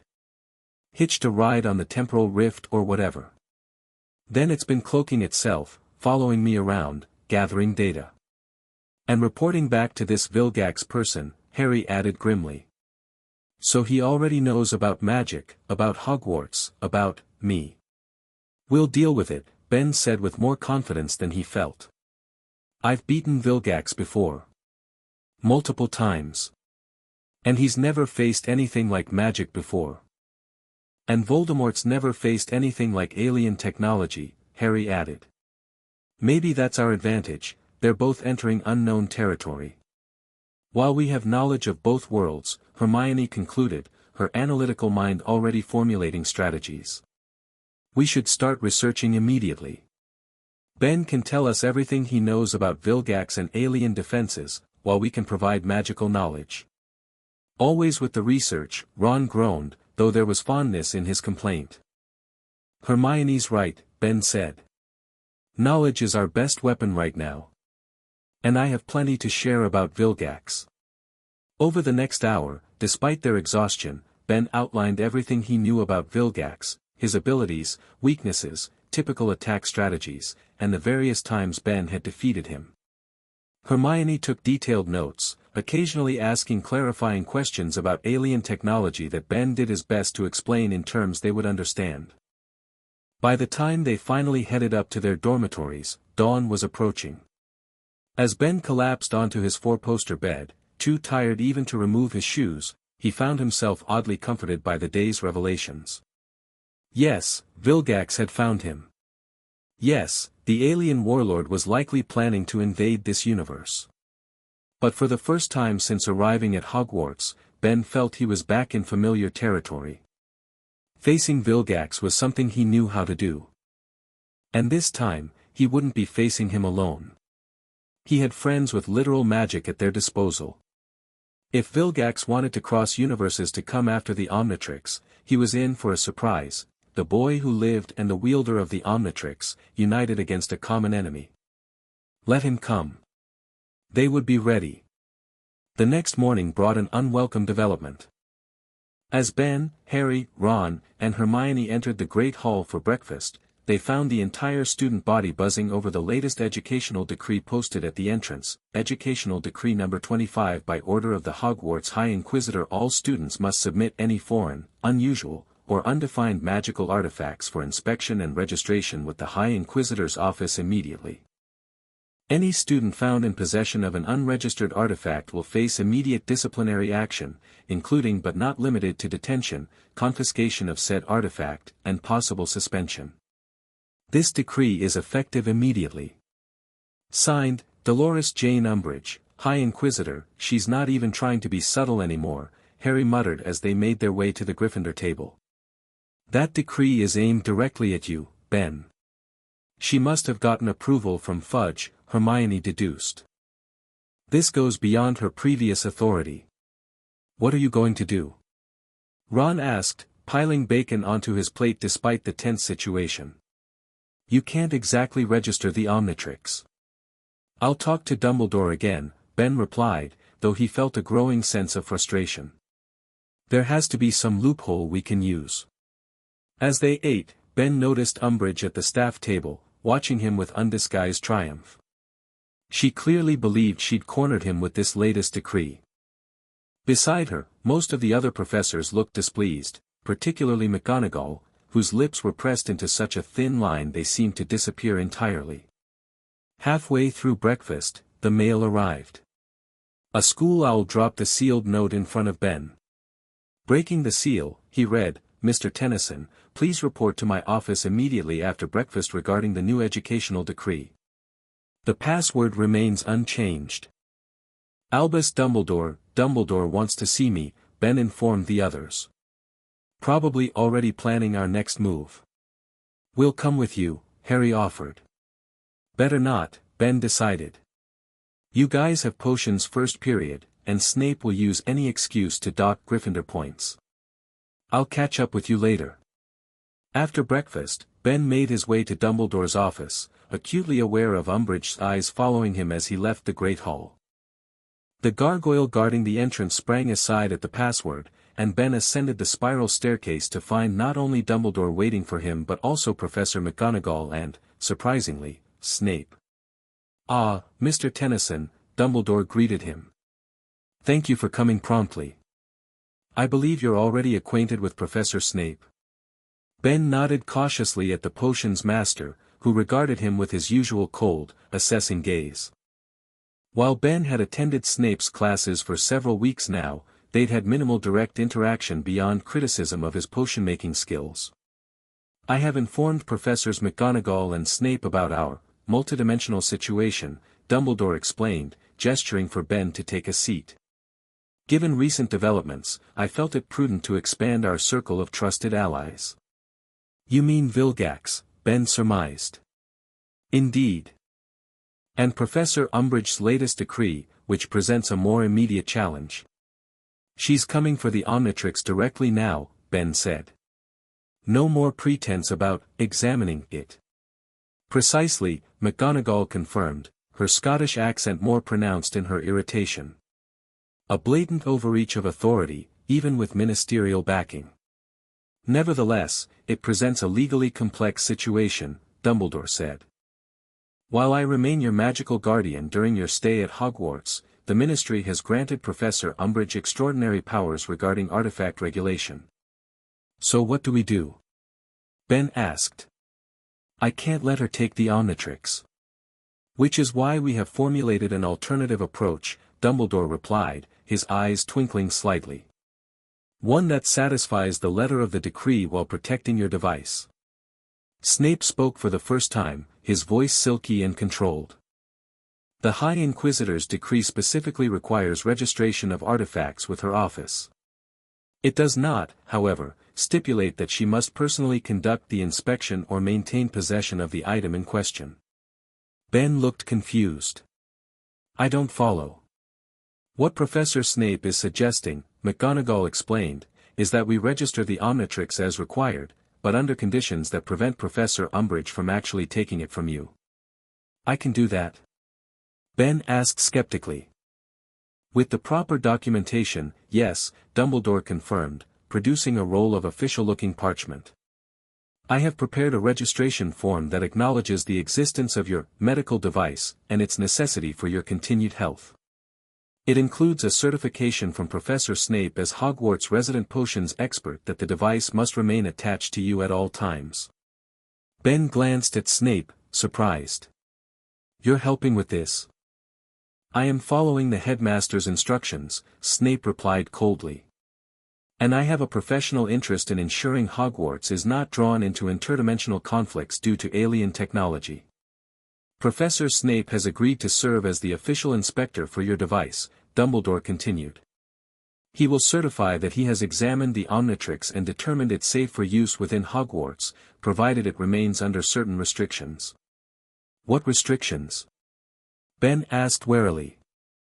"That you refrain from transforming except in cases of genuine emergency," Snape answered. "And that you report any changes or developments in the device's function immediately." "Those seem reasonable," Ben agreed, sensing there was more to Snape's involvement than Dumbledore was revealing. "Additionally," McGonagall added, "I will serve as witness to the registration process." As deputy headmistress, my signature carries significant weight with the Board of Governors, should Professor Umbridge attempt to challenge the arrangement. So basically, we're using bureaucracy against her, Ben summarized, impressed by the plan's elegance. Indeed, Dumbledore smiled slightly. A taste of her own medicine, as they say. The Ministry is fond of procedures and protocols, we are simply ensuring they are followed to the letter. What if she refuses to accept the registration? Ben asked. She cannot, without contradicting her own decree, McGonagall explained with satisfaction. The document complies with all requirements specified in Educational Decree 25. To reject it would undermine the very authority she claims to wield. There is, however, one additional complexity, Dumbledore added, his expression growing more serious. For this strategy to work, Professor Snape must actually examine the Omnitrix with sufficient thoroughness to certify its safety. Which means, Mr. Tennyson, you will need to provide him with a genuine understanding of its function. Ben hesitated, glancing at Snape. The potions master's reputation for severity was well established, and Harry certainly didn't trust him. But Dumbledore clearly did, and right now, Ben needed all the allies he could get. All right, he agreed finally. What do you need to know, Professor? A demonstration would be most efficient, Snape replied. I understand you can transform into various entities. Aliens, Ben corrected. And yes, I can. Which one would you like to see? Snape's black eyes gleamed with scientific curiosity, though his expression remained impassive. Perhaps one with properties relevant to my area of expertise? Something with chemical or biological capabilities. Ben considered his options, then activated the Omnitrix. The familiar holographic display appeared, showing his available transformations with their magical modifications. He selected one and pressed down on the core. Green light enveloped him, and when it faded, Ben had transformed into a plant-like humanoid creature with a flame-patterned head and body now adorned with magical runes. Swampfire, he announced, his voice deeper and crackling slightly. This form can control plants and generate fire. Since coming to Hogwarts, it's developed abilities similar to magical plants like Devil's Snare. To demonstrate, Ben extended his hand, causing vines to sprout from his palm and creep across the office floor. The vines moved with apparent intelligence, weaving between furniture legs before retreating back into his body. Then he created a small ball of blue flame in his other palm, which hovered above his hand without consuming fuel. Fascinating, McGonagall murmured, watching the display with professional interest. Snape approached cautiously, drawing his wand but not pointing it threateningly. May I? He asked, indicating Ben's arm. Ben extended it, allowing Snape to examine the plant-like tissue and glowing runes. The potions master muttered several incantations, his wand tracing patterns over Ben's transformed body. The cellular structure resembles terrestrial plant matter, Snape observed, but with significant alien characteristics. And these runes? He traced one glowing symbol on Ben's forearm. Ancient protective enchantments, similar to those used in certain forbidden potions. The magical field of Hogwarts appears to have infused this form with properties analogous to our magical plants. That's happening with all my transformations, Ben explained. Each one is adapting to incorporate magical elements. Change back, Snape instructed. I need to examine the device itself. Ben touched the Omnitrix symbol on his chest, reverting to human form in another flash of green light. He then extended his wrist, allowing Snape to examine the Omnitrix directly. The potions master's inspection was thorough, involving both magical analysis spells and careful visual examination. Finally, he straightened up, turning to Dumbledore. The device contains power unlike anything I've encountered, he reported.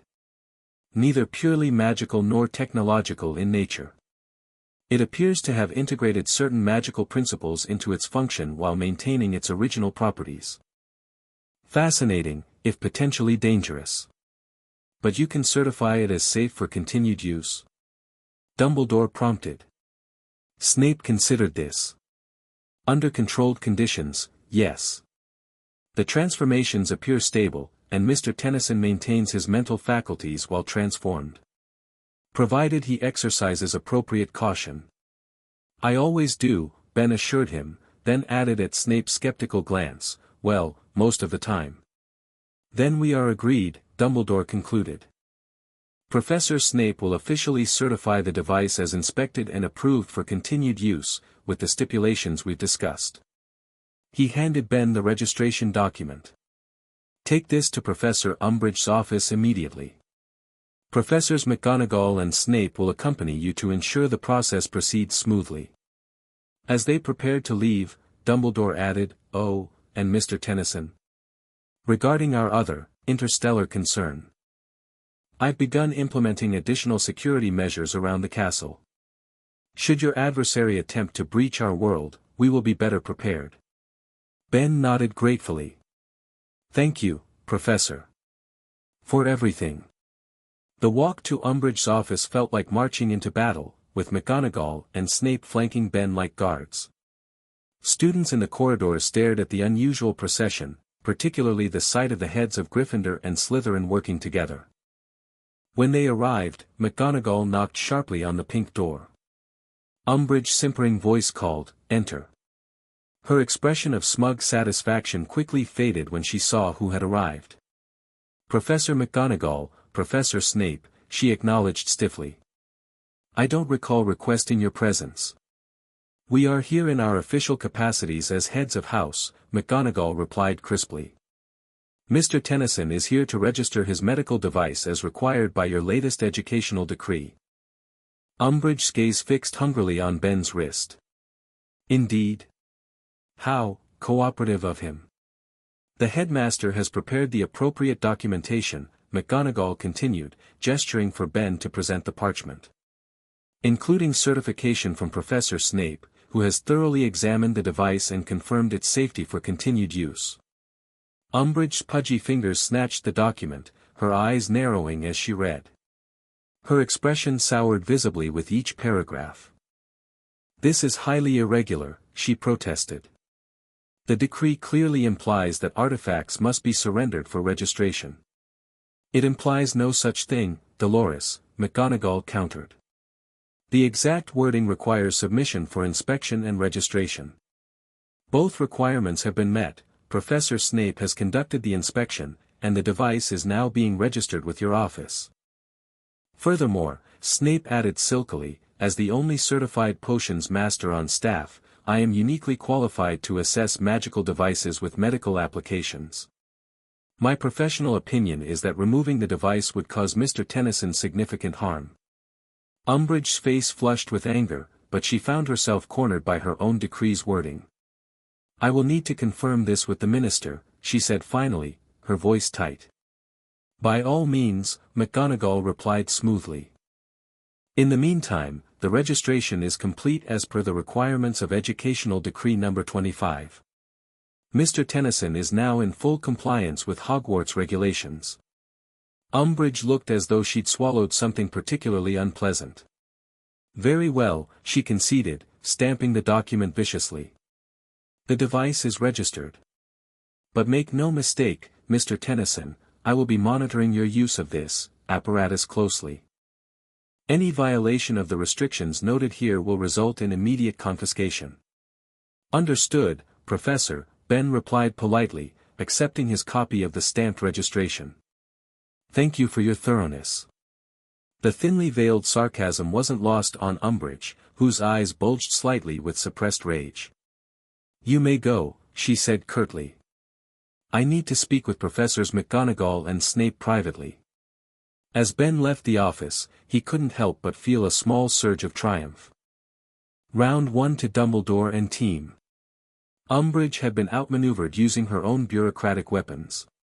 But the war was far from over. Between Umbridge's vendetta, Voldemort's interest, and now Vilgax's looming threat, Ben's time at Hogwarts was becoming increasingly dangerous. And somewhere in the back of his mind, a troubling question remained: what would happen if Vilgax actually found a way to cross between universes? The consequences would be devastating for both worlds. Alien invasion, Fred Weasley repeated, his expression stuck between disbelief and excitement. You're telling us we need to prepare for an actual alien invasion? Ben nodded, looking around at the assembled members of Dumbledore's army. Following his confrontation with Umbridge, he'd rejoined Harry, Ron, and Hermione for their remaining classes before attending the latest DA meeting. After discussing it with Harry, they'd decided to incorporate some basic preparation for Vilgax without revealing the full truth. I know it sounds crazy, Ben acknowledged. But my experiences in America involved encounters with beings that aren't affected by standard magical defenses. If Hogwarts ever faced something like that, most wizards wouldn't know how to respond. And you do? Zacharias Smith asked skeptically. What makes you such an expert? Because I've fought them, Ben replied simply. My condition resulted from one such encounter. That's why I can't cast normal spells right now, but I've developed alternative methods for dealing with non-magical threats. Harry stepped forward, supporting Ben's explanation. Look, we're learning defensive magic to be prepared for anything, not just Death Eaters. The techniques Ben wants to show us could be useful against all sorts of threats. Like what, exactly? Hermione prompted, playing her part in the planned demonstration. Ben moved to the center of the room. Most magical defenses assume your opponent is using magic themselves. But what if they're not? What if they're using technology, physical strength, or abilities that don't register as magical? He looked around the room, making eye contact with various DA members. For example, shield charms stop spells, but how effective are they against physical objects? Let's test it. Harry raised his wand. Protego. A shimmering magical shield appeared before him. Ben picked up a cushion from the practice pile and tossed it lightly. It bounced off the shield. That works, he noted. Then he picked up a heavier practice dummy and hurled it with all his strength. This time, the shield flickered as the dummy hit it, nearly collapsing before rebounding. See? Ben pointed out. Magical shields have limitations against physical force. Against a being with enough strength, they might fail completely. So what do we do? Neville asked, looking concerned. Layer your defenses, Ben explained. A shield charm combined with physical barriers, transfigured objects, conjured walls, anything to create multiple layers between you and the threat. He demonstrated by having Harry maintain his shield while Hermione transfigured nearby objects into stone barriers positioned in front of him. That's just one example, Ben continued. Another vulnerability, most magical defenses require wand movements and incantations. What happens if you can't speak or move your wand arm? You're defenseless, Terry Boot realized. Not necessarily, Ben countered. That's why we should practice nonverbal casting and wandless magic. Even simple spells performed without a wand could save your life. For the remainder of the session, Ben and Harry led the group through exercises designed to address non-traditional threats, defending against physical attacks, responding when magically restrained, and using the environment as a weapon when spells failed. By the end of the meeting, even the skeptics seemed impressed by the practical applications. That was brilliant, Dean Thomas exclaimed as they packed up. I never thought about magical defenses having those kinds of weaknesses. Most wizards don't, Ron commented. That's why they're vulnerabilities. As the DA members filtered out in their usual small groups, checking the Marauders' map for safe passages, Harry pulled Ben aside. That went better than I expected, he admitted. You managed to prepare them for Vilgax without actually mentioning aliens from another dimension. It's all about framing, Ben replied with a shrug. People will accept beings resistant to magic more easily than tentacle-faced warlord from another universe. Speaking of which, Hermione joined them, lowering her voice. Any updates from Dumbledore about interdimensional security? Ben shook his head. Not yet. But he mentioned implementing additional protections around the castle. I'm guessing he's adapting the existing wards to detect non-magical intrusions. Will that be enough to stop Vilgax if he finds a way through? Harry asked. Honestly? I don't know, Ben admitted. Vilgax has technology that can bypass most security systems in my universe. Magic might slow him down, but he's adaptable. Cheerful thought, Ron muttered. The four friends were the last to leave the room of requirement, checking the Marauder's map carefully before venturing into the corridor. As they walked, Ben felt the Omnitrix pulse warmly against his wrist, a sensation he'd come to associate with its growing attunement to Hogwarts' magical field. The Omnitrix feels different lately, he commented quietly. More, connected to this place somehow. How so? Hermione asked, ever curious about the alien device. It's hard to explain, Ben said, considering. It's like it's becoming part of this world, integrating with the magical energy. My transformations are more powerful here than they ever were back home. Maybe that's why Vilgax is so interested, Harry suggested. He wants the enhanced version. Probably, Ben agreed grimly. Which means we need to, he stopped abruptly, noticing something on the Marauder's map in Harry's hands. Wait, who's that? Harry followed Ben's pointing finger to a single dot moving along a 7th-floor corridor, one parallel to their own path. The label read, Draco Malfoy. Malfoy, Harry confirmed. But what's he doing on the 7th floor at this hour? He's not a prefect on patrol. Looking for us, maybe? Ron suggested. Or trying to catch DA members. Let's find out, Harry decided, changing direction toward Malfoy's location. Harry, wait, Hermione hissed. We should be getting back to the common room, not looking for trouble. It's not looking for trouble to see what Malfoy's up to, Harry countered. Especially if he's trying to expose the DA. Ben found himself siding with Harry's curiosity. We'll just take a quick look. If he's up to something suspicious. They adjusted their route, moving quietly through the corridors until they reached a junction where, according to the map, Malfoy should be just around the corner. Harry gestured for them to stop, then carefully peered around the edge. Draco Malfoy stood alone in the corridor, but he wasn't searching for DA members or patrolling. Instead, he appeared to be waiting for someone, repeatedly checking an ornate pocket watch and glancing anxiously up and down the hallway. Harry pulled back, whispering to the others, he's just standing there. Like he's meeting someone. Who would Malfoy meet secretly at night? Ron wondered. They got their answer moments later when another figure appeared on the map, approaching Malfoy's position from the opposite direction. The label made all four friends tense, Dolores Umbridge. What's Malfoy doing meeting Umbridge in secret? Ben whispered. Nothing good, Harry replied grimly. They watched on the map as the two dots converged, then listened carefully to catch snippets of conversation drifting around the corner. Any progress, Mr. Malfoy? Umbridge's sugary voice asked.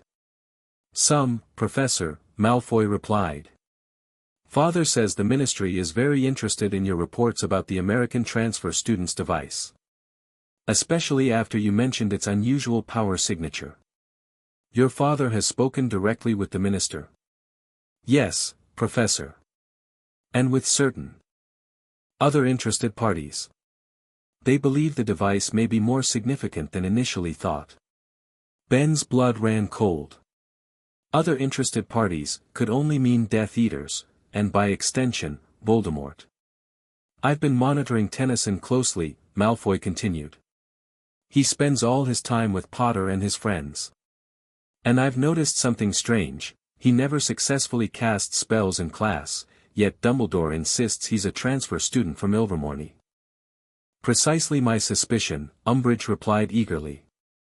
The boy is hiding something. That device is not merely medical, it contains power. I felt it when I examined it. Father wants me to get closer to Tennyson, Malfoy said. Gain his trust somehow. Learn more about the device's capabilities. Umbridge made a dismissive noise. That seems unlikely to succeed. He's firmly entrenched with Potter's group.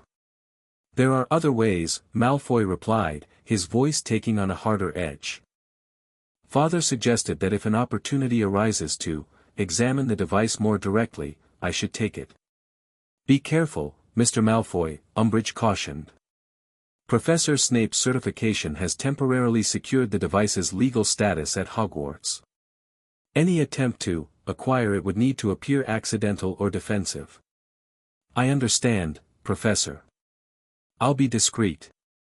The conversation shifted to other matters, Umbridge's inquisitorial squad, which she was planning to formalize soon, and Malfoy's role in reporting on suspected unauthorized student gatherings. Harry gestured for them to retreat, not wanting to risk discovery. They backed away silently, not speaking until they'd put several corridors between themselves and the conspirators. Well, that confirms it, Harry said finally. Malfoy's father is passing information about the Omnitrix to Voldemort. And Malfoy's been assigned to get close to you, or steal the Omnitrix if possible, Hermione added, looking at Ben with concern. Great, Ben muttered.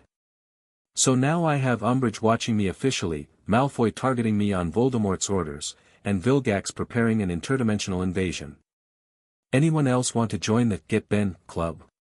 At least we know what we're facing, Harry pointed out. Malfoy won't be able to get close to you now that we're aware of his plans. And I'd like to see him try to take the Omnitrix, Ben added with grim confidence. Many have tried. None have succeeded. Still, you should be extra careful, Hermione insisted. Especially alone in the corridors or during classes with Slytherins.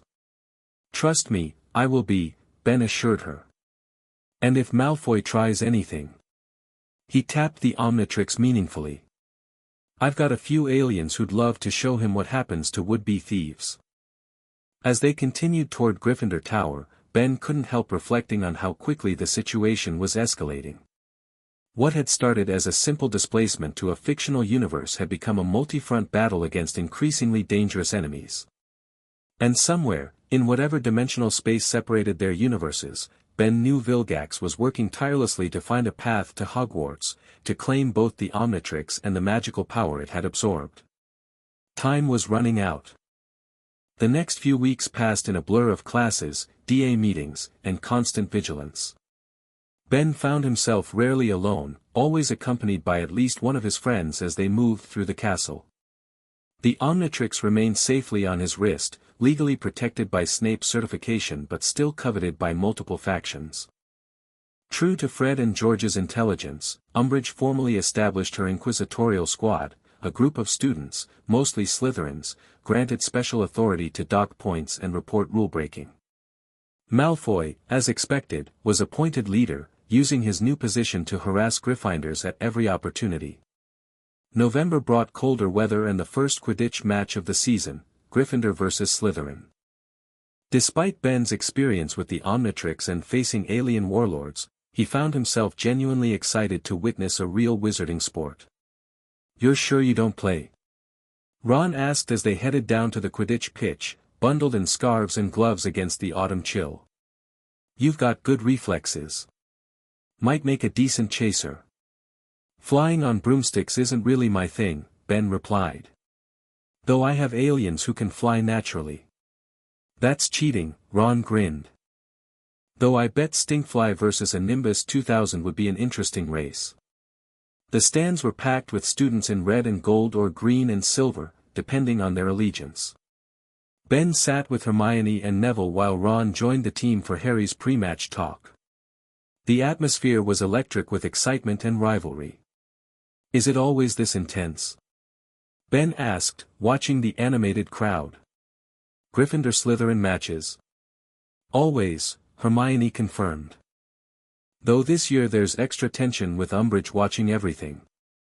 Sure enough, the High Inquisitor sat in the teachers' section, her pink outfit visible even from a distance, a clipboard ready in her hands. Ben had no doubt she'd use any excuse to punish Harry or interfere with Gryffindor's chances. When the teams marched onto the field, Ben spotted Harry immediately, his captain's badge glinting in the weak November sunlight. Malfoy led the Slytherin team, sneering across at the Gryffindors with his usual contempt. "And they're off. Lee Jordan's magically amplified voice announced as 14 players kicked off from the ground and soared into the air. What followed was the most incredible sporting event Ben had ever witnessed. Players zoomed at breakneck speeds, balls whizzed through the air with apparent minds of their own, and the crowd roared with every near miss and successful play. "That's amazing," Ben breathed as Katie Bell executed a perfect barrel roll to avoid a bludger while maintaining possession of the quaffle. "The control they have at those speeds. Harry's the best flyer in the school," Hermione informed him proudly, pointing to where their friend circled high above, searching for the golden snitch. He was the youngest seeker in a century when he joined the team. As the game progressed, Slytherin's tactics grew increasingly dirty. Crabbe and Goyle, serving as beaters, seemed more interested in aiming bludgers at Harry's head than following the actual rules. Meanwhile, Malfoy shadowed Harry closely, occasionally shouting what appeared to be taunts. "What's Malfoy saying to him?" Ben asked, noticing Harry's increasingly frustrated expression. "Probably insulting his family or friends," Hermione said darkly. "That's Malfoy's usual approach." The game remained close, 60-40 in Gryffindor's favor, when Ben noticed something odd.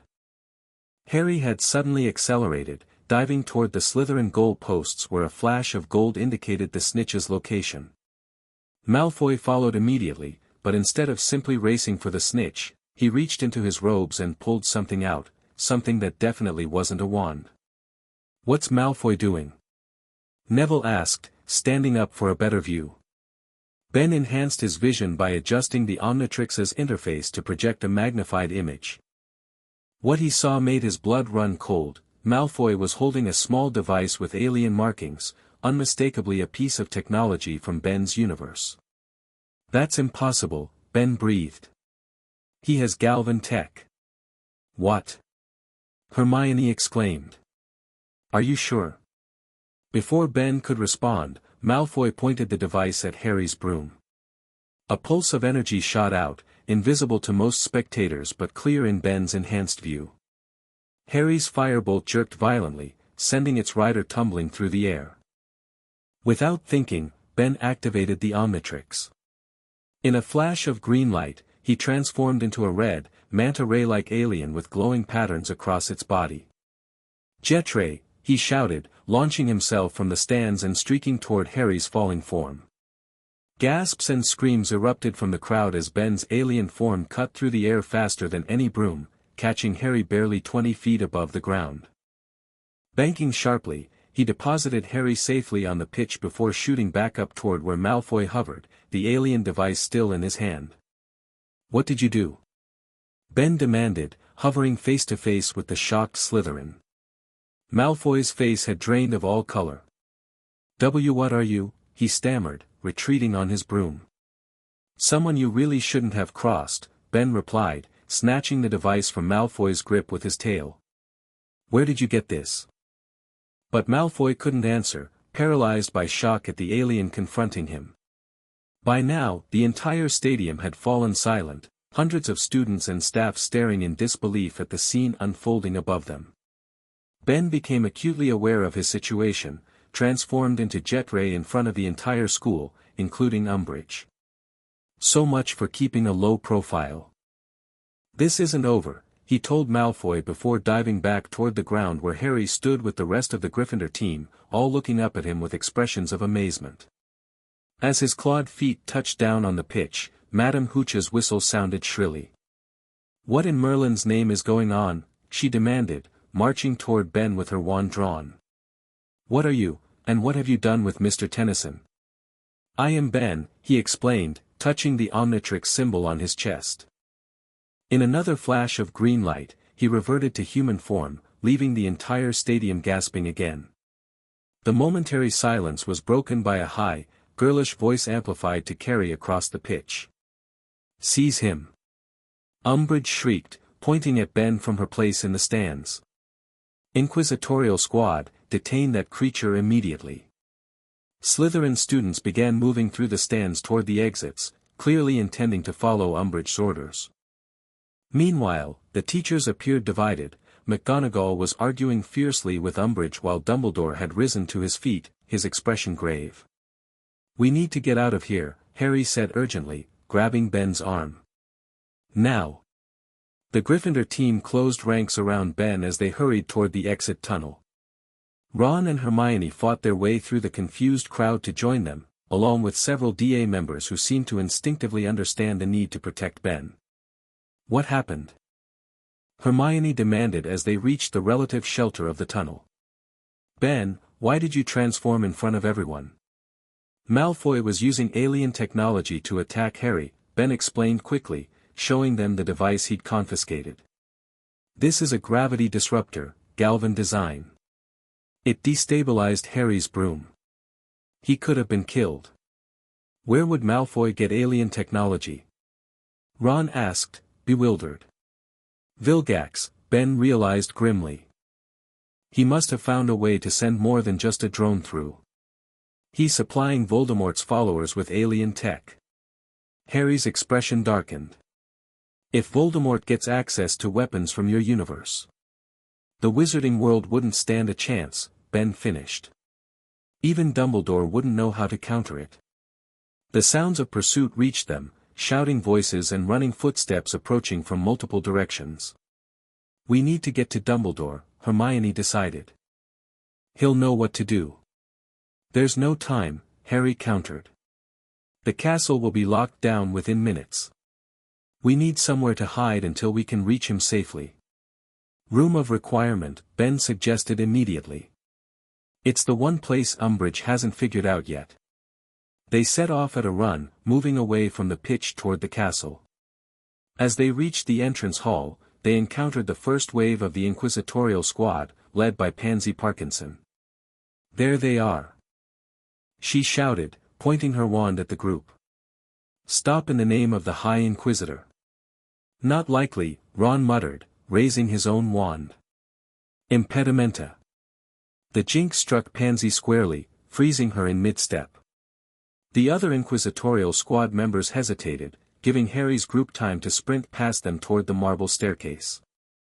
"They're heading upstairs," someone yelled behind them. "Split up."